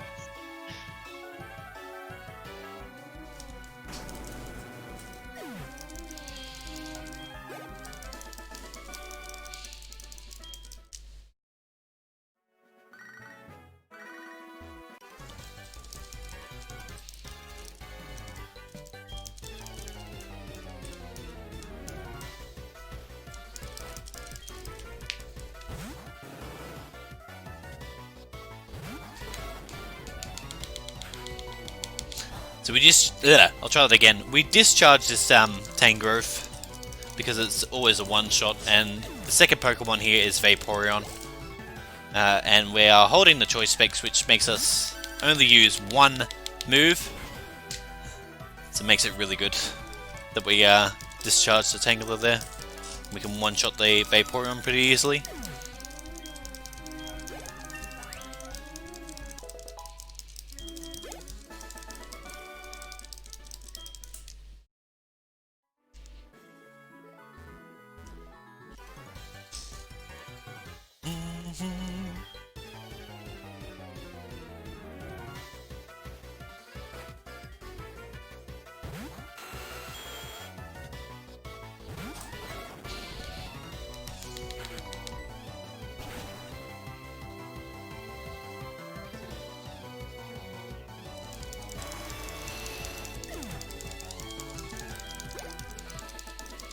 Alright, and here is Kenya and Centric's time to shine.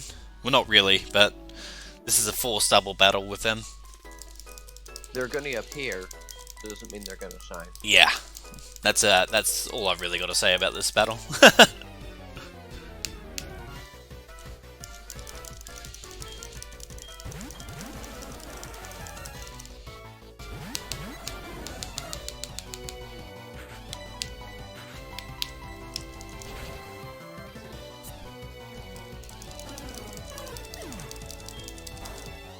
So discharge hits multiple targets, which is really good for this fight.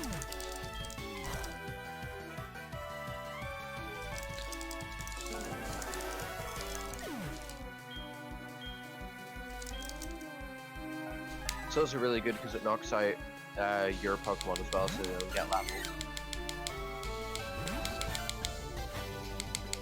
Because otherwise we'd have to sit here while Centric gets like 15 levels. And then probably try to evolve after as well. Yeah, probably.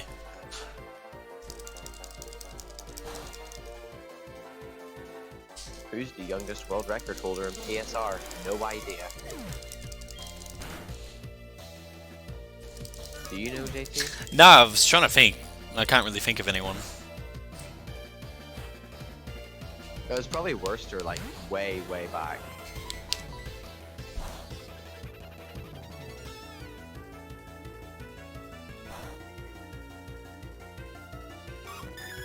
Well, no, Gar. More recently, yes, me. But before me, sure. Yeah, I'm trying to think. I'm trying to think before Skoa. If it was anyone. I was 15 whenever I got the black record. Okay, so it's probably you then.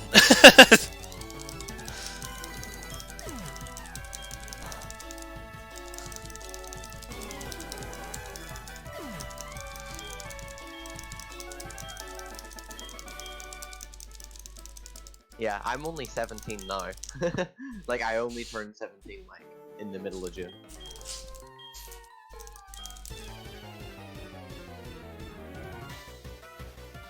Yeah, I think we're just gonna miss the world record, guys. Only just, so it'll be close. Damn! Nearly a world record run.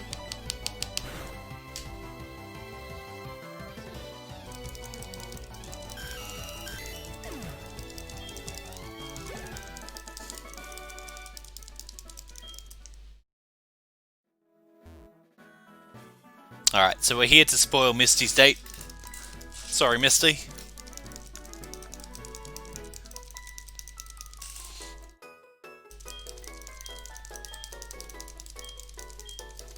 Get wrecked, crafted, I'm better. That's a joke.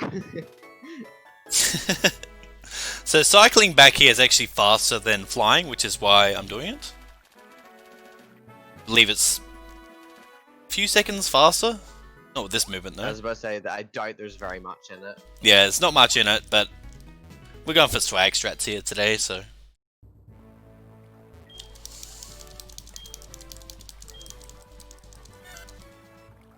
I'm gonna wait for this girl because I've hit her before. Do not want to hit her again.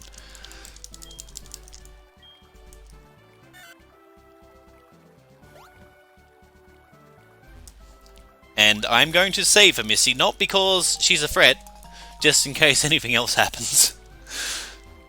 I don't want to redo Kanto again. That is a good idea.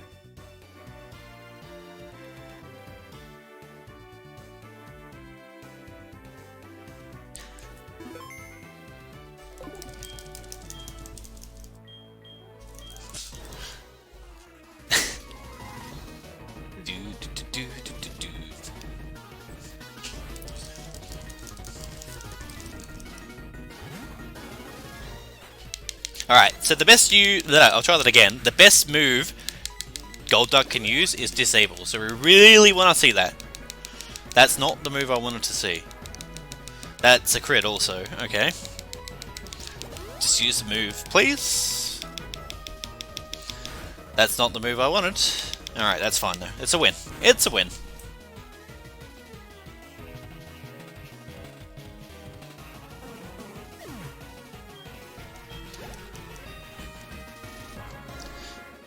Yeah, so we can't actually use electric type moves in this gym because of this thing, Quagsire, and we have the choice specs equipped, so which is why I'm going for Shadow Ball.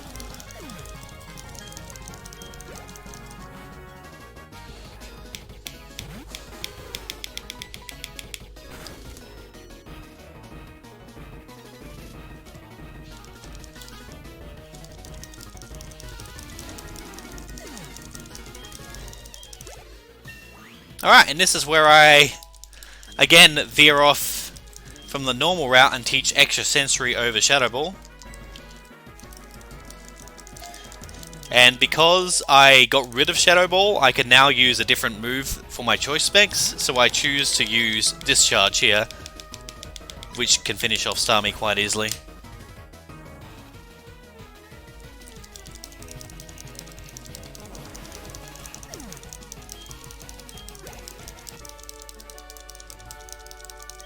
Alright, Misty down.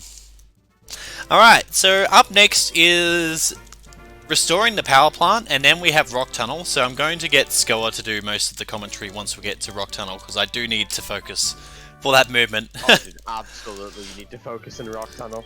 That place is... It's rough. It is rough movement, but I need to learn it, and it'll be cool to show it off in a marathon, so let's do it. So just quickly before you do go in, do you always do Rock Tunnel in this route? With high experience, you're meant to, yes. But I've always not done Rock Tunnel just because I'm not confident with it. But now I've practiced it a bit more. If you had high experience, you would do it, basically. So if you hit a spinner, then yes. If you didn't, then no. That's a short answer. So same as what we do, and the more up-to-date version, but not the Voltor Flip, then? Yep. Okay. Yeah, Voltor so the Flip... whole idea... Oh, sorry, go on. No, I was just going to say the Voltor Flip always takes Rock Tunnel, so it would be good practice for me. Yeah. So the whole... If you don't go through Rock Tunnel, you have to fight a trainer with a Growlithe. The reason... JT, obviously, right, if you've hit spinners, that gives you the extra experience that normally... that Growlithe trainer would give you. The whole idea is that it gives you level 67 for red. But Rock Tunnel is faster if you execute it well. It's a big if. It is a very big if, as you'll see when JT goes in. Like, even regardless of how well he does the execution, you will see how difficult it is. Alright, we're going in though. Good luck to us. Good luck. Ladders will be the end of me here, by the way. Alright. Oh yeah, the ladders and then one thick corridors. Like one tile wide corridors. makes up the majority of Rock Tunnel. Get up! Alright.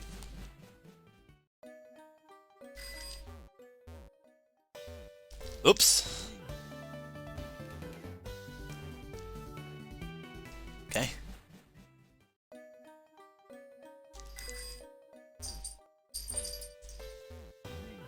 This is still much better than I would be doing. Oops. Alright, that wasn't terrible, but it wasn't good either. Yeah, that was not bad. I did actually practice But that. You can see by watching that how difficult that execution would be.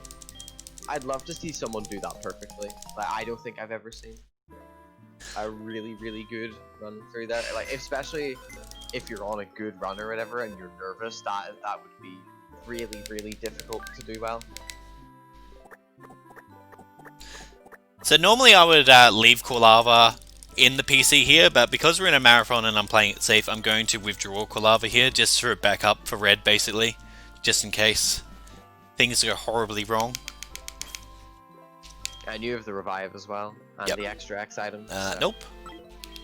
Yeah, and I will pick up the max revive also in Diglett's Cave as another backup.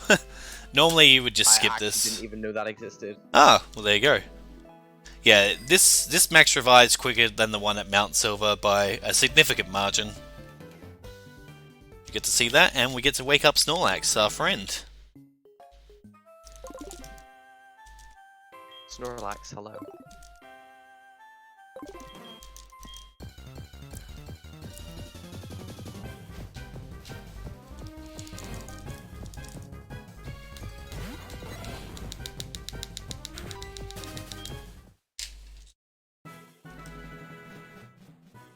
Now, Max Repel's still up? I think they are, aren't they?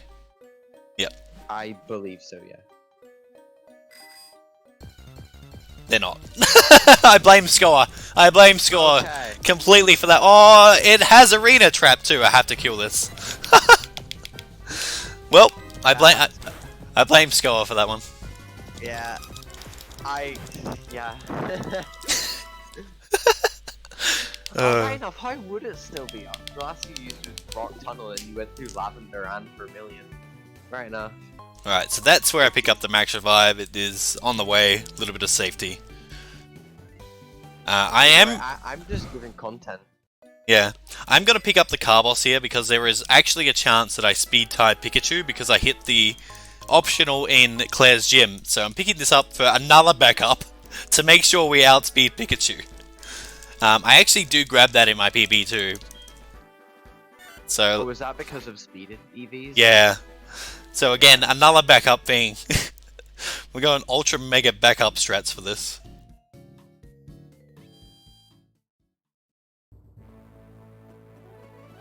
Alright, up next is Brock. Now Brock doesn't really have anything threatening, it just can be annoying with Omnistar's Protect, but we one-shot everything with Hidden Power here.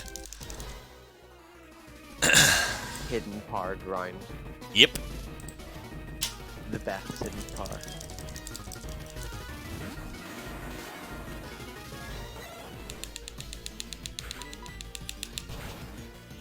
Hello Senkwai. Hello Josh.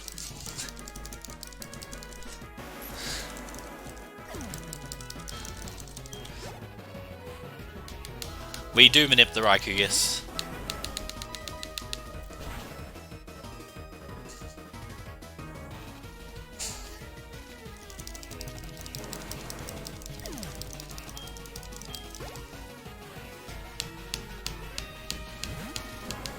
Streamer, do you want to battle?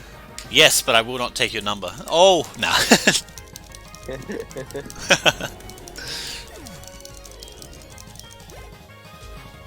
No Pokegear register for you.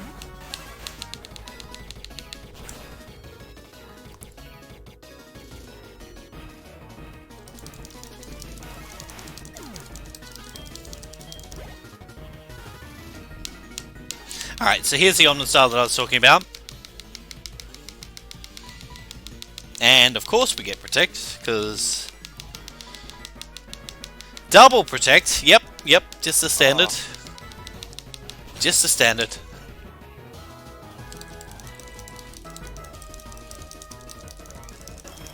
No triple though. No triple, thankfully. That would have been really unlucky if that happened. I got triple endure in the Black Race the Oh, other day. jeez. Endure, protect, and detect. The worst moves to ever exist.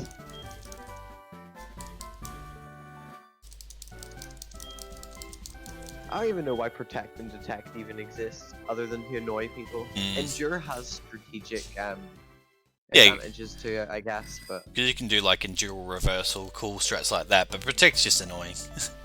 yeah.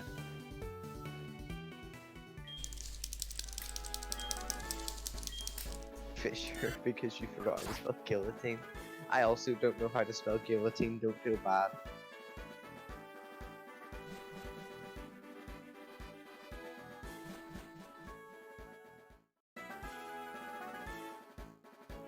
I doubt there was that intention behind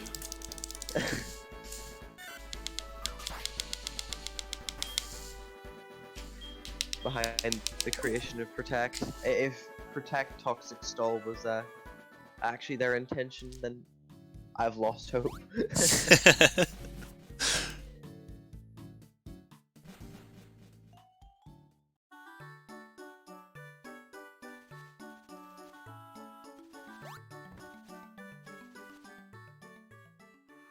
Yeah, we are approaching the toughest trainer in the entire game.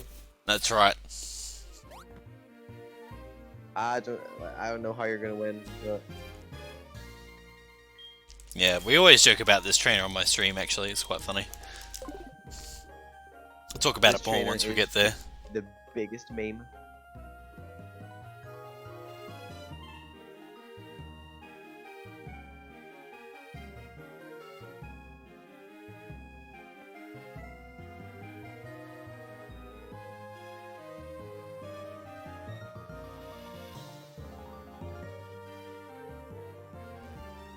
Right, so what I say, oh nice dude. What I say on my stream is that this Pokemon has no guard with Fisher, Guillotine, Sheer Cold.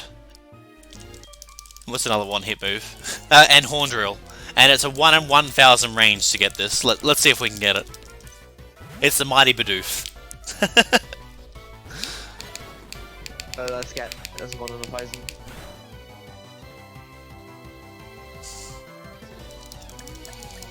We did it. Bidoof down. Nice. That's just the hardest fight out of the way now. Yep. Everything from here is a breeze.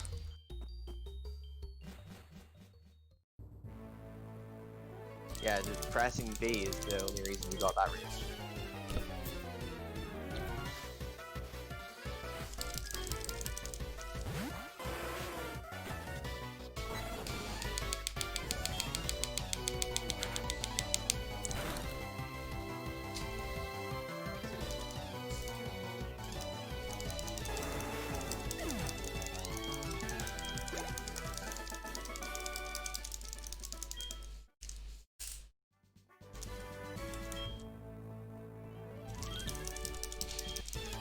Oh yeah, so I don't think we mentioned that the Cinnabar Island has... Oh, the volcano has erupted, so now Blaine is using the Seafoam Islands as his gym temporarily.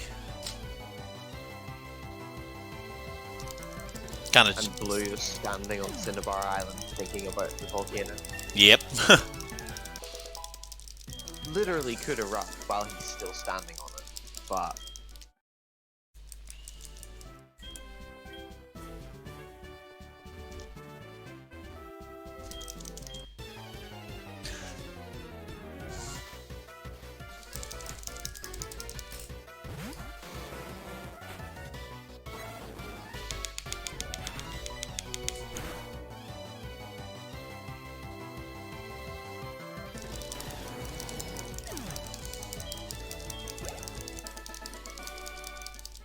Alright, next up is the gym leader Blaine. Nothing really threatening on his team, we're just hidden power everything in here. always thought that Blaine looked like Dr. Robotnik. I don't know why. Just with the moustache and the sunglasses and the bald hair. I don't know why.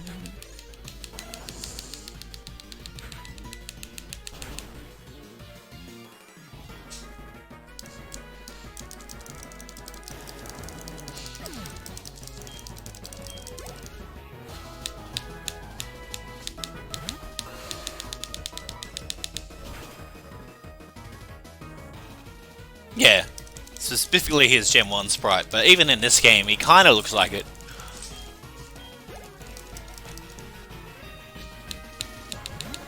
Which makes sense how Mewtwo was made. If we have Dr. Robotnik, who has 300 IQ... Oh dear. Just a fan theory, guys, just a fan theory.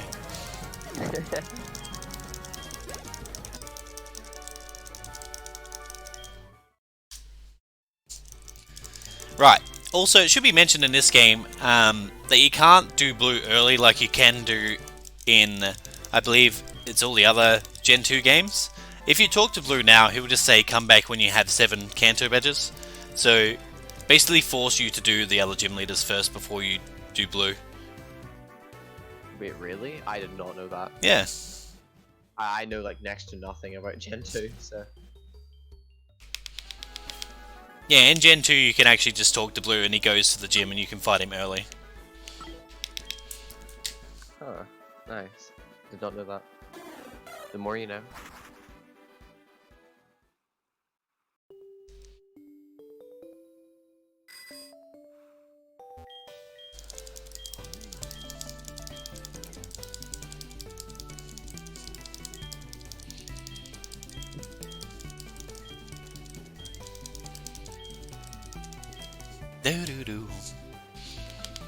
Alright, and off to Viridian City to go challenge Blue.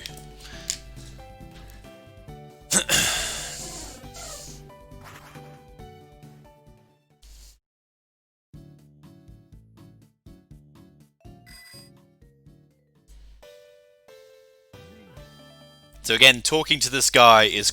well, never mind. Talking to this guy would be quicker than him going up to you. I just didn't want to press right for some reason.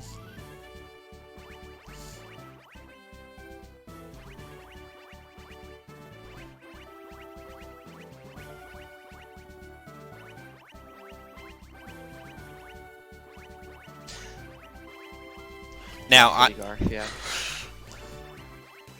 Now I'm gonna save for blue. Normally I wouldn't save, but just in case. Yeah.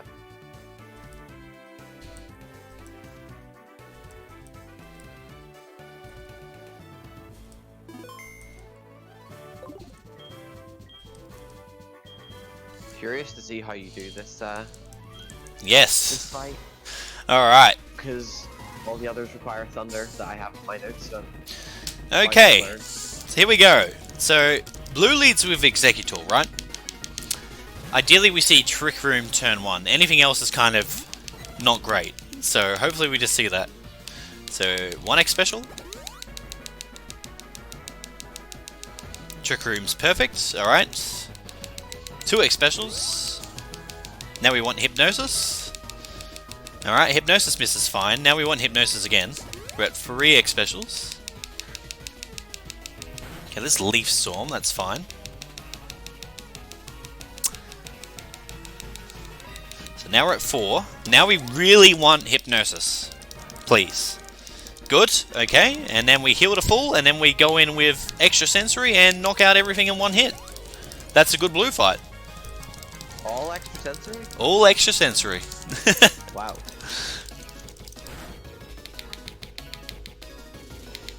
Alright. Twisted Dimensions back to normal, and now we just sweep with extra sensory. Yeah, ordinarily you would take off the specs before blue and do an X special, and then depending on what move he uses, you go on like a different fight. All of which include Thunder, but extra sensory strats is really, really cool.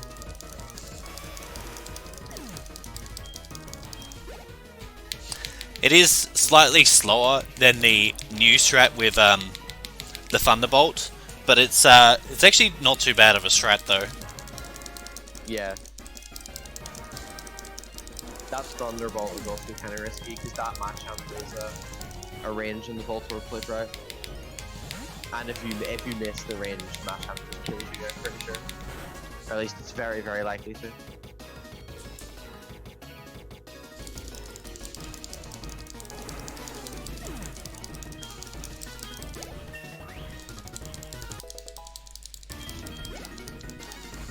Well, that might not actually be the case anymore.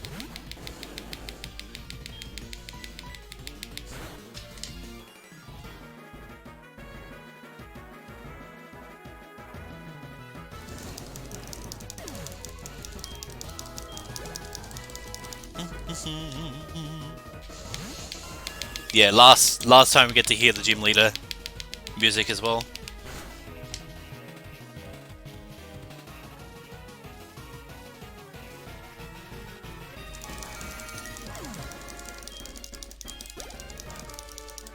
Alright, and that's blue down. That's all the gym leaders down, and there's one fight left in the game, and it just happens to be the hardest. Bidoof again? I hate to say it, but even harder than the Bidoof. Oh, damn. I know. This must be really tough.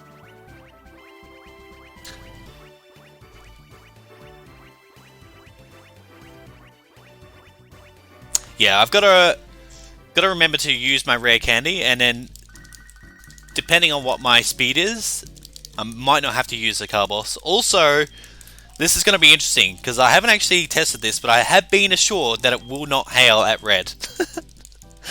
Carve. 2 Bidoof. So this is going to be a learning thing for me as well to see if this strat actually works. Because we already set the date. But the clock has ticked over to the 1st of January, which means it's a non-hailed out red. So this will be interesting to see if we get no hail as we bonk into the NPC. What did she ever do to you? Oh, wow. Proper troll.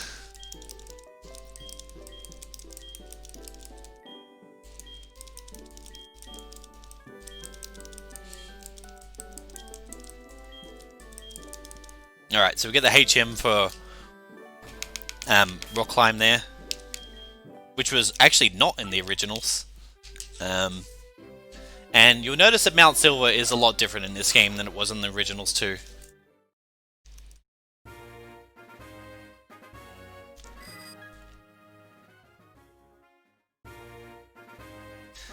Alright, so I'm going to rare candy here, heal to full, and teach rock climb, and also repel. So it's a bit of a big menu here, but... and I do need to elixir also. Did I mention rock climb? I think I did, yeah? Yeah. Yep. Rare candy. So we're looking for 190 speed here. And we got 190. Okay, so I don't need to use a Carbos, but... picking that up was extra safety. So we teach rock climb to Raikou because that's the only thing in our party that can actually learn it. So goodbye hidden power. I prefer safety.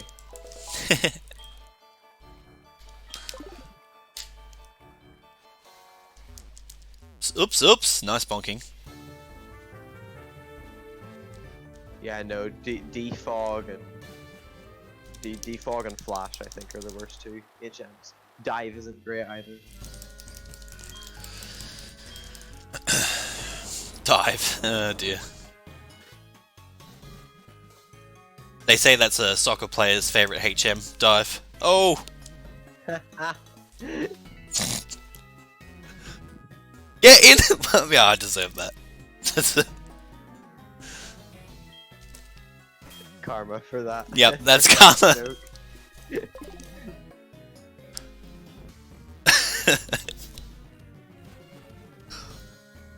Oh, nice, Tucker. Fake tears.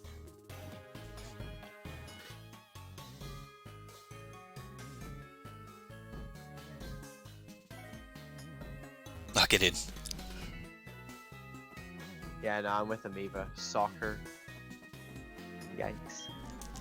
I like my football.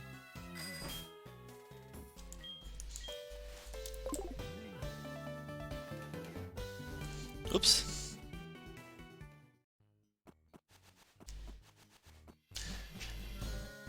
Alright, coming up to the final battle of this game. It is Red, the protagonist from Gen 1 that you played as, is now the final boss in this game, also in Gold, Silver, and Crystal. And in this game, he gets a massive buff. He gets like a massive buff compared to Gold, Silver, and Crystal. His Pikachu has Volt Tackle, and it's holding a Light Ball, which increases its moves also. So it makes this fight incredibly difficult. So we will definitely be saving here. And it is hailing, so this is going to be really fun. Just to top, just to put the sprinkling on the cake, you know. We're literally just sitting having a casual conversation about football before the hardest battle in the game. While it's hailing as well. Alright, here we go. Final battle with hail. Oh, right. Well, I can safely say that I have not practiced the hail fight. So let's see how this goes. This is going to be interesting. If not, it's just great entertainment.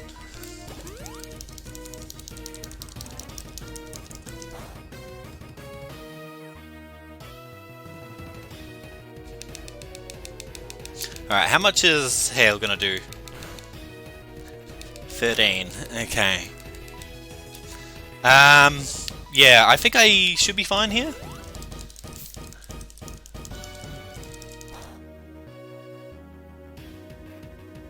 Yeah, okay, that was a crit anyway, so we're just gonna redo it. Okay, so I think I'll change my setup because we're in hail also. If my game would like to load. Hello? Right, well, that's a double crash that's happened in this run. Fantastic.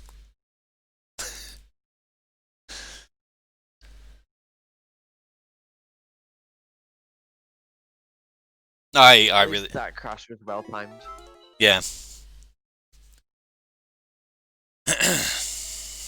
Alright, we'll try again.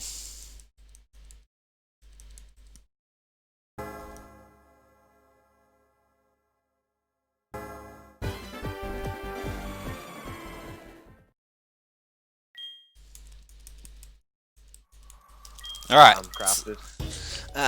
So I'm gonna set up X defend first then. I think that's the play with hail. So this is literally routing on the fly. I would do X defend, then an X special defend, and then do your specials. Yep.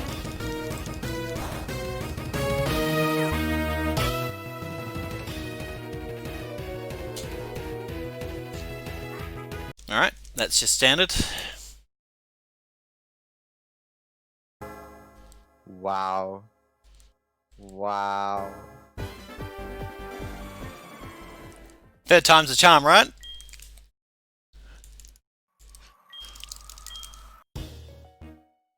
So you can imagine that Heart Gold Soul Silver runners don't like Red very much because he tends to ruin runs. And this is just a preview of what's to expect. Just imagine you're on a PvP based run. You get here and you just get crit turn one. You know? Okay. I'm gonna set up my X special defend here then.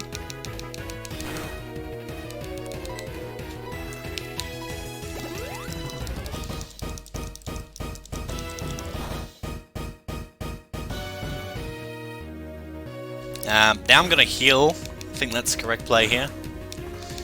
Yeah.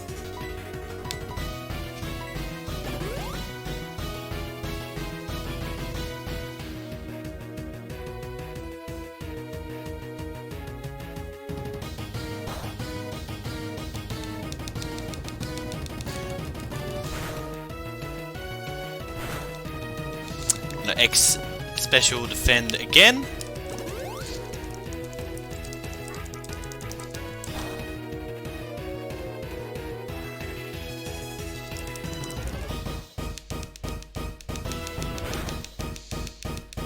So this fight is going to be a little bit of a longer setup because just we're in Hail. The darkness is deep.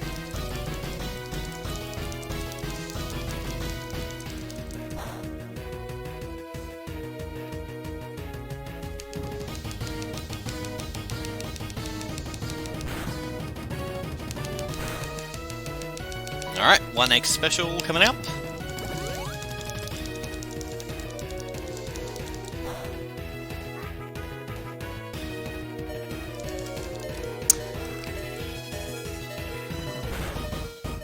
So that is actually heal range for him, so I'm going to set up another X special.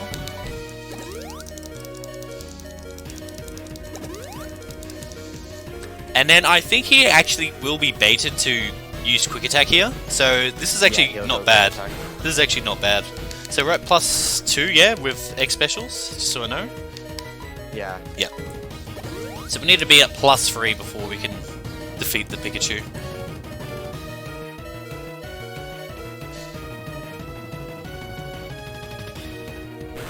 I'm tempted actually to destroy the Pikachu now, actually. I won't though. Do I? No. Nah. Tempting.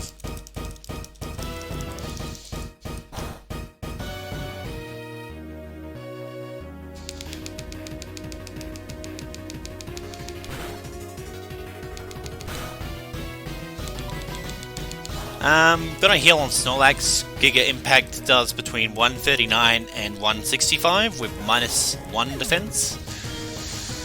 This fight is nowhere near done because I'm in Hail and Blizzard is 100% chance to hit in Hail.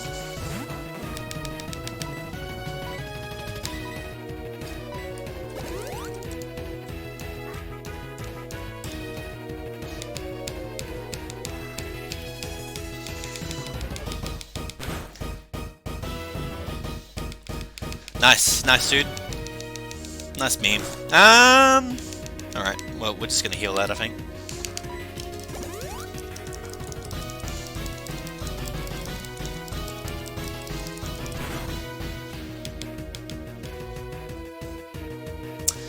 Nice crit.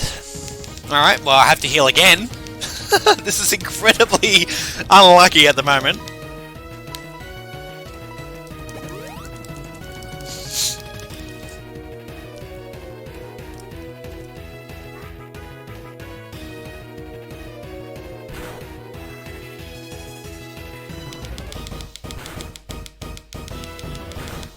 Now you can do one of the discharge. Yes. Get a discharge off, finally.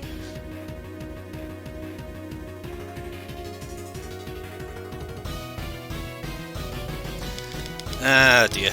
That didn't kill. That might actually be heal range for him as well. I think it is.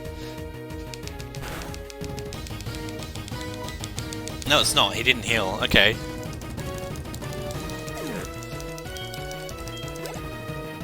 So I do still have to set up a 4th X special here. I'll do it on Blastoise actually. Normally I do it on the Lapras. No, do it on Blastoise. But I'm gonna do it on the Blastoise, yeah.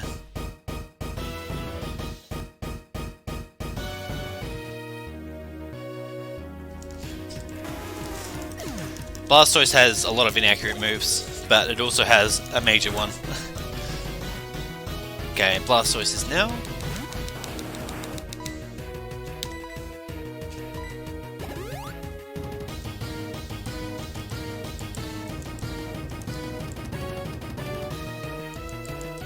I wonder if I'll go for Hydro Cannon, because it has it, I just never use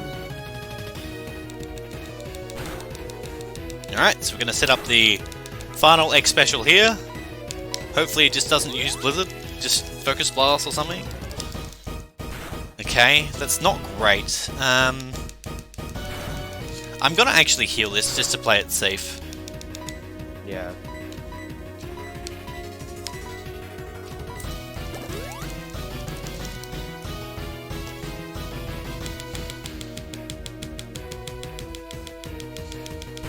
Alright, he's out of Blizzards now at least. But we can just go in. Having Hail here is a little bit scary though, with Venusaur.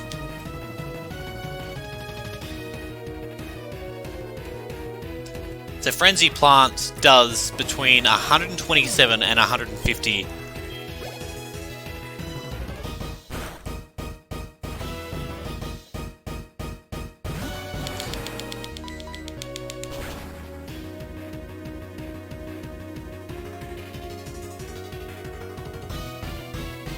Surely it won't go for Fancy Plant. I hope not. We do have a max revive and we do have backup strats, so it should be a win. But just hopefully we can just finish him off.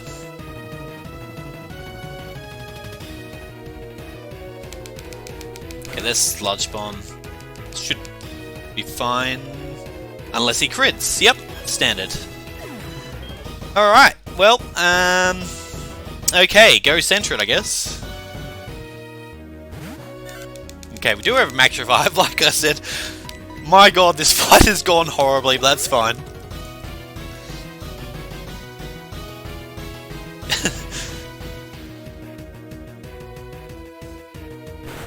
Giga Drain, that's not terrible. He'll heal his health and he'll take damage from hail. I'm hoping that extra sensory kills from here. In a practice run, it didn't, but it should with the hail damage, so let's see how we go.